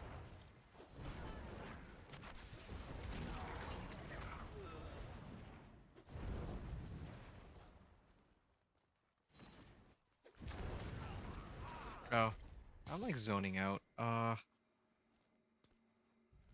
wonder if there's some... Actually, I'm gonna run down here real quick. I want to grab this waypoint. It might save me some time in the future. Kill these first. There's some elites there, right? Elites are supposed to give me sigil powder. Oh, is that Harbinger?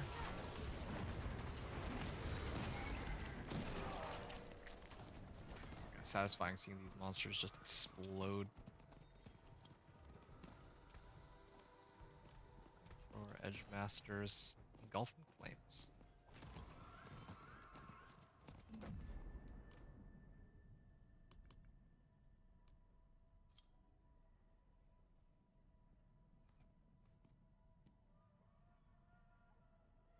Engulfing Flames.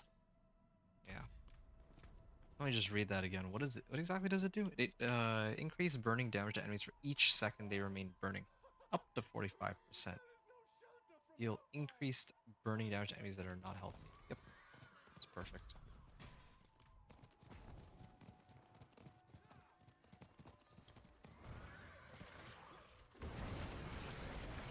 Yep. Really curious to see how this build will play in Torment. I picked this build specifically because I feel like it'll be the easiest to run in Torment. Like, most streamlined progression too, and I know sort of what to expect on it.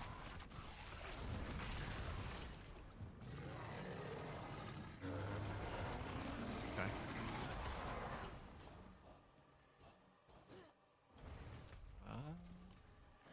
16 minutes.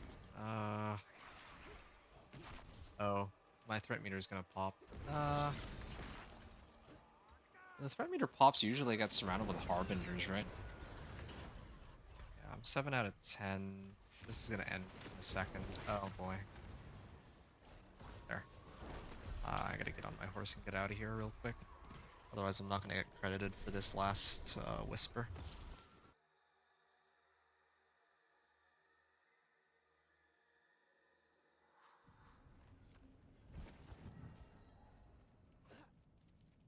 It is done. Two-handers? Sweet.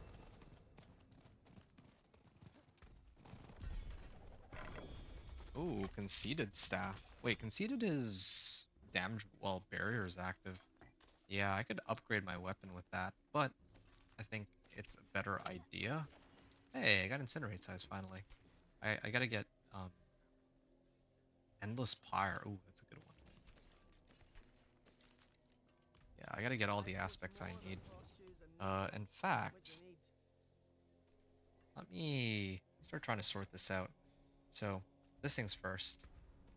Overpower damage. I'll roll that off, of course. That's pretty useless. Resource cost reduction. Even that's more useful. Oh, damage over time. Okay.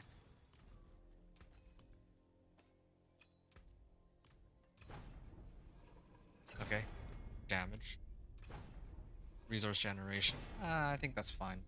That's just boosts how much mana regen I get, which is also perfectly acceptable. Okay, this flamethrowers has been immensely helpful, but I gotta let it go so I can get the aspect from it. Then now I can actually slam that into my One staff. victory at your fingertips. I may Flamethrowers have aspects. Okay, so now my Incinerate does like 100, well, it does like 42% more damage. And Edge Masters. On this ring, Conceited.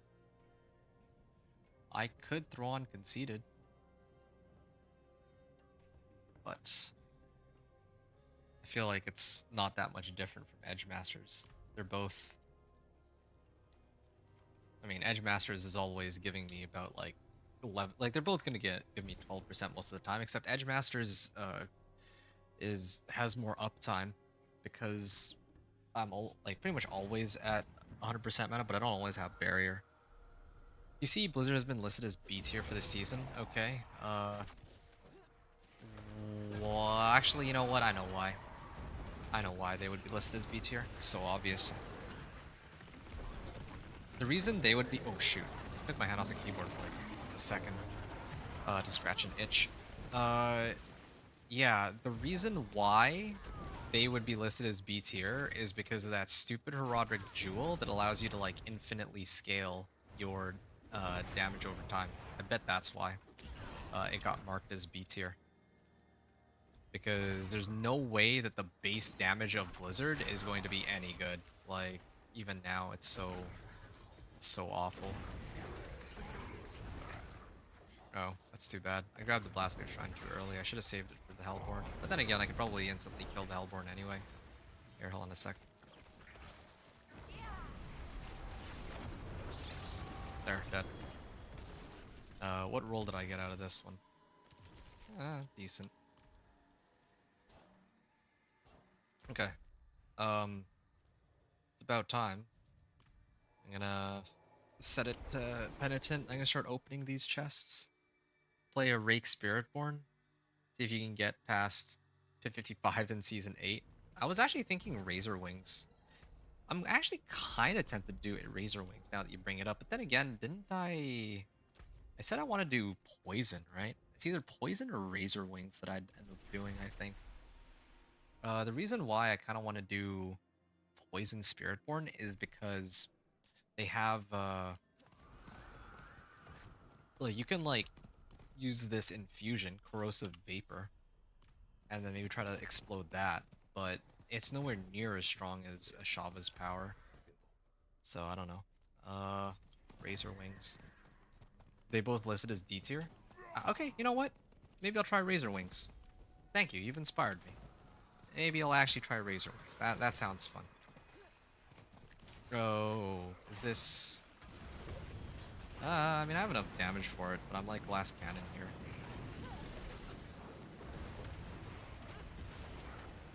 Yeah, I have more than enough damage. I have like 5 aspects that are boosting my damage.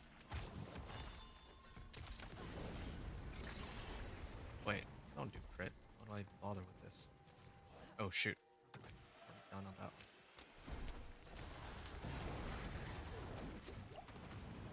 one. No problem. Yeah, dude. That's some good stuff. I like that. Razor Wings. I don't know. I really like Razor Wings. Razor Wings looks so cool. I just don't know if it's any, like, if there's any way to make it good, and if I'm like missing out on any of the other potential builds for the Spiritborn. I guess those would be my main concerns. Still have some Sigil powder left over. Thorn's Barb is a 3rd D tier build. Oh, that's hilarious. They have Thorn's Barb, Razor Wings, and Rake, you said? I don't even know what Rake is. But I'm sure that there's other builds that are simply not listed on that, well, tier list. But I will say, though, Thorn's Barb,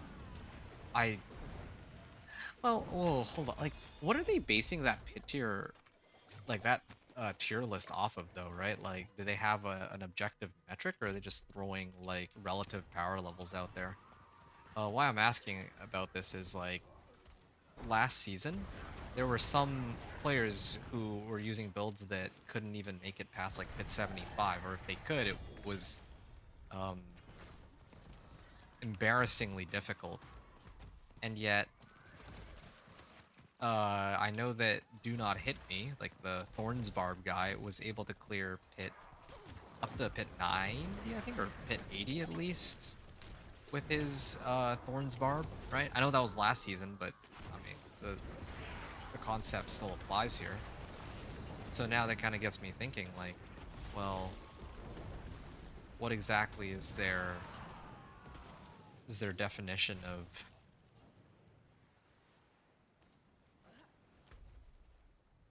what exactly are they basing like everything off of here? Yeah. Or they're just making stuff up as they go along.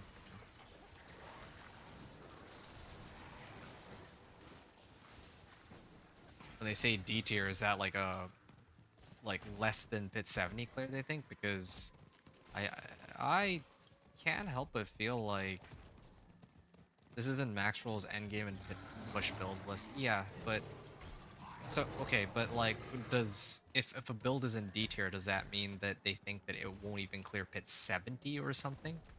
Like that's what I'm more curious about, right? At least when I look at tier lists from I think Rob usually has a tier list. And with that tier list, oh shoot. Uh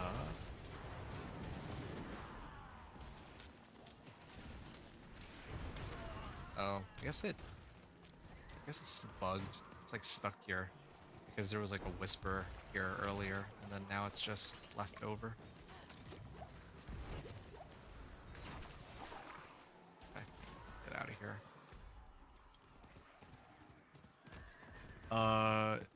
Okay, you said yeah, true. Well, I mean, I wasn't expecting you to agree with me. You understand where I'm coming from, right? Like I'm just hoping that I'm getting my point across here. Just mainly that. Like I'm always very I always take tier lists with a grain of salt for two reasons. The first is that traditionally there emerges some broken S or S plus tier build, right? Like this is the track record for the game where no one really saw it coming.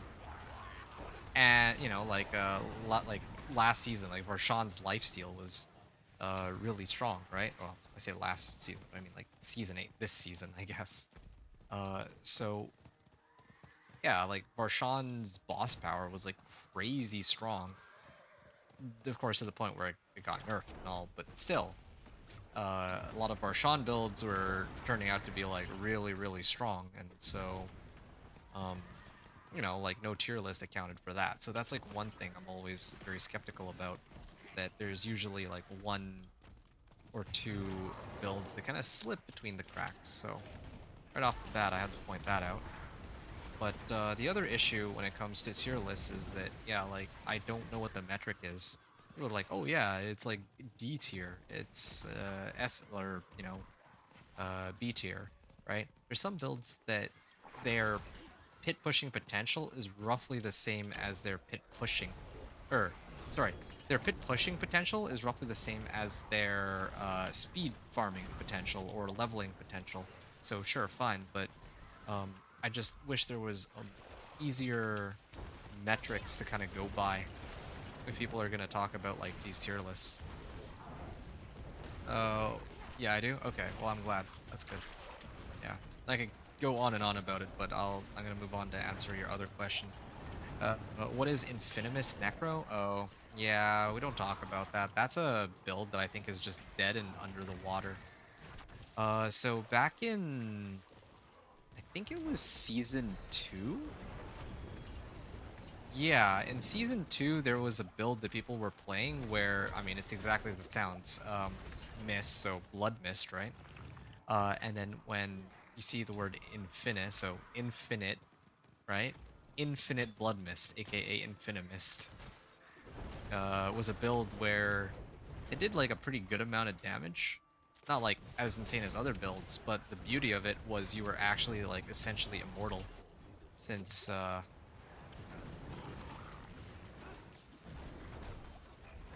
yeah, you would just keep popping blood mist over and over and then nothing could hit you.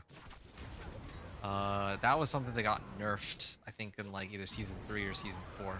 Probably season 3. Yeah, they did not want that one to sit through. They usually don't like their people having invulnerability builds, like, you know, permanent invulnerability. So, yeah, that's Infinimus. The reason why no one talks about it is that was like, you know, that one died out like a long time ago. Or at least it should have, I think. But maybe I missed the memo.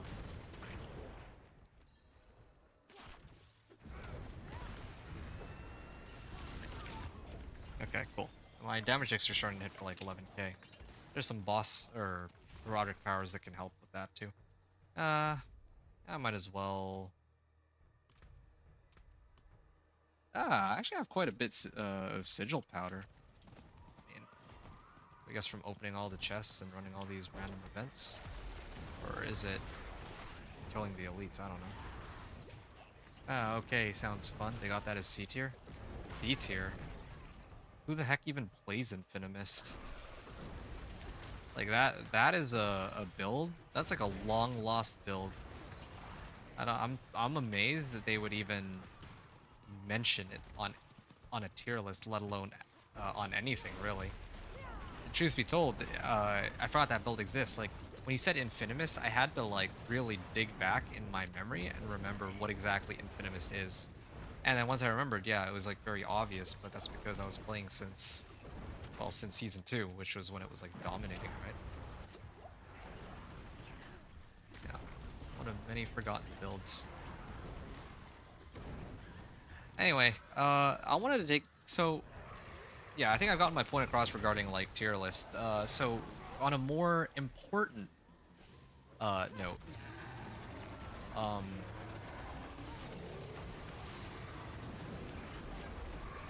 you were talking about playing Rake or Razor Wings. Well, I might actually take you up on Razor Wings.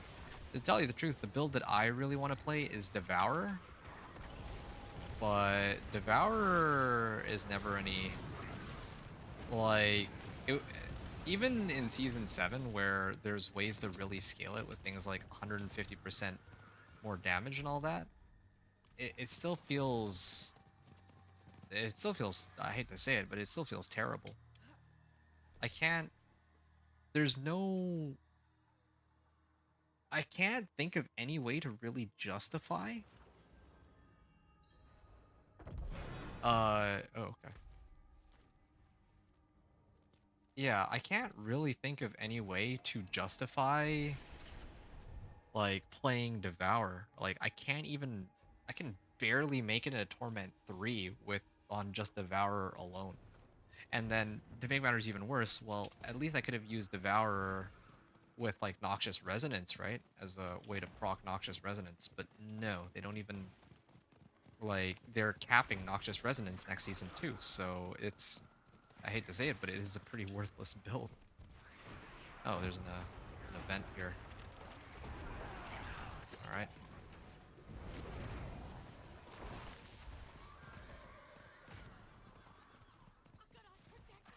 Okay, I'm not gonna be able to finish this one in time, but whatever, I don't care. Oh, shoot. Oh, I got hit by Hellfire, no wonder. Ah, those meteorites hurt.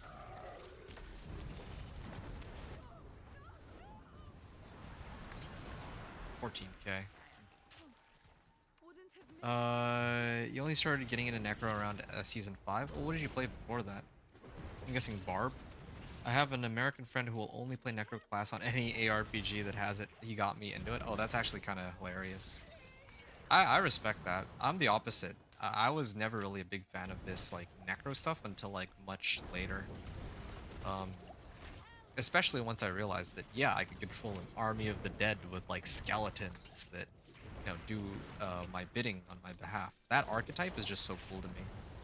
And I think that, yeah, I remember when the game first launched, like, yeah, skeletons were not that good, but at least in recent times, they're a little bit more, I don't want to say competitive, but they're just better than what they used to be.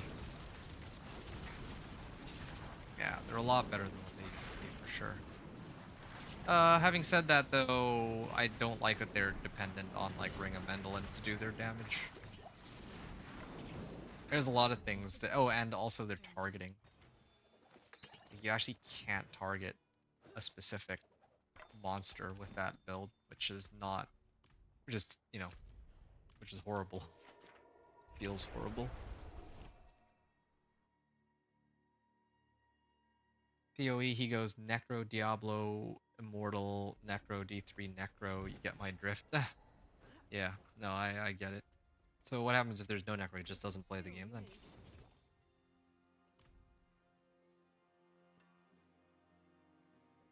Okay, I'll salvage all.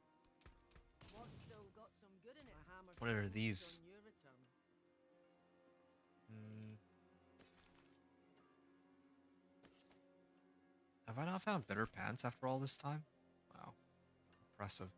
Ooh, this one's a good one. Might as well temper some movement speed onto this then.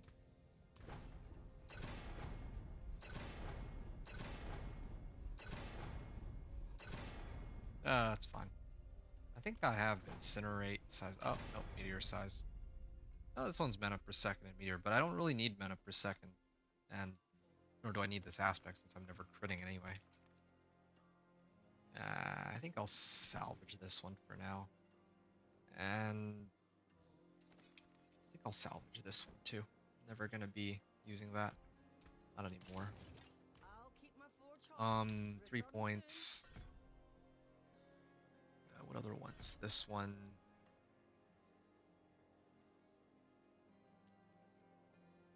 Oh, increased damage while a frost kill is on your action bar. Oh yeah, there's free damage.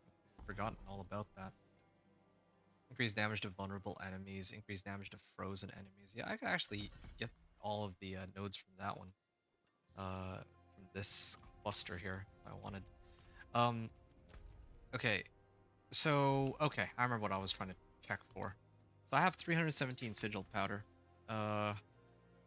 Yeah, mainly Barb, sometimes Rogue Sork. Okay, we did quite love Barb D3 for a while, so that was that. Ah, I see. Fair, I respect that. I know a guy who only likes to play spin to win Barb, or spin to win anything really. So, uh, in any Diablo game, he's playing Whirlwind. In last Epic, when I played with him, he was playing what was it called? Warpath. It was called Warpath. File reserve. Hey, hey, Faceless Shrine, Forgotten Wisdom. Okay, My magic's awake finally. then. Yeah, that's exciting. Well, I could actually maybe even start my strongholds now, even, but I probably should do the PvP zones at least. Yeah. Darn, this is too bad. I really wanted to test getting sigils out of Nightmare Dungeons. I guess I still could. I just need to go into that Forgotten Wisdom one and then I'll be good.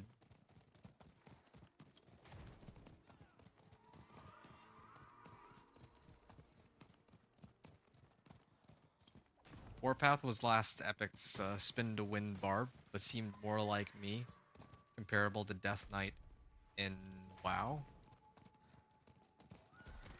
I wouldn't know Death Knight in WoW, but yeah, like spin to win, visual appearance, and spells. Why am I on Penitent? Hold on. Trying to think here. If I leave the game, is it gonna kick me out? It probably would. I'm like running these events because I want sigil powder, but maybe I've been doing this all wrong. Maybe what I should have been doing I don't want this event to disappear, but if I switch the difficulty, it might disappear anyway. Anyway, hmm.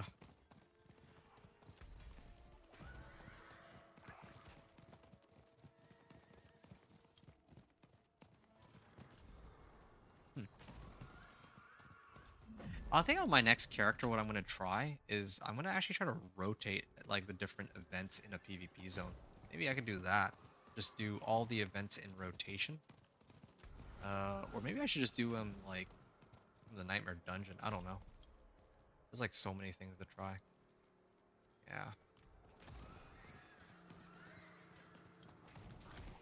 Yeah. The Void Knight, they call it. Ah, yes. The Void Knight. Wait. Yeah, Last Epic had a Void Knight, but I think, it was Sentinel, right? Like, you start off as a Sentinel and you can become a Void Knight. I don't remember the other two, though. Like, I played quite a bit of Last Epic, but I still... There was a lot on that game that I hadn't yet explored. Oh, shoot. No wonder they're taking so long to die. It's because I set it to Penitent.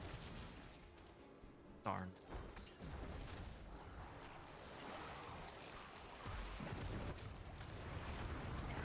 Did I trigger the waypoint at least? Okay, at least I did that.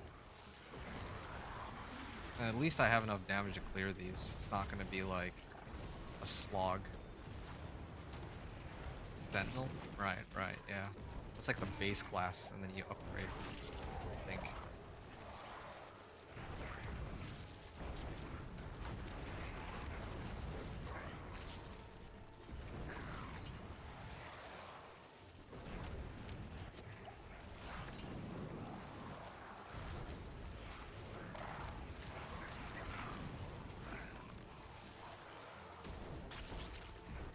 I actually think I might end up over-leveled now. How long has this been going on for? Let me take a look here real quick. Well, about an hour. 4 hours? I've been at this for like 4 hours. Yeah, if I had gotten these, like XP, like, Forgotten Wisdom ones, like, much sooner, that would have been nice. I do kind of wonder, though. I did get this, like, just now. I kind of wonder if you can only pull those up after, like, level 45 or something. So, hmm, that's, something I'm a little curious about. Okay, I'm gonna go back to Karagar. And then... still have more Nightmare Sigils. But I might save those Nightmare Sigils. Like, it doesn't really benefit me anymore to get more of these Forgotten Wisdoms, because I myself am already... I'm already level 46. If I'd gotten it like 5 levels ago, then yeah, it would have been useful. But now, like, I have these Herodic File reserves. I'd rather keep those than salvage them, because it's very difficult for me to level my Herodic powers up. It's like the only place I can get them. Either through that, the Herodic File reserves, or like Herodic Strong Rooms. That's it. The only two ways. Where is the boss? Alright, well, apparently the boss doesn't want to show up now that I've set it to normal. Okay, I gotta turn these. It's one set of seeds.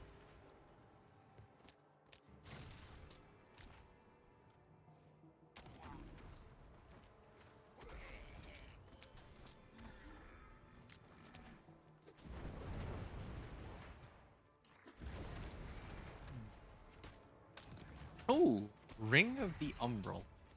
That's an excellent roll.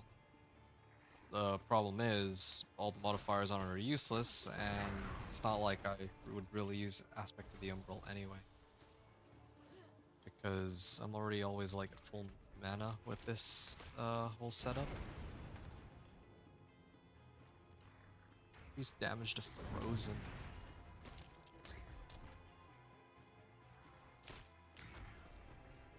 Yeah, I'm greedy for damage. I should get DR, but I'm gonna go all in on damage, I think.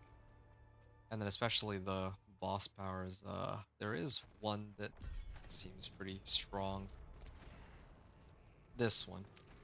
Damage from my catalyst has up to a 48% chance to consume damage over time effects and deal 100% of their damage instantly. Yeah, what if I can make that work with my boss power? Or my incinerate, I mean. Oh, melted. An ice cream cone. And sure. Within your own blizzard and for 3 seconds after leaving it. Oh shoot, I just realized I haven't been using another modifier. Or enchantment, I mean.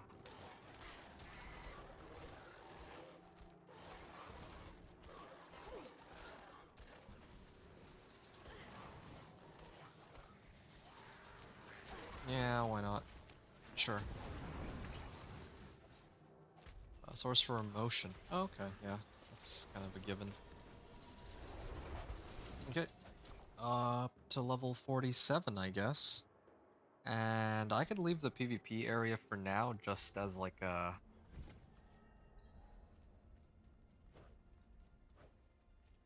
Wait, hold on a second. Raven of the Tree. Yes. Greater collection of two-handed weapons. Just what I needed. Oh, wow. That's like 5 legendary staves. Rune. Ah, yes. Finally. I just wish I had something to combo it with, but yeah.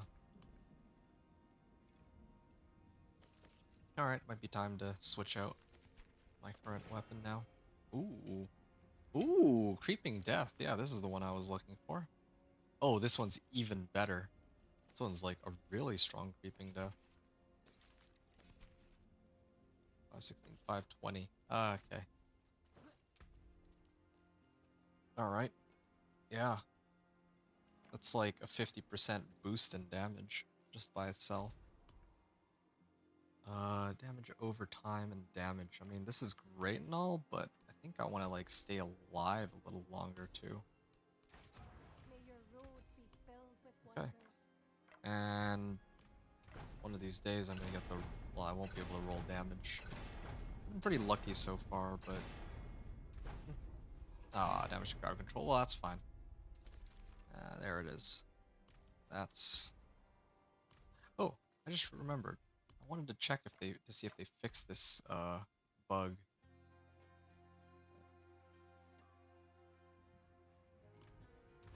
Okay, yeah, they fixed it. Now, I no longer... Like, previously, if I used up all the tempers, then I can't put on, like, a temper of a different type. But now I can... Well, I'm able to again. Okay, flamethrowers aspect. Sure. Toss this in. The magics await your return. And... I'll salvage this too. I don't need that one then. Better than starting from nothing. Aspect of the Umbral, Snow Guards, and... Creeping Death has been upgraded. Yeah.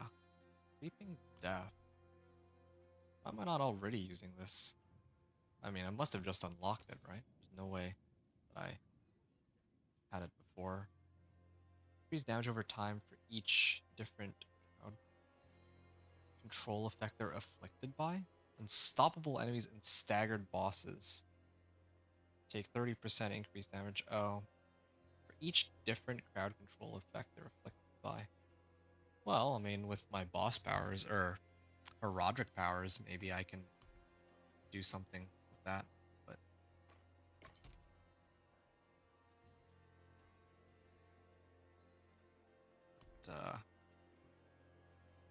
yeah, I think I'm better off just leaving it as is for now. There's also aspect of control, and... there's plenty of other options, but I think I'll just leave it for now. Okay, level 47 now. Um,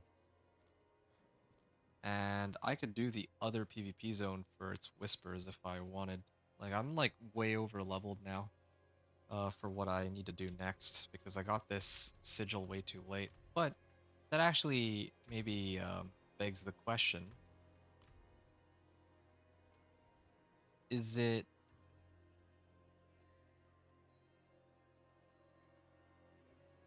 Okay, so I'm supposed to do the strongholds first and then nightmare dungeons last, but I'm actually going to do it in the reverse order because I want to know how much sigil powder I actually get from the nightmare dungeons. Because maybe that's what I'm supposed to do. Spam nightmare dungeons until I get, well, you do all the activities in a nightmare dungeon and try to farm enough sigil powder to keep making more nightmare dungeons or something. Okay. Uh, Forgotten Wisdom. Okay, this thing should give me like 4 levels by itself. That's why I was so obsessed with it. Kind of frustrating, but seems like this is kind of what it's I got to work with here. Okay, here we are.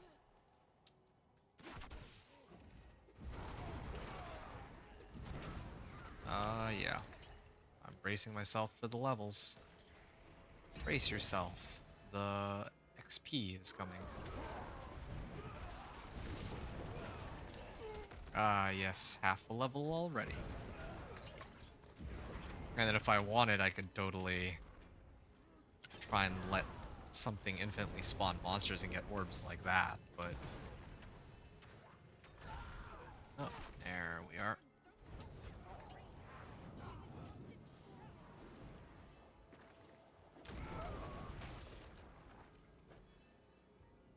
Aha, I knew there would be some here that showed up later. Again, I need a pet for this sort of gig.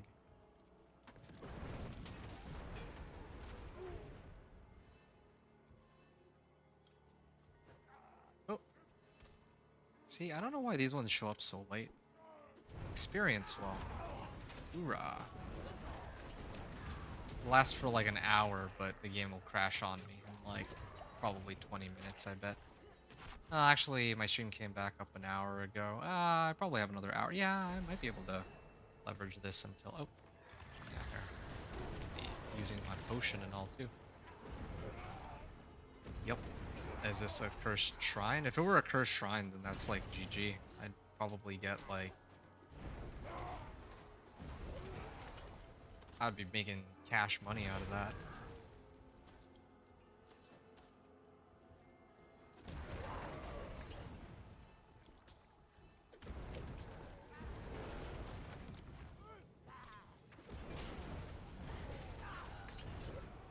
Alright. Now I gotta double back and see if I missed anything due to the game spawning monsters so late. I knew it. I knew it. I knew that there would be some orbs that were left behind. Glad I checked.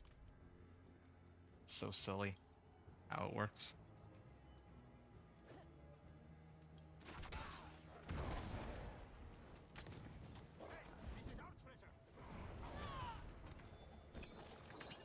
Shop band. Oh, this is a good chance for me to also find out whether or not I'm getting like a lot of sigil powder. Here, I'll spoil myself. 73. I've gotten no sigil powders, so I can't even get that much sigil powder out of dungeons. Unless, maybe it's not the dungeons, but the elites that I'm getting a lot of sigil powder from to do an activity that has a lot of elites.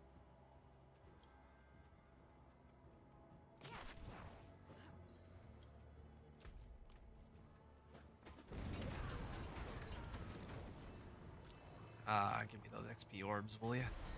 There are 2 levels already in like 5 minutes. Yeah. I'm telling you folks, if anyone's listening, next season, if you are playing with others, then just team up, constantly burn all of your nightmare sigils to try to, or your sigil powder to make those sigils as often as you can. That's all you gotta do. Like, and then again, if you're playing in a party, you just let one person who has, like, if somebody managed to make one, then just burn it. And burn it and let everyone get in on free XP. I mean, I haven't, like, I don't know what happens if you're playing with like multiple people. Like, I wonder if everybody gets. The one thing I don't know is if everybody gets to. Um,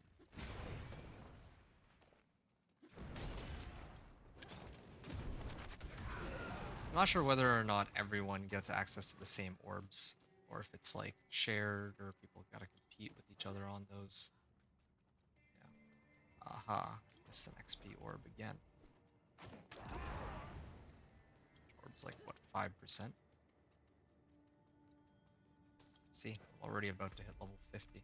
I'm already overcapped. Well, I'm actually pretty close to the end though, right? Or did I just start? If I finish this off on level 50, then... Oh, I'm definitely gonna go well past level 50. I can skip Festering Dark. That one takes the longest. It'd be great if I could also skip Bishop, but I don't know if I'll be nearly so lucky.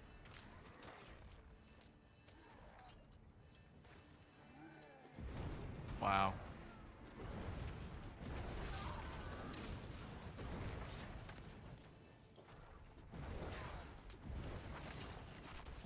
I'm really upset about this. I wish I'd gotten this so much sooner. Oh, and there's a well up ahead. Please tell me it's a cursed well. I'd be so happy if it were cursed. I really do like their... Oh. Oh, no way. This is gonna be good.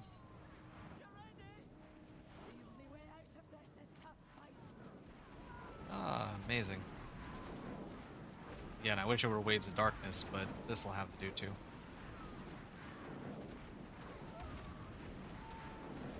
Yep, just give me as many orbs as you can, will ya? And there's like a well up ahead too, so if that one has... If that one's cursed, then yeah, that might be another like 2 levels.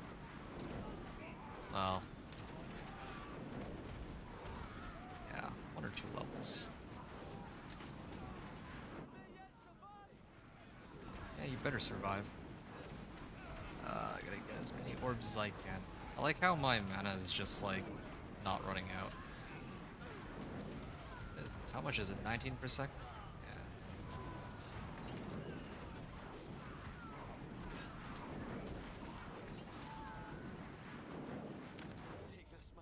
Yeah. Okay. It's not much. But Ooh-wee. What is that? A unique staff? Oh, because I hit level 50, I guess. Maybe they'll start to give me some of these. Maybe I should have picked up some of the other items first, or the other orbs, so that the items would actually be scaled to my level. Sigil powder, 88. Wow, that is pathetic. But all these orbs, yep. That might be a level up just by itself. Ooh. Yep. That's looking real good. Level 52. Yeah, it's exactly like I predicted. The fact that I'm like way too... I'm like way over leveled. I think I might have blundered. I should have like held on to my PvP zone rewards. Yeah, that would have saved me a bit of time, but oh well. Yeah. I don't know why I didn't. Well, I guess it's because I know that there's like another PvP zone available. Quite aware of that. Oh, speedy orb. Are there any missing orbs? I swear sometimes they just spawn out of thin air. Okay. Oh, it's cursed! Yep, still no, like, Waves of Darkness. Waves of Darkness are better, but... Whoa, wait. Okay, there we go. Now the orbs are spawning. Yeah, but this'll have to do. This'll bring me to, like, 53, I think.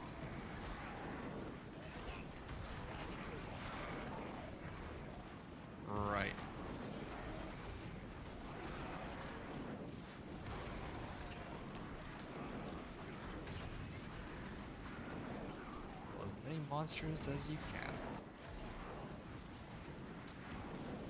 Wait, what staff did I get? Was it Staff of Endless Rage? I feel like it would have been, right? I don't like this, like, unique drop rate being so low when a lot of these uniques are necessary for the final build. Well, like the final setup of the build to actually function. Okay. Here we are. Time to grab a whole bunch of orbs. Well, it's not nearly as many as I was expecting, but that's like half the level, right? Helm of Concussive Strikes. Sure. 53. Ah, there. Now I'm starting to get these. Oh, it's Vox Omnium. Yeah, well, not trying to do any sorts of basic attack builds, but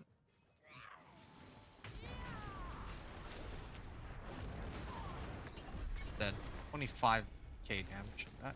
Hey, rare sorcerer innovation fiery. This is incinerate size increase. All right, that's a nice helm. They're all gonna be nice helms, but I think I should just start salvaging them. Do myself a favor that way. So otherwise, I have to like sift through every individual item. And yeah, I can boost my damage by 50%, but I'm already killing them in like 2 ticks, so that's even the point. Okay. That was fun. I suppose. Max this out, and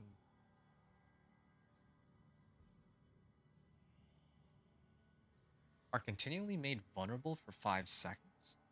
Do I have a way to apply vulnerable right now? It's really just Frost Nova, right? Yeah, I think Frost Nova is sufficient.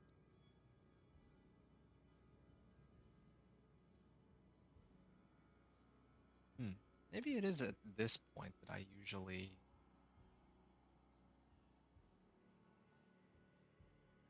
start to put points into the other defensive skills. Um, trying to refresh myself here. I think that's what's supposed to happen.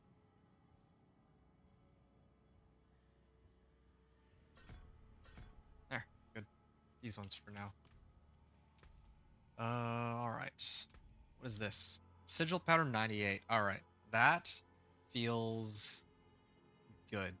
The what I've just finished discovering. So I discovered 2 things here. This nightmare dungeon gave me 6 levels, 6.5 levels. Yeah. I mean, it had an event and a cursed well, so you know, give or take, it could have been even more. By a little bit, it could have been even less, and depending on the events, if they were all like waves of darkness, then I probably could have even made like level 55. But okay.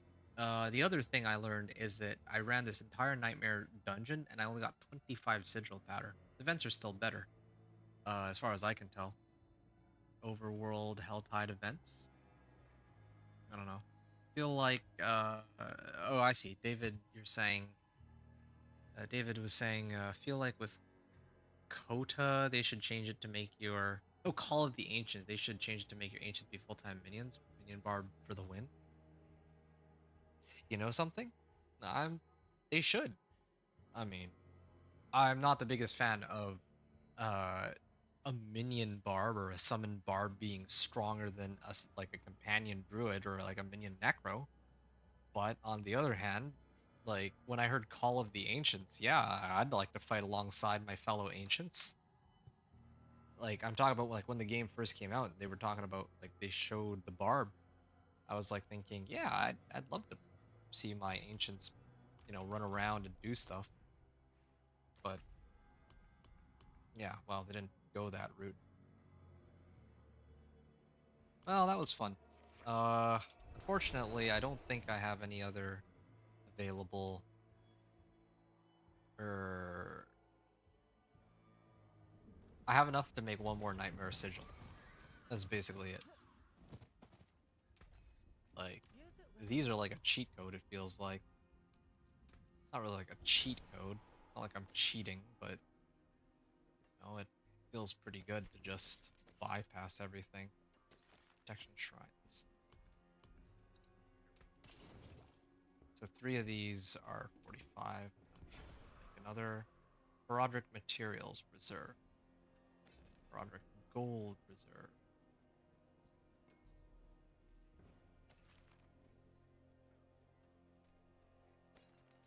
Yeah. Equipment delve. Crap. This is my last craft. Blast wave shrines. Well, it's been fun, but I guess it's time to run strongholds. The good news is at least I don't have to run all of the strongholds, so I can choose which ones I feel like doing. Okay, so the Kyovashad ones tend to be some of the faster ones. And then I'll maybe like do 2 in each region or something. I think Turdulra takes a while, doesn't it? No, the Lights Watch one takes a while. I guess Turdulra sort of does too, but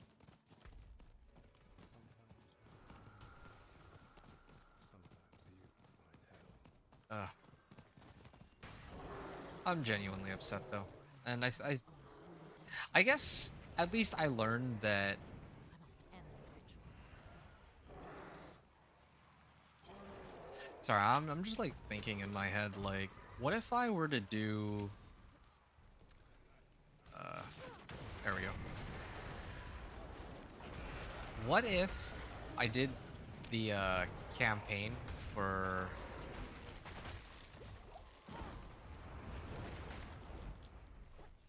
like Vessel of Hatred? I wonder if I get like sigil powder at all. Because it's not like that's something that isn't already unlocked, right? So what if I did Vessel of Hatred campaign and then try to get like sigil powder along the way? Like I fight elites, so I kind of have to get those. I'm gonna try that tomorrow, or not tomorrow, but on the next run. Probably be Minion Necro, or actually I said that I didn't want to do Minion Necro. I still need to figure out which character I'm playing, but Razor Wings? Yeah, I can get behind that actually. Spiritborn doing campaign with Razor Wings. But then again, I was supposed to do... Yeah, maybe I will do Razor Wings as my next character. It's either that or Dance of Knives. But truth be told, I feel better off doing or doing Razor Wings than Dance of Knives. I think, what would one need in order to make Dance of Knives worth it in the next season? Yes, Razor Wings. Yeah, Razor Wings indeed. Melted. It's so sad because I have enough damage to like instantly mop the floor with these, but I still spend more time running around than anything else. Alright, I may have to spread out which strongholds I do. Just to make sure I get all the renown rewards. So, Ska's Glen. I need to do one. Mordane Lodge is actually really easy, so I'm gonna do that one first. I don't need to salvage everything too, though. Wow, this is pretty good. I think this is a much faster run than most of the other ones I've done up until this point.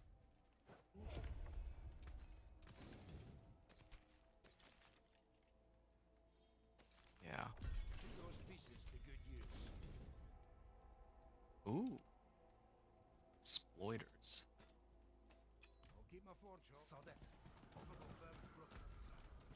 I'm gonna get like a legendary two-handed weapon just to beam monsters. Yeah, I feel pretty ripped off though. I should have.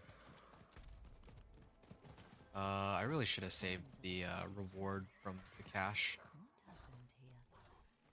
but I guess I can rectify that mistake later. Whoever killed this hunter wanted him to suffer. Already level 54.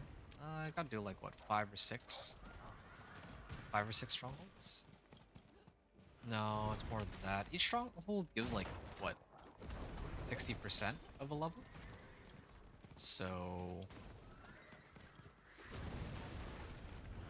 need about 4 levels, 8 strongholds. That'd be kind of nuts if I only need to do 8 strongholds. There's no way, right?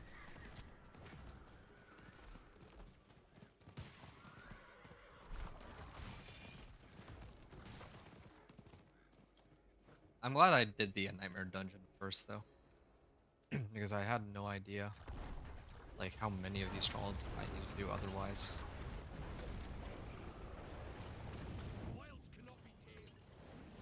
Wilds cannot be tamed. Watch me.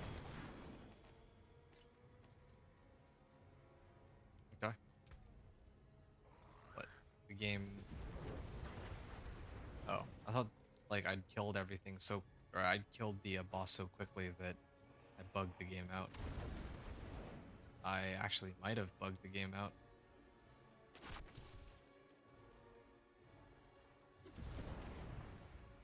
I'm stuck here? That's so stupid. I'm gonna give it like a minute or two. Well, not even a minute. Hello? Game. This is a pretty good stick. Gonna make everything die even quicker. Max life, vulnerable damage. It's not bad, but I'll probably be replacing for a 750 anyway. Okay, yeah, now it's official. I'm stuck. Of course. Well. hmm.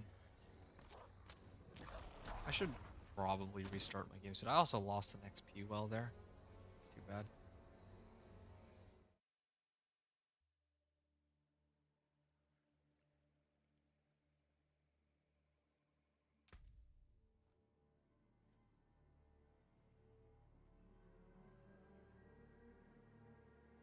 Alright. Hope that they don't put me too far away from the stronghold. I'm also gonna take a look at how long, like, how long was my original recording? Because, oh yeah, how long was my, uh, okay, so 3 hours and 12 minutes on my, so far I've been at this for like 4 hours and like 40 minutes. Oh, what? Investigate the hunting grounds. Oh, okay, they started me at the beginning of the stronghold. Whatever killed this hunter wanted I do him to wonder how the rewards work.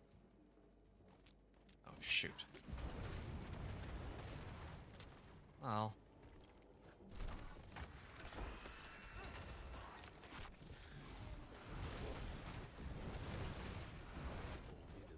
I'm just trying to click on the thing.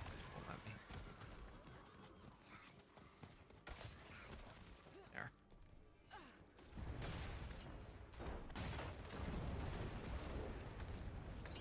Yeah. At least I got this upgrade.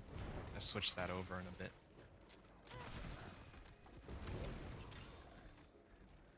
That's always fun. Upping my weapon. Okay, hopefully the game doesn't bug out a second time. I'll try not to kill him too quickly this time. Here. I'll go at it incrementally. There. Now he actually showed up. I'll let him have his dialogue. There's one reason I love playing Incinerate Sorcerer, right? They just do so much damage, even though I haven't even, like, really finished kitting myself out with everything either. What are my items again? Oh, I actually did upgrade it along the way. I guess I just couldn't resist leveling my character. Dry Steps, Kyrgyzstan, Hawazar. Let me do Kyrgyzstan, I guess. Kyrgyzstan. Omath's Redoubt. That one's pretty easy to get to, and it's very fast. What are the other two in this region? Take a look. I know them by name, but never really sift through them by region.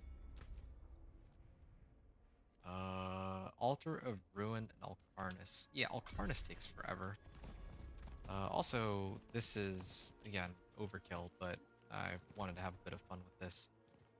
flamethrower on this thing.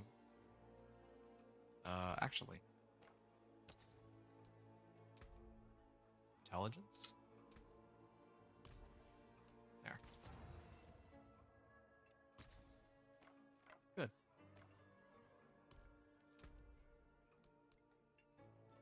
Flamethrower's aspect. Don't be a squint. Come back soon.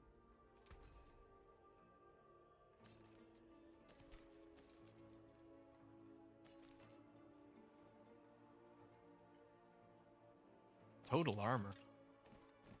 Yeah, sure. What am I doing? If I'm not, I just don't want to like read through my items. That's really it.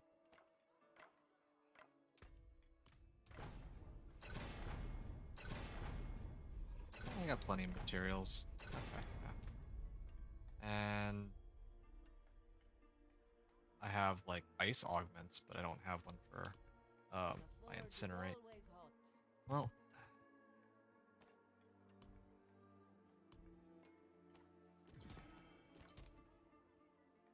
I want to actually see how much damage we can, or I can do with this now. Like, I want to see if I can just one-tap the boss, because I got like, what, 50% more damage on this, plus like extra int. I could probably boost my capabilities even further, but I guess there's no point. Yeah, I'm like thinking about it. If most of the time these bosses, they take like, let's say 5 seconds to kill, right? If I upgrade all my gear,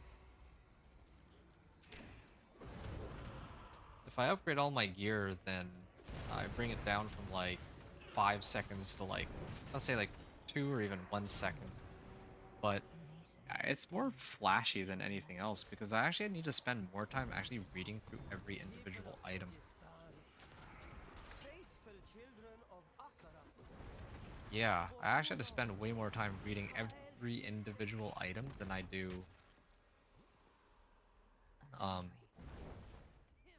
like fighting the boss. So there's actually no point to upgrade most of the time. Well, I mean, I didn't like upgrade as much as I usually do. I just threw on a bunch of armor because I didn't want to deal with the risk of like actually dying in some of these regions. I don't regret that. You know, that part slows me down. It's just the weapon. Like, look, I took the time to actually uh build my sorcerer up so I could do that, but like, was there even really a point? There's no like upside to it really. Sorcerer stability, nice. Hey, crackling energy. Something I don't really need. Kyrgyzstan. Alright. That's done. So that's 3 regions completed. Nahantu, I need 2. Hawazar. Which one's Hawazar? Oh, here?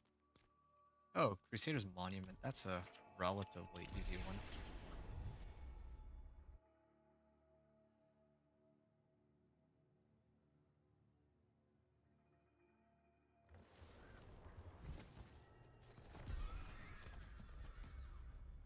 Yeah, as I suspected. I'll pass by and do the Venus motes on the way. Yes, this would be a good idea.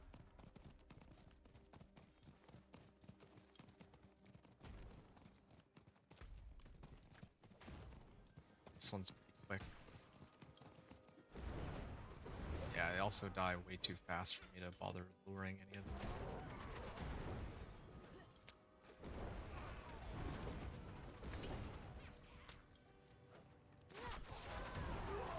Alright.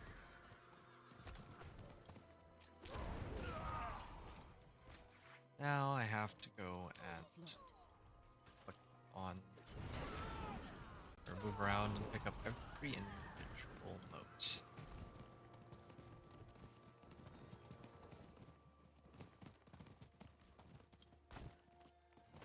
Alright. I feel like I'm already pretty close to it. I've learned a lot on this run. I mean, it had to be the Incinerate Sorcerer on this one. But the next character I make, Really tempted to go Dance of Knives rogue, but I think my biggest concern with Dance of Knives is that, well, like I mentioned before, Dance of Knives feels so weak in comparison to the other builds, right? So that's always scary. That it'll take forever for me to reach Torment 4. Like, I don't know if I'll be able to make it to Torment 4 by the time the PTR ends. But at least the 1 to 60 will be extremely fast. Yeah. I do think that my next character, though, I'm going to do the campaign and then Sigil Powders, like Nightmare Sigils after. I think that actually might be a legitimate strategy.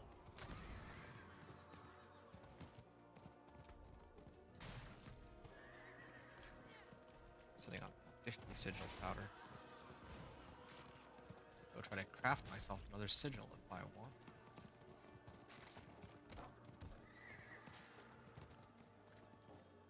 Yeah.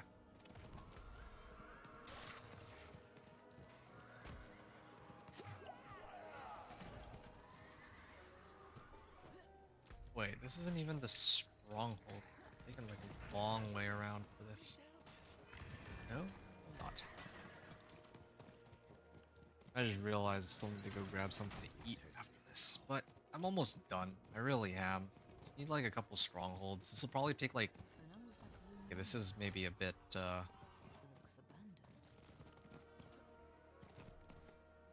Might be a little bit ambitious to say that I'll be done in like 20 minutes, but I'll just say 20 minutes. Sure.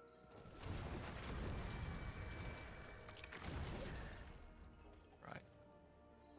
The mistakes of my past Huh? will be paid in your blood, grave robber.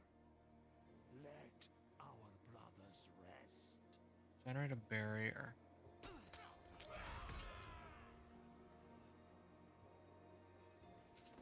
It's locked. There gotta be something else I can pick up.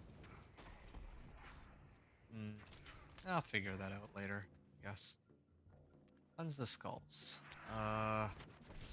Sure. At least this time I remember that I need to wait for the boss to actually show up.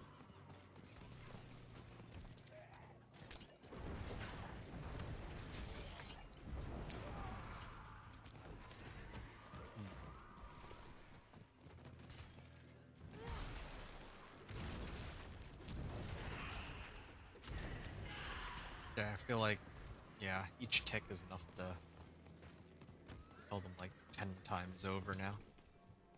Kind of silly, the scaling of this, but that's part of the reason why I opted to play this build. Although, I think the other part of it too is, at least when the season begins, there's going to be the, like, the Roderick Jewel where I get to scale my damage infinitely, so that's going to be something to behold.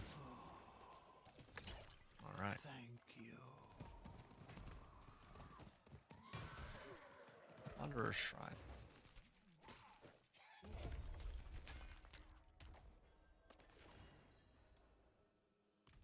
Alright. Hawazar is now complete. What other region can I go into? Dry Steppes? Do two in the Dry Steppes. I think that would be this one, right? Onyx Watchtower and Temple of Rot. Temple of Rot's like my favorite one. Yeah, Temple of Rot would be my favorite stronghold.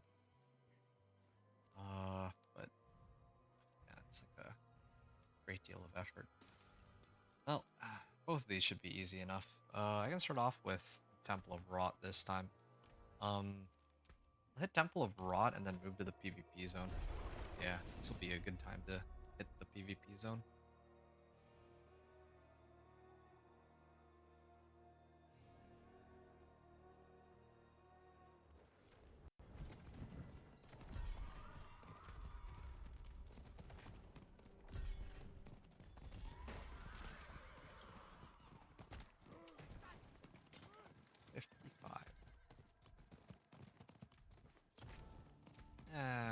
Sure.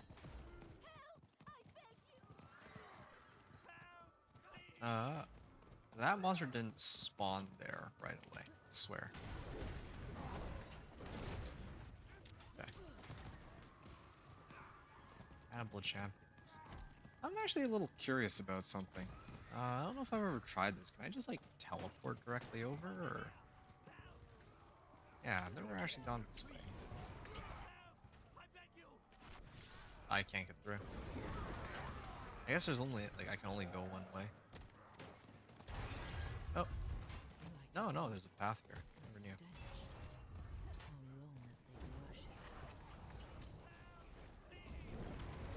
Did they change this? Yeah, no, they didn't. This is how it's always been. Hey, 6 sigil powder. Give me that. Maybe I just get to, like, run strongholds. That's what I'm doing wrong. There's 16 sigil powder there. I need to be in a location where there's like tons of elites. I thought events were the way to go, but what if I just did Temple of Rot over and over and over again? That's another option. Yeah. Wait, what am I doing?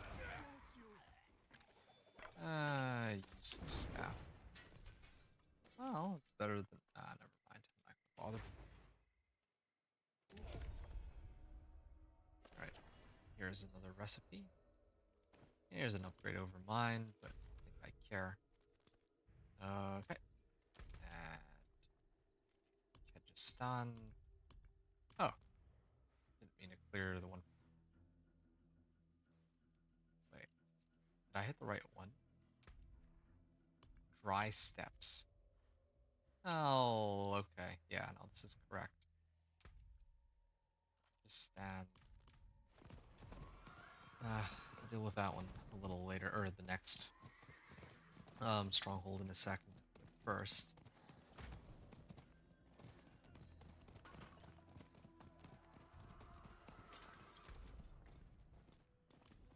yeah, this time I'm skipping the event. This is actually perfect. Yeah, I was like running the math in my head earlier when I was trying to figure out whether or not I should do the Venus Moats Whisper. Okay. Give me what I came for. There it is, Seeds of Hatred. They also give me Worldly Finesse.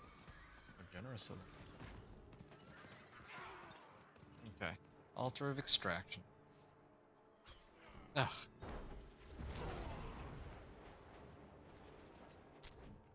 Really? Just want to hit this Altar of Extraction. That's it. Oh. What? What even hit?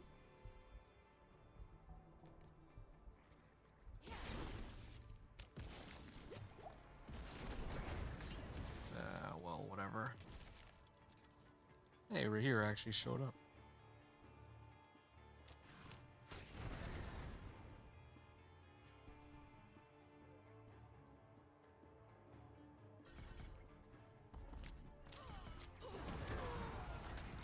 Alright.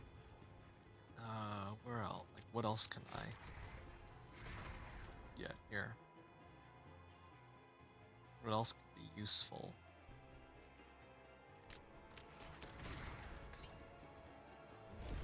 Well, maybe I can actually just max out all the defensive modifiers at this rate. Okay, I gotta make sure I don't accidentally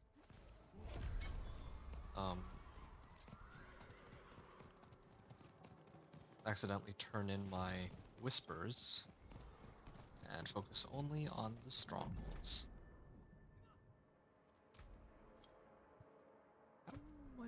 How much sigil powder? Oh, I actually have quite a bit of sigil powder.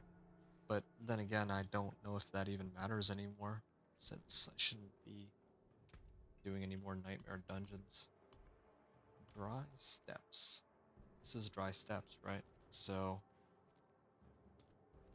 yeah. I guess from here I could...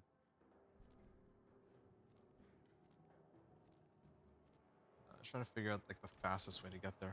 I mean, I think I can just start running, and if I start running from here, I don't have to worry about the loading screen, so I think this will be quicker. It's gonna take me about a minute to get there. Alright. In total, my video recording will turn out to be like 3 hours and 10 minutes from earlier, plus the 2 hours now, so I'm at like a little over 5 hours. Yeah, again, it could have been a lot quicker with the Nightmare Dungeons. Like, if I had even one more Forgotten Wisdom one, I'd already be like level 60 right now, and I'd be trying to prep for Pit 55, or well, Pit 10 to unlock Torment 1. But, well, we'll make do with what we have.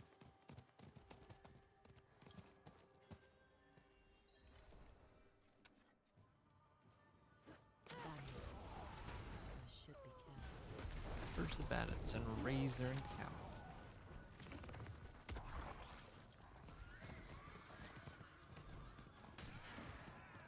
Alright.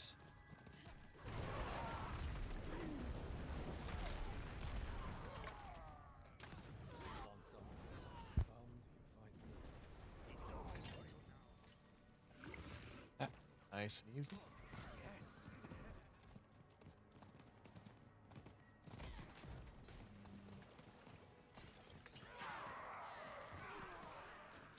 There it is. Fall back. I don't even see Captain Esmond until I make it in here, so I don't know what she's grunting I about. could use someone like you on my crew. I don't run with bandits. Then die!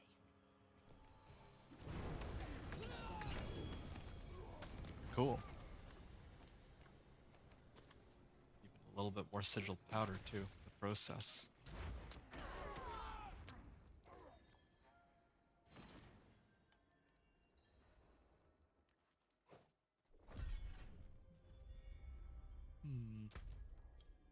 Okay. Now Nahantu. I can do 2 in Nahantu. Check here. Oh, I'm actually pretty full on items. I would never use that one.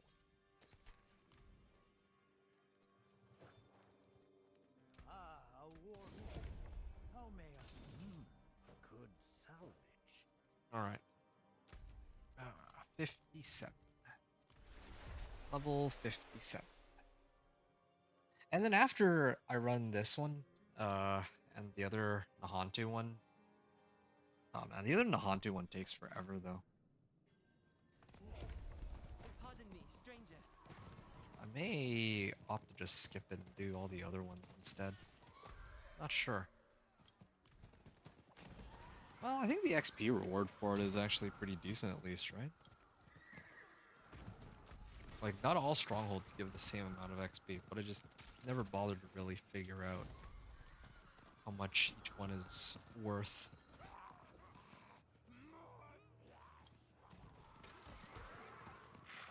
Good.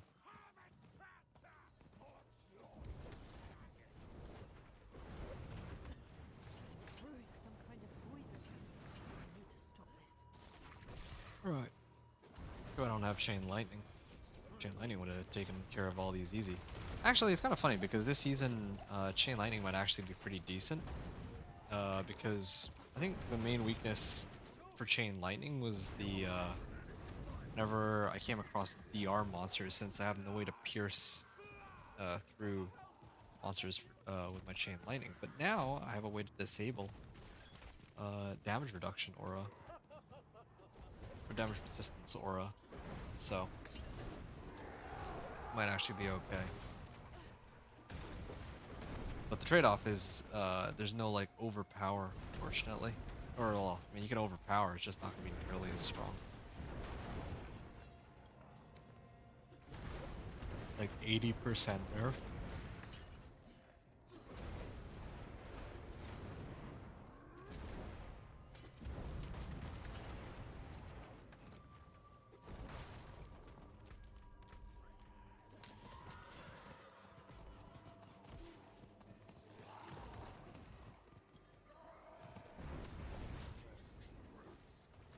Alright.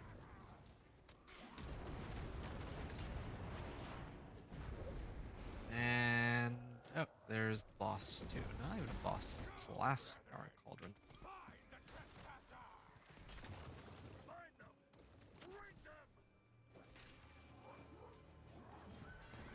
And here we go. Oh, you gotta clear out more of these. Oh, this one's not that bad. It's not as bad as I mean, I feel like this takes about as long as... Whoa. Oh, he's invulnerable until I let him come out. It's so silly. These blooms. They must be what Yeah, even the perhaps the flowers. Malnock doesn't take, like... It's not that much, like, this one isn't that much worse than Malnock, feels like. At least for me. Come on.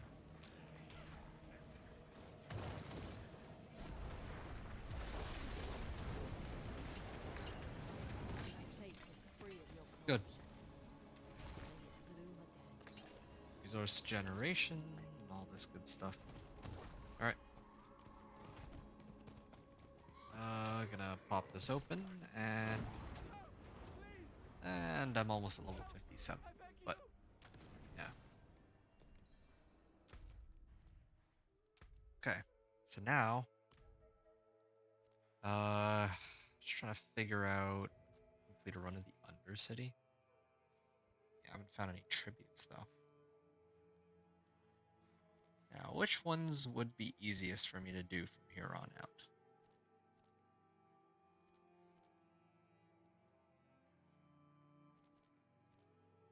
I'll do Altar of Ruin. Altar of Ruin. Okay, definitely not Cordragon.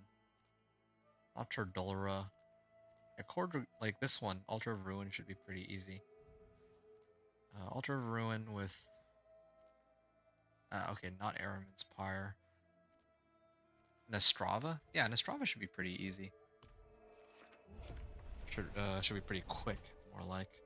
They're all easy. It's just a question of how long each one takes. And perhaps how close one of these strongholds would be to a waypoint.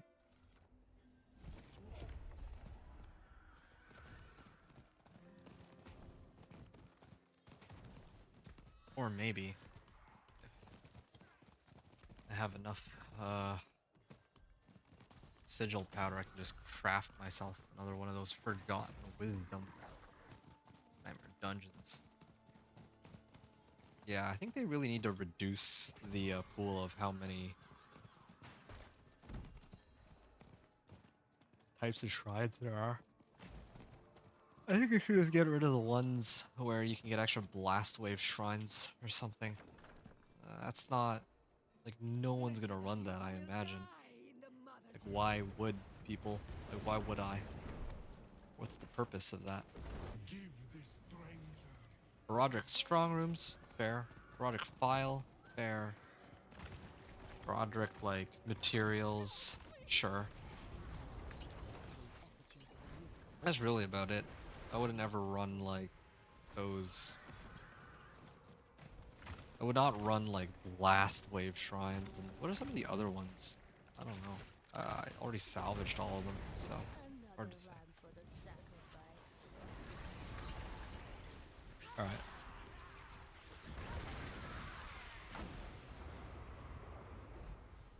Go. Run. Good. And this one?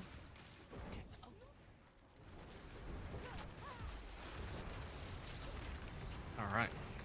Attack rune too. The bells again. Oh, yeah, there it is. See? Nice and easy. Super fast.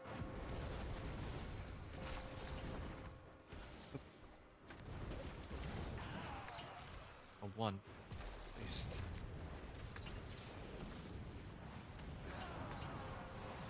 Alright. Level 57 now. I'm gonna need to do another 2 or 3.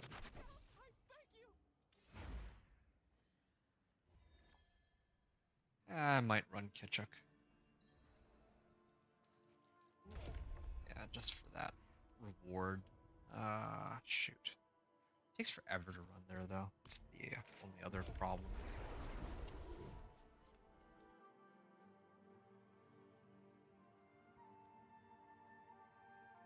Oh, shoot. I just remembered. I was supposed to check whether or not I got the, I got... Here, hold on a second. How much sigil powder do I have? 170? Yeah, I'm gonna craft a couple more real quick. To craft maybe 3 more nightmare sigils.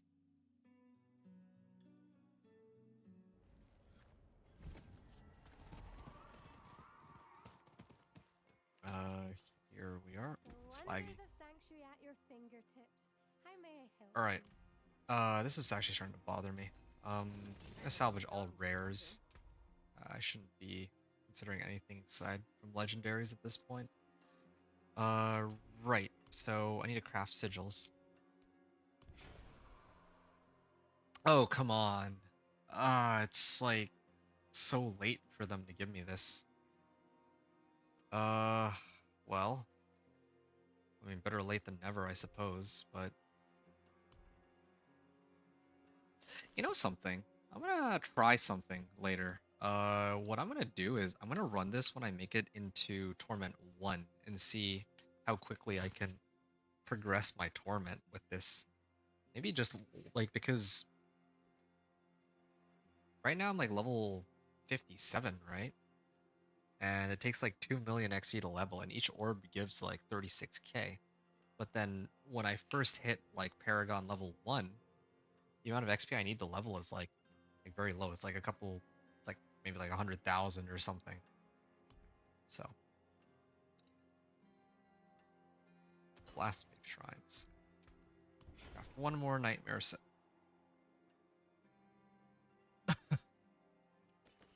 I'm actually getting trolled by the game. This is amazing. This is actually the most incredible stroke of, you can even call it luck, I think I've seen in quite some time. Wow. That's truly impressive. I don't even, like, what? I hope whatever character I make next won't get shafted nearly as hard.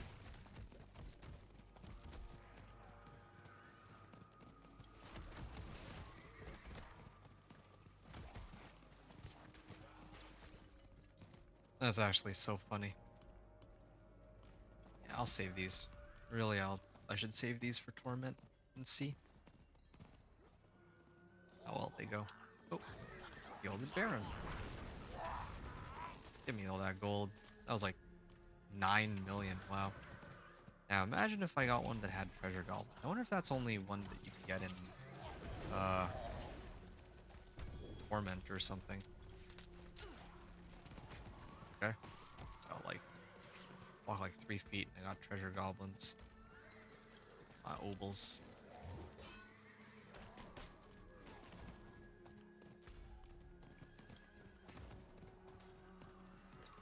Alright, explore kitchen. These people are being slaughtered.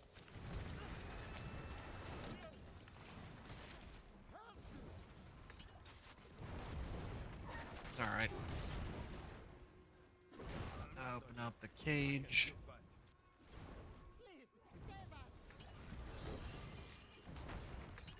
Well, this might actually be okay. It's something that I'd need to do. Like, Kitchuk takes like 2 minutes to go through the, there's like a waiting phase, right? I'm trying to think if there's a way. How am I, like, killing all these individual monsters? What do I care?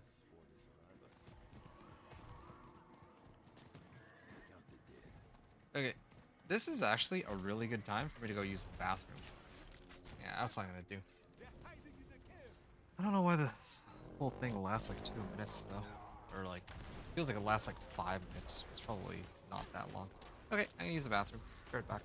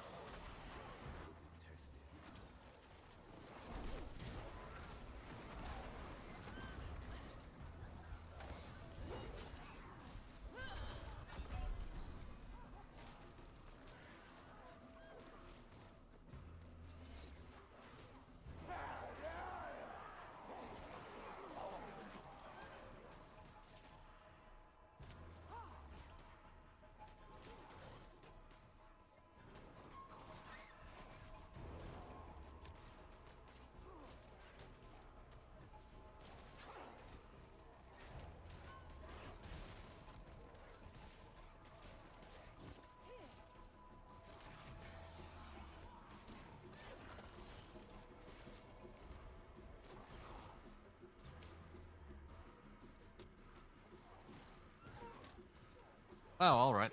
That was, I mean, that was a good death. Slay the remaining enemies? Sure.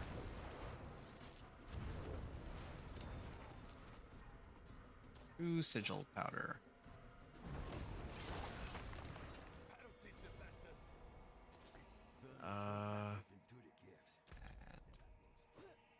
Oh, I guess this doesn't open up until he finishes his dialogue. It's fine.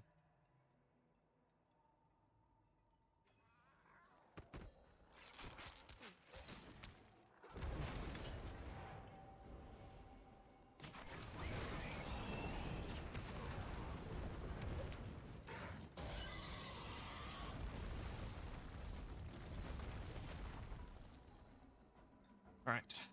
Destroy the pillars that collapse the cave. Oh. Yeah. Yeah, I don't really have too much to say beyond this. Like, this is just standard procedure of trying to run all the strongholds, really. Yeah, if I did the Forgotten Wisdom thing, then this would be a lot. Well, this would have gone quicker, but maybe like my Torment run will go a lot faster because I'll be leveling using Nightmare Dungeons and all that. Oh shoot! Wait, got staggered? What? It's kind of bizarre, but sure.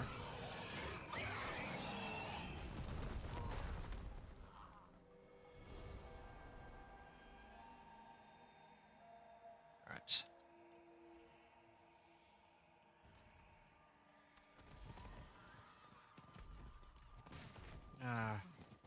Yeah. I think my issue with Kitchik is just that it's a lot of waiting. Not very good with waiting.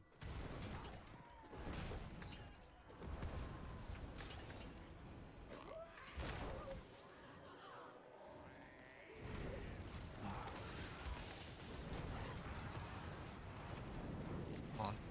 Why do you have to have like an invulnerable phase?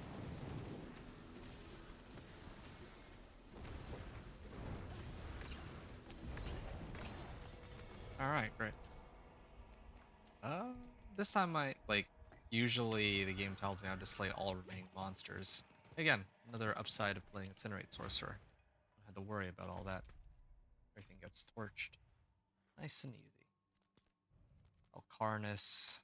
Ruins of Karayisu. Okay, Ruins of Karayisu is a pretty easy one. Altar of Ruin too is like okay. So I'll go there. But I flagged this waypoint at Iron Wolves encampment.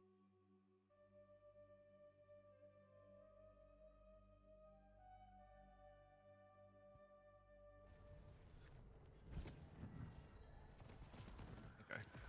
Total runtime is gonna be like 5.5 hours. I still think that's faster than my other runs up until now. I think my previous runs were like closer to 8 hours.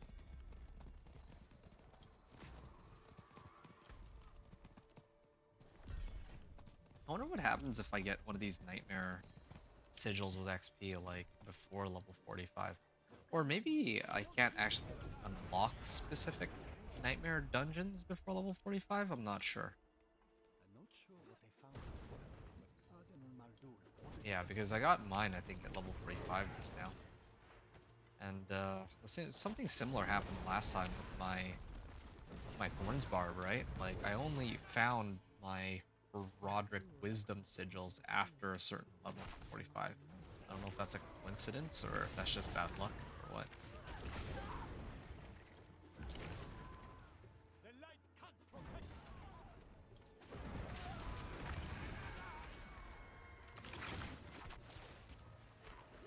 Hmm.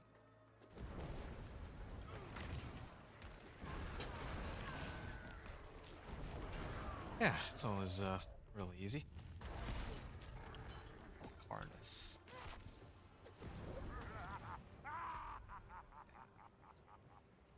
I guess I could go to this one since there's not really much running time involved in it, even though it's one of the more annoying strongholds. Okay, then he becomes vulnerable. Dead. Case chest armor. Hey, rare natural finesse. How convenient. Oh, not that one. This one. Yeah, too bad. It's not legendary yet. Good.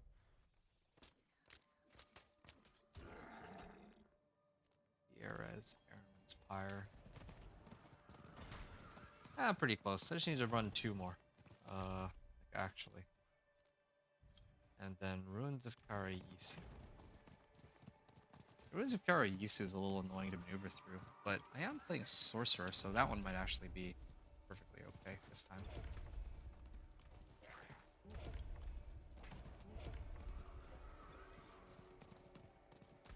Okay, maybe I made a mistake. Like, I could have just come in Arcerak and it might have actually just been faster. Wow.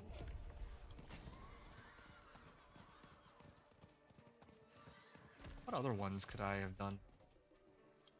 I think I've already gone through all the ones. I don't really like the remaining strongholds.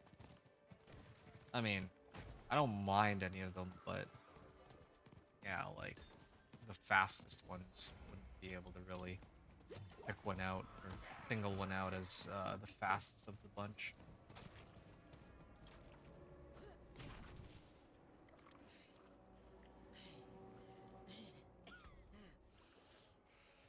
Oh, cooldown reduction and all that.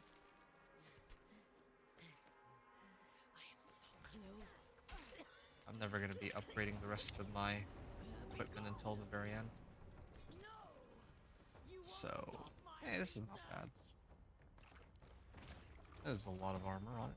Oh. Subject 23. The plague of Arcanus was born from the dead of this city. Like all of the corpses here, 23's tissue. What's going on? Okay.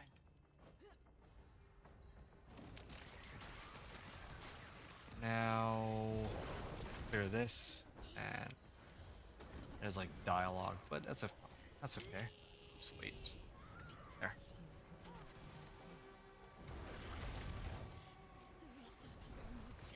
Okay. Looks like a nuclear mass, but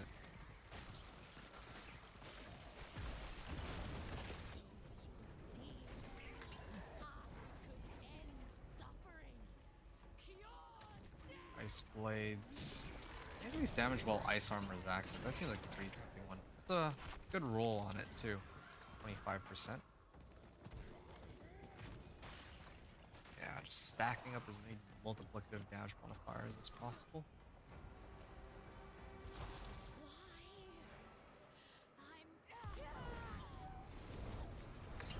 Alright. Cool. Conjuration efficiency. A couple other items too.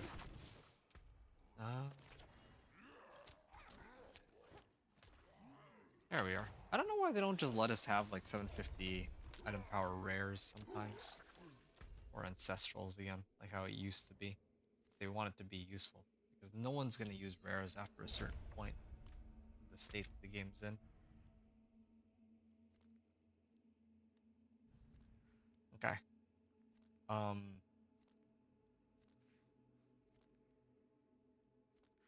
Right, Nastrava, Turdulra, Hope's Light. Yeah, no, it's got to be Ruins of Karayisu. Ruins of Karayisu is actually probably the fastest one. As much as I hate to admit it. And yeah, Nevis could be the nearest waypoint.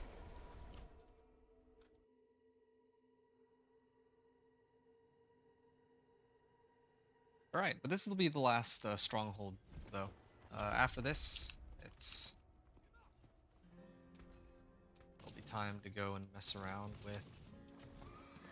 Well, I gotta turn to my renown rewards after that, and then that should get me to 60, and then I can actually start doing what needs to be done. I'm excited for Torment.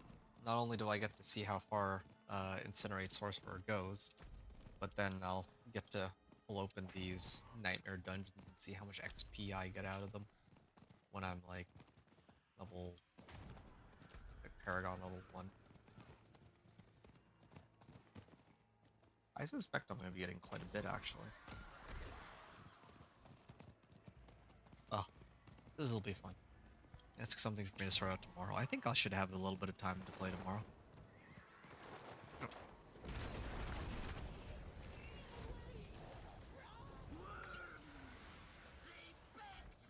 I can never remember which direction I'm supposed to go here. But, there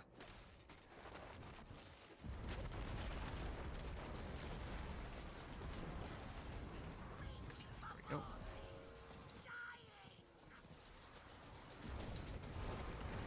This area feels like such a maze.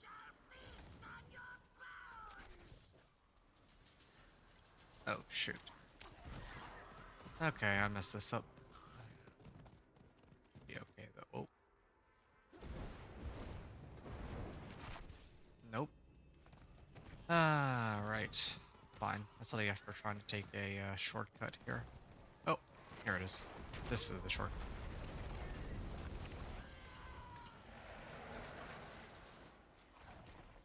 Could never take the voice actors for this one seriously, but still.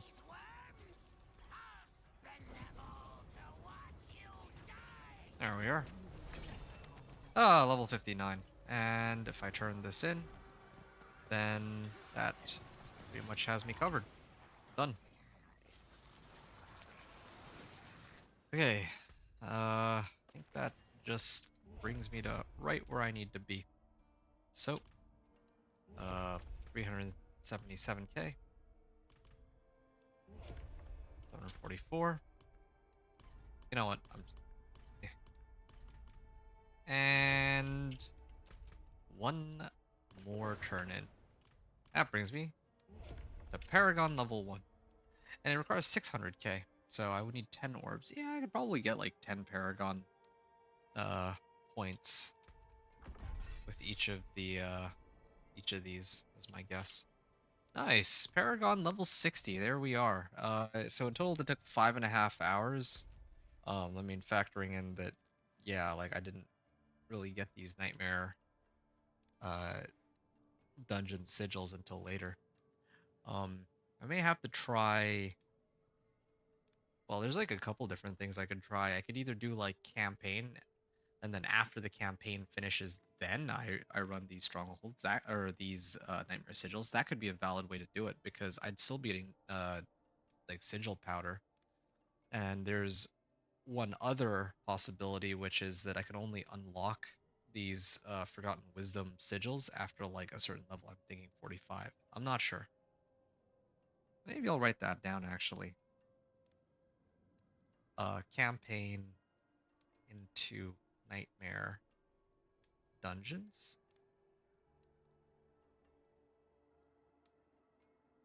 Try campaign to nightmare dungeons, and then opening nightmare sigils only after level 45.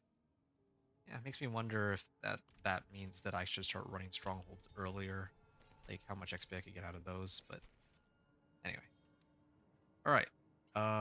It's about time. I am gonna start. Oh, okay. A couple things that need to happen first. Gotta dump the remaining points into where they belong. Protection grants a barrier for 3 seconds. Okay, I'm just one short here.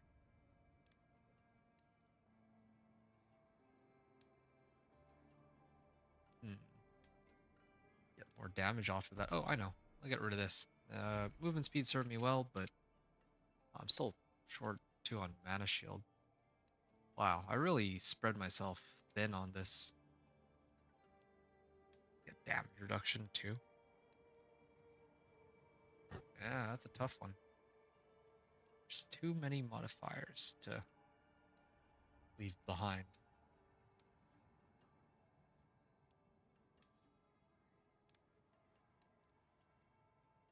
Well, yeah, I still apply vulnerable though. Maybe fireball. I'll eventually get rid of fireball, I guess. Well, I'd still be missing. Like I'm trying to see if there's a way for me to like round out all of my points, either 1 point or 3 points. I don't like seeing 2 points. It's just a personal pet peeve.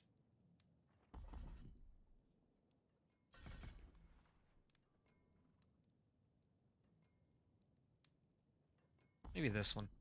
Yeah, I like that.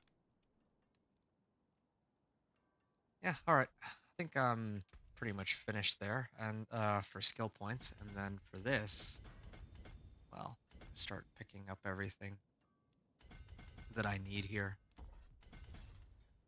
Ah, Eliminator Glyph.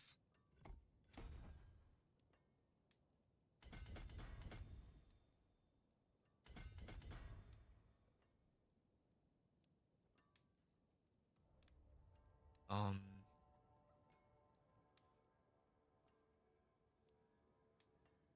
oh, yeah, here it is. I was like looking for the end node.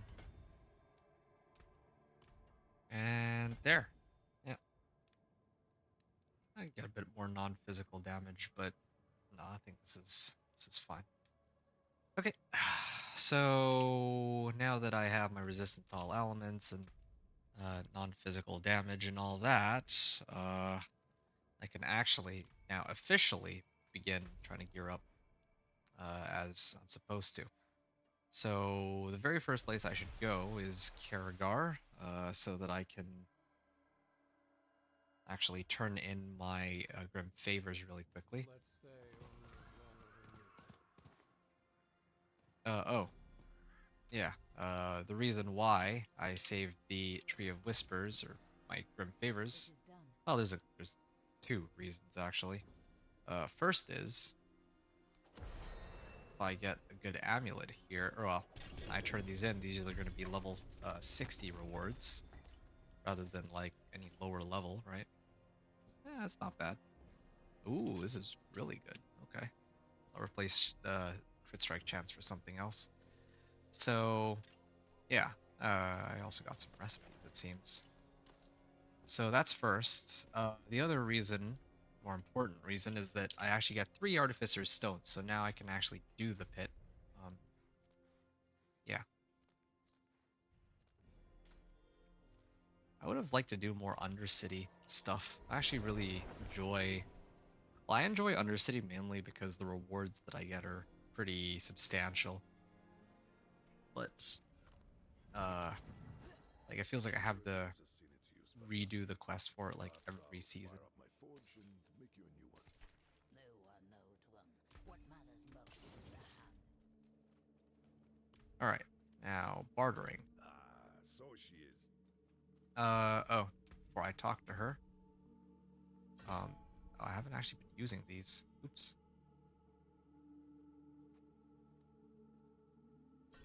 Well, sure, whatever. All these numbers are so boring. Oh, I should probably restart my game soon. Um, I am curious though. What if I do this? I'm curious.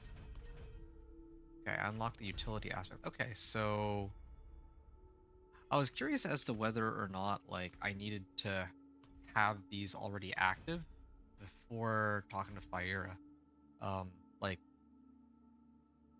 yeah, if I don't do it before I talk to her, I wonder if like they'll only show me 2 items and that's it. Wow, Like that's I'm out of luck after that. But no, it seems that they're letting us, like, even if I activate it on Subone over here later, the items that I get as part of their report still show up. Anyway, alright. Let me figure out all these. I actually should have done these report rewards before I turned in my caches. That was a slight error. But, oh well. Ooh, that's a good intercom. Might have to salvage for that aspect. Why am I getting a 750? Oh, that was from earlier. Okay. These pants are looking pretty good. Probably salvage that one.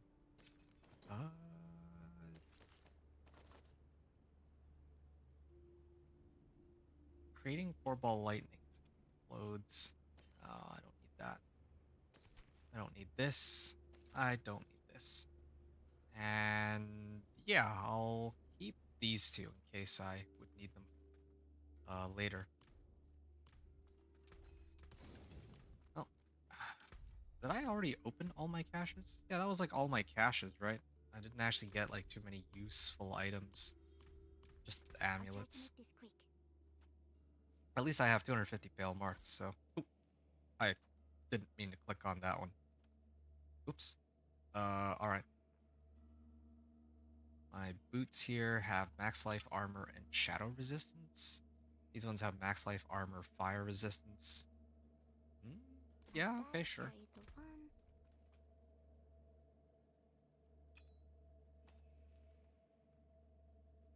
one. Intelligence, max life, lucky hit. Well, oh, yeah, I wouldn't use that one anymore. Boots, gloves.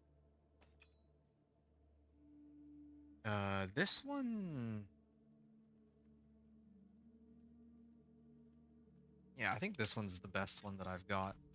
Then I'd have to roll off lucky hit chance for something. I'll try a few times.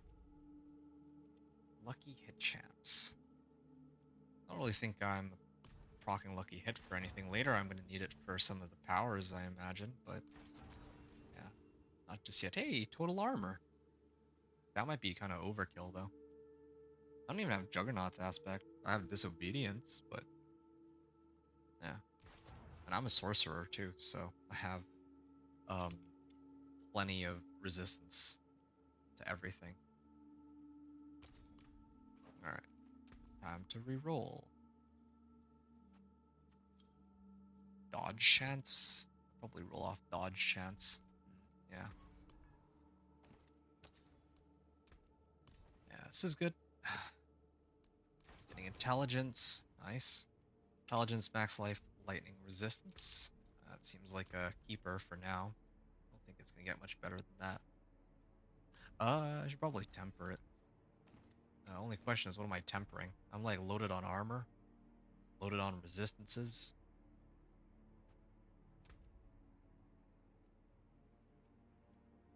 My recipes aren't very high, but I can make do.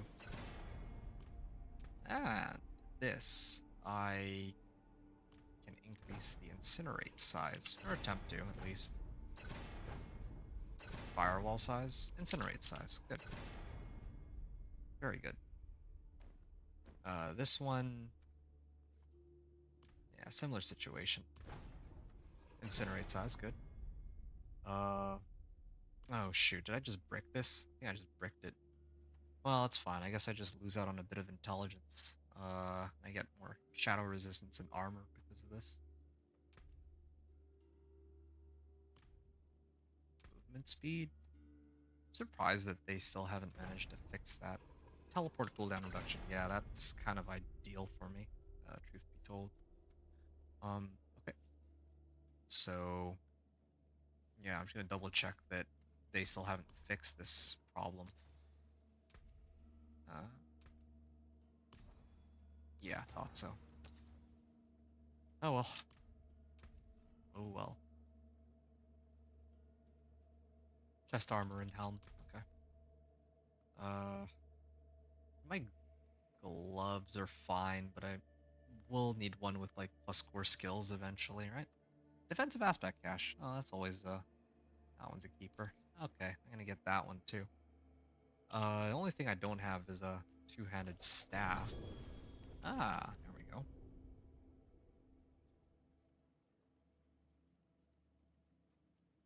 Okay, now this one. Wait, both of these aren't ideal, but I guess if I had to choose one or the other, uh,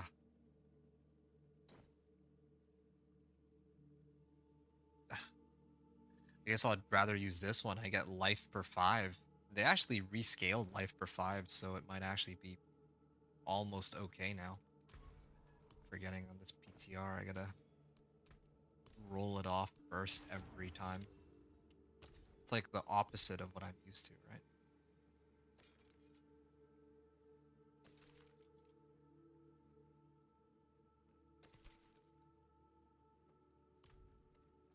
Alright, I think that's all I got for now. Okay, and then my other ring. Yeah, replace my ring.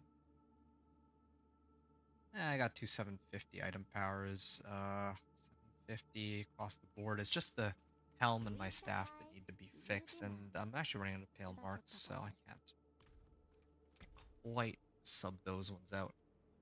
But lucky for me, I kept this helm. I was gonna salvage it, thinking that I wouldn't ever be looking at something like this, but from the looks of things, I actually could use it. Cool. Now I just need to find myself a proper weapon. I might need to burn obols for that because the game has not been kind to me, it seems. I usually prefer to burn my obols later, but I'm not fallen. I mean, if this is the only way to get my 750, then well, that's what we have to do. Demolition, Thickery Staff of the Wise. Why are there so many words on that item? Well, whatever. Staff. Shame that. Well, there's some. Come on. You gotta give me like one. You gotta give me like one legendary, right? It's so stupid that like I'm okay using like a 750 item power rare if one existed. Shame that. Wow. Well, I just there's something special. that's impressive just how useless these items are. Not a bad pull, that. They're all terrible. Wow. Wow. I know I keep saying it, but wow. I don't know what it would take for them to like let magic and rare items just die like for good. Why did they want it to be like why are they so insistent about people running these? I don't get it.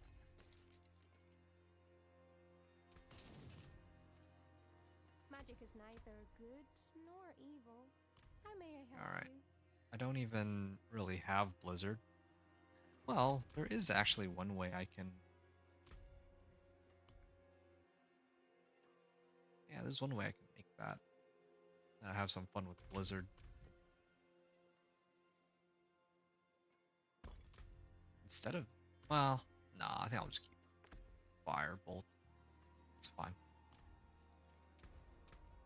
I just don't really have any aspects that I can use, I guess. Just Disobedience. Disobedience on my pants. Maybe Utility?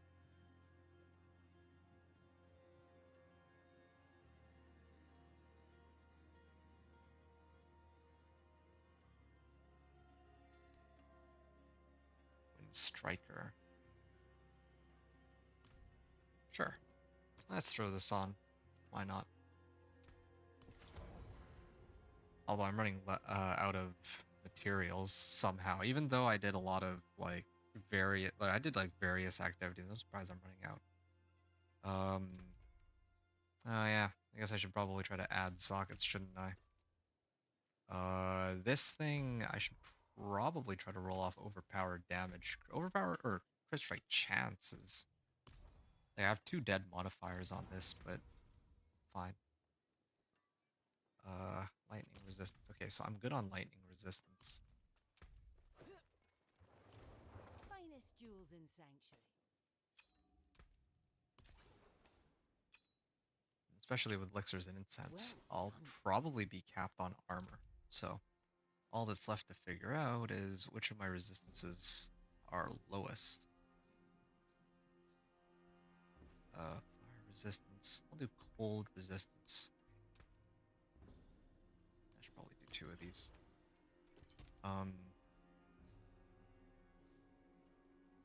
And then I could do double diamonds, right?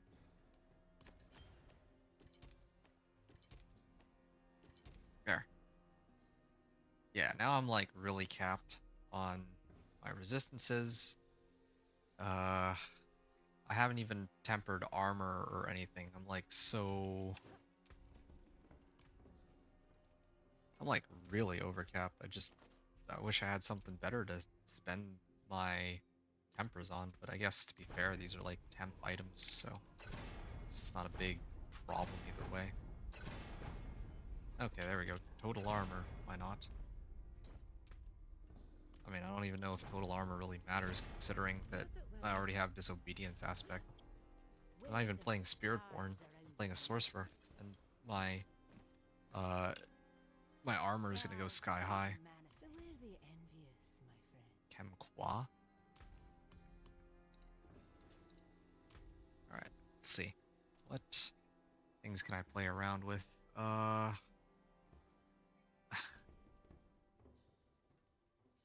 Our resource, movement speed. Yeah, sure, I'll do movement speed.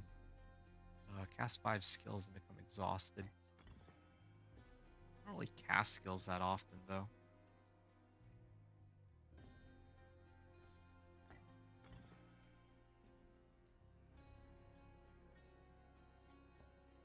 Alright. So, I've already done what I needed to for those. This one... I might actually just roll off armor. Yeah, I think I'm just gonna roll off armor for these gloves, for Wonder int. the sanctuary Actually idol need fingers. damage. How may I help you? Yeah. What a time to be alive. That I would actually need to get rid of armor because I have so much. Okay. That's for int. That's fine. Everything seems fine. This is fine. I'm just looking at the affixes. Okay, since the affixes are okay, now I can prioritize trying to put the right aspects, I guess. I can't believe I have no aspects to put on my defensive slots. That's crazy to me, but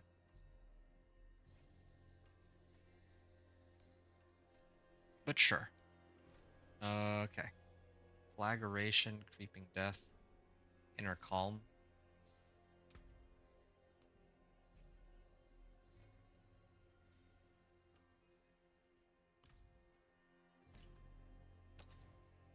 Let's start off with this one. This one should be pretty free. Oh, wait, hold on. Before that, this time I should actually temper first. I actually have natural finesse, I just remembered. So natural finesse should be pretty helpful. Ah, defensive. I'm okay on that. Movement speed, teleport cooldown reduction. I could do resource cost generation again. Ah, yeah, okay, fine. Now I can actually put on my conflagration aspect. I'm so glad that I went out of my way to unlock it, because I still have yet to come across a better version of it. Okay. Now I can start tempering the rest of them.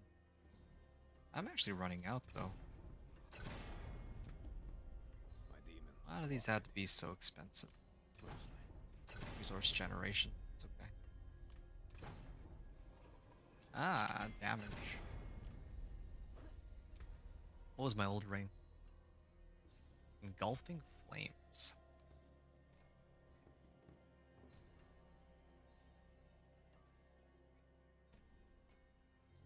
Oh, do I not have that aspect? Do I need to, like, salvage it? Ah. Ah, I guess I do.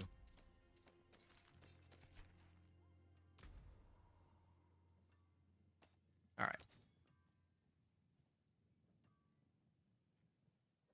My magics await your I'll salvage return. these ones. Engulfing flames on my ring? Masterful work. And then for my gloves, I can run Inner Calm. There's no harm in that, right?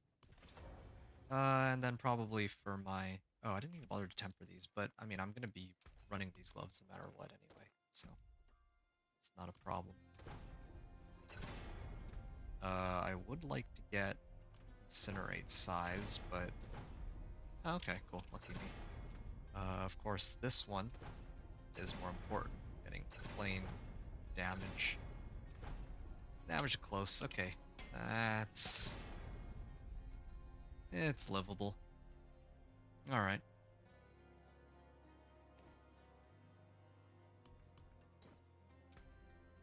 Don't know why I don't have Incinerate size on this already. Oh, there we go. Same thing here. Incinerate size. Okay, there we go. Now for the sockets. Do I really have anything that helps me? Primary resource?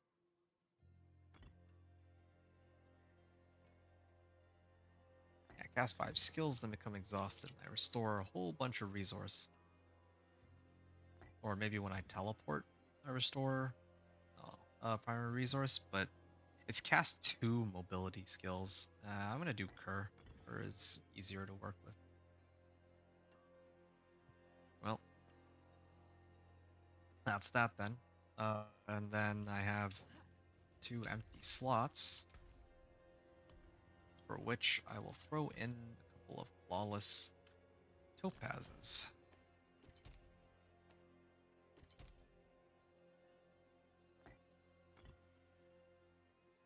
Alright, yeah.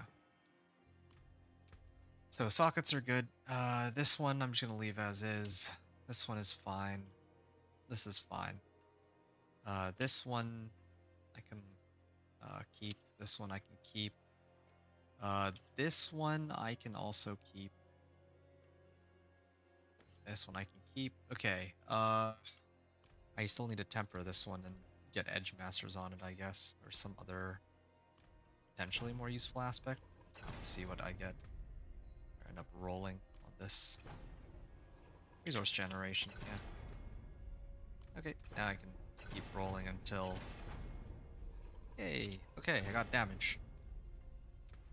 And my old one was Edge Masters. Do I have any better options?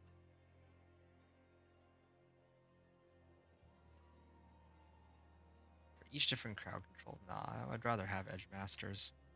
Like, I don't apply enough CCs, so I don't think that's relevant. Eventually, I'm going to replace this with Tau Loop anyway, so yeah. Oh, yeah, alright. I have a better Edge Masters now. Hey, okay, I see it. Storm Swell aspect. That's the one I wanted. That's a lot more damage. It's not as often as Edge Masters, but this is whenever I activate Ice Armor. So, against bosses, essentially, this will be quite handy. Alright, yeah. It's looking pretty good. Salvaging all my old equipment. I can keep a couple spares, I suppose, for the time being. Yeah, I definitely wouldn't want to keep most of these. Yep. That one too can go. Definitely this one can go. I kept it because it had Endless Pyre, May but your road be filled with fortunately, that doesn't hold merit here. Intelligence, crit strike chance, and shadow resistance. Okay, so what happens if I replace the CSC on this? What would they offer me? I'll try a few times, and if not, then I'll try 3 more times. 2 and 3. There. Not useful. I'll have to salvage this one.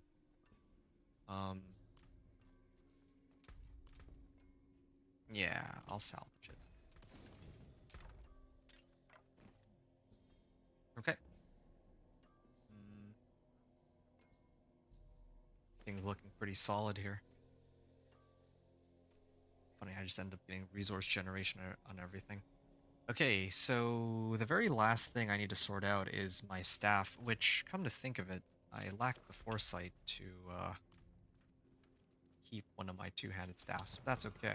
I did have an alternative plan here, and that's just use one of these. Gear. That's a nice name for a rare focus. Okay. This one's a bit of a problem, though, because I don't... Damage over time, resource cost reduction. I don't have int on it, and I don't have max life. There is magic in all things. Let me Definitely gotta show roll you. off mana on kill. I'm just trying to figure out which of these two would be more important in this case. I guess that decision is made for me. Max life it is. Bright aura. Brighter soul. Can't believe I burned like 1,500 obols to get whole bunch of nothing burgers. Alright. And then 2 amethysts. Nope. No, no.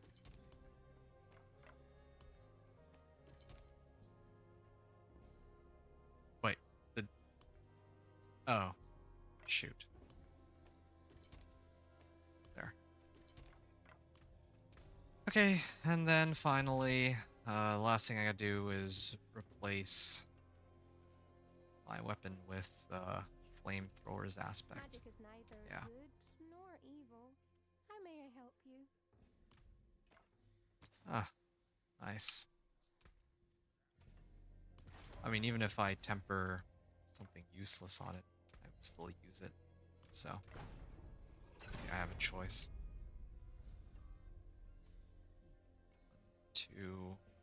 Still don't have the one for fiery augments. Or pyromancy augments for incinerate. Well.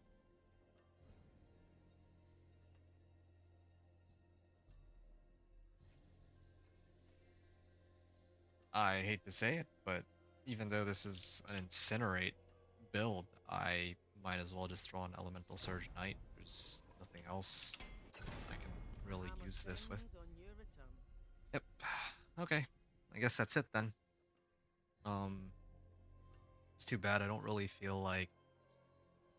I feel like I'm losing out on a lot of damage on my staff as compared to having like a proper 750 item power, but, well, that's what the game gave me to work with, so that's what I'm gonna use.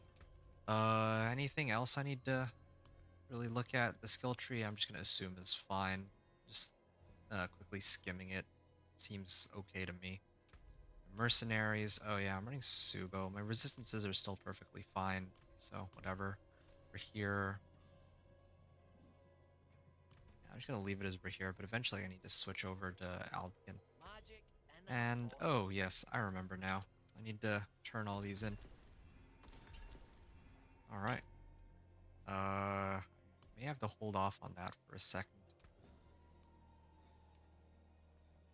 I'll do 2. 2 at a time. Or I should do the, elixirs first.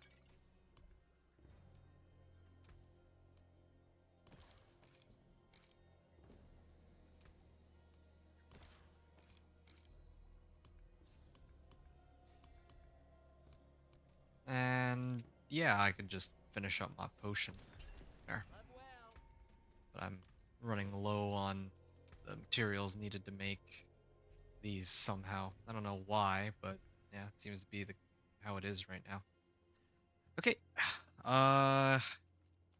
Yeah, it's been fun. I think that at this point I've just crossed the 6-hour mark, but I'm not going to be here for that much longer. I'm just going to mute myself, and I'm going to go over my equipment and do the run all on mute, but I'm basically just going to one-tap everything, I'm pretty sure. So, yeah, I'll try to make it quick. Now I come back, I'll just talk very briefly about how the run went, and then I'm going to go off and try to grab some food, because I am hungry. Alright, folks, it's been an awfully quiet stream. Hope that you're all still with me. Hope that you've enjoyed up until this point. But, yeah, as I mentioned before, I'm gonna get ready to begin my run. Uh, yeah, alright, I'm ready to go. Alright, I'm gonna mute myself now, and I guess I'll see you folks on the other side.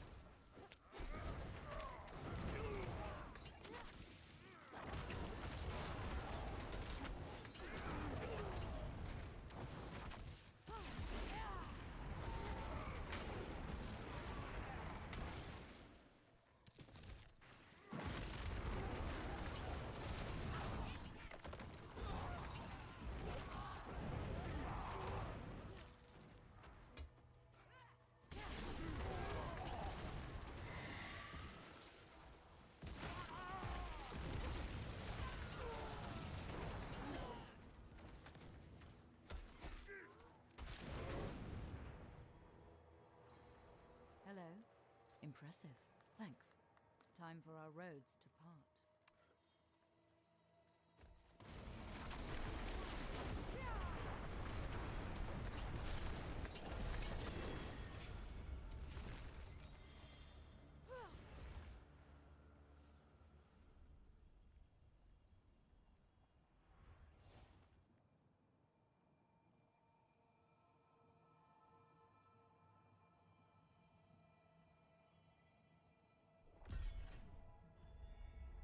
Okay, that was nice and easy.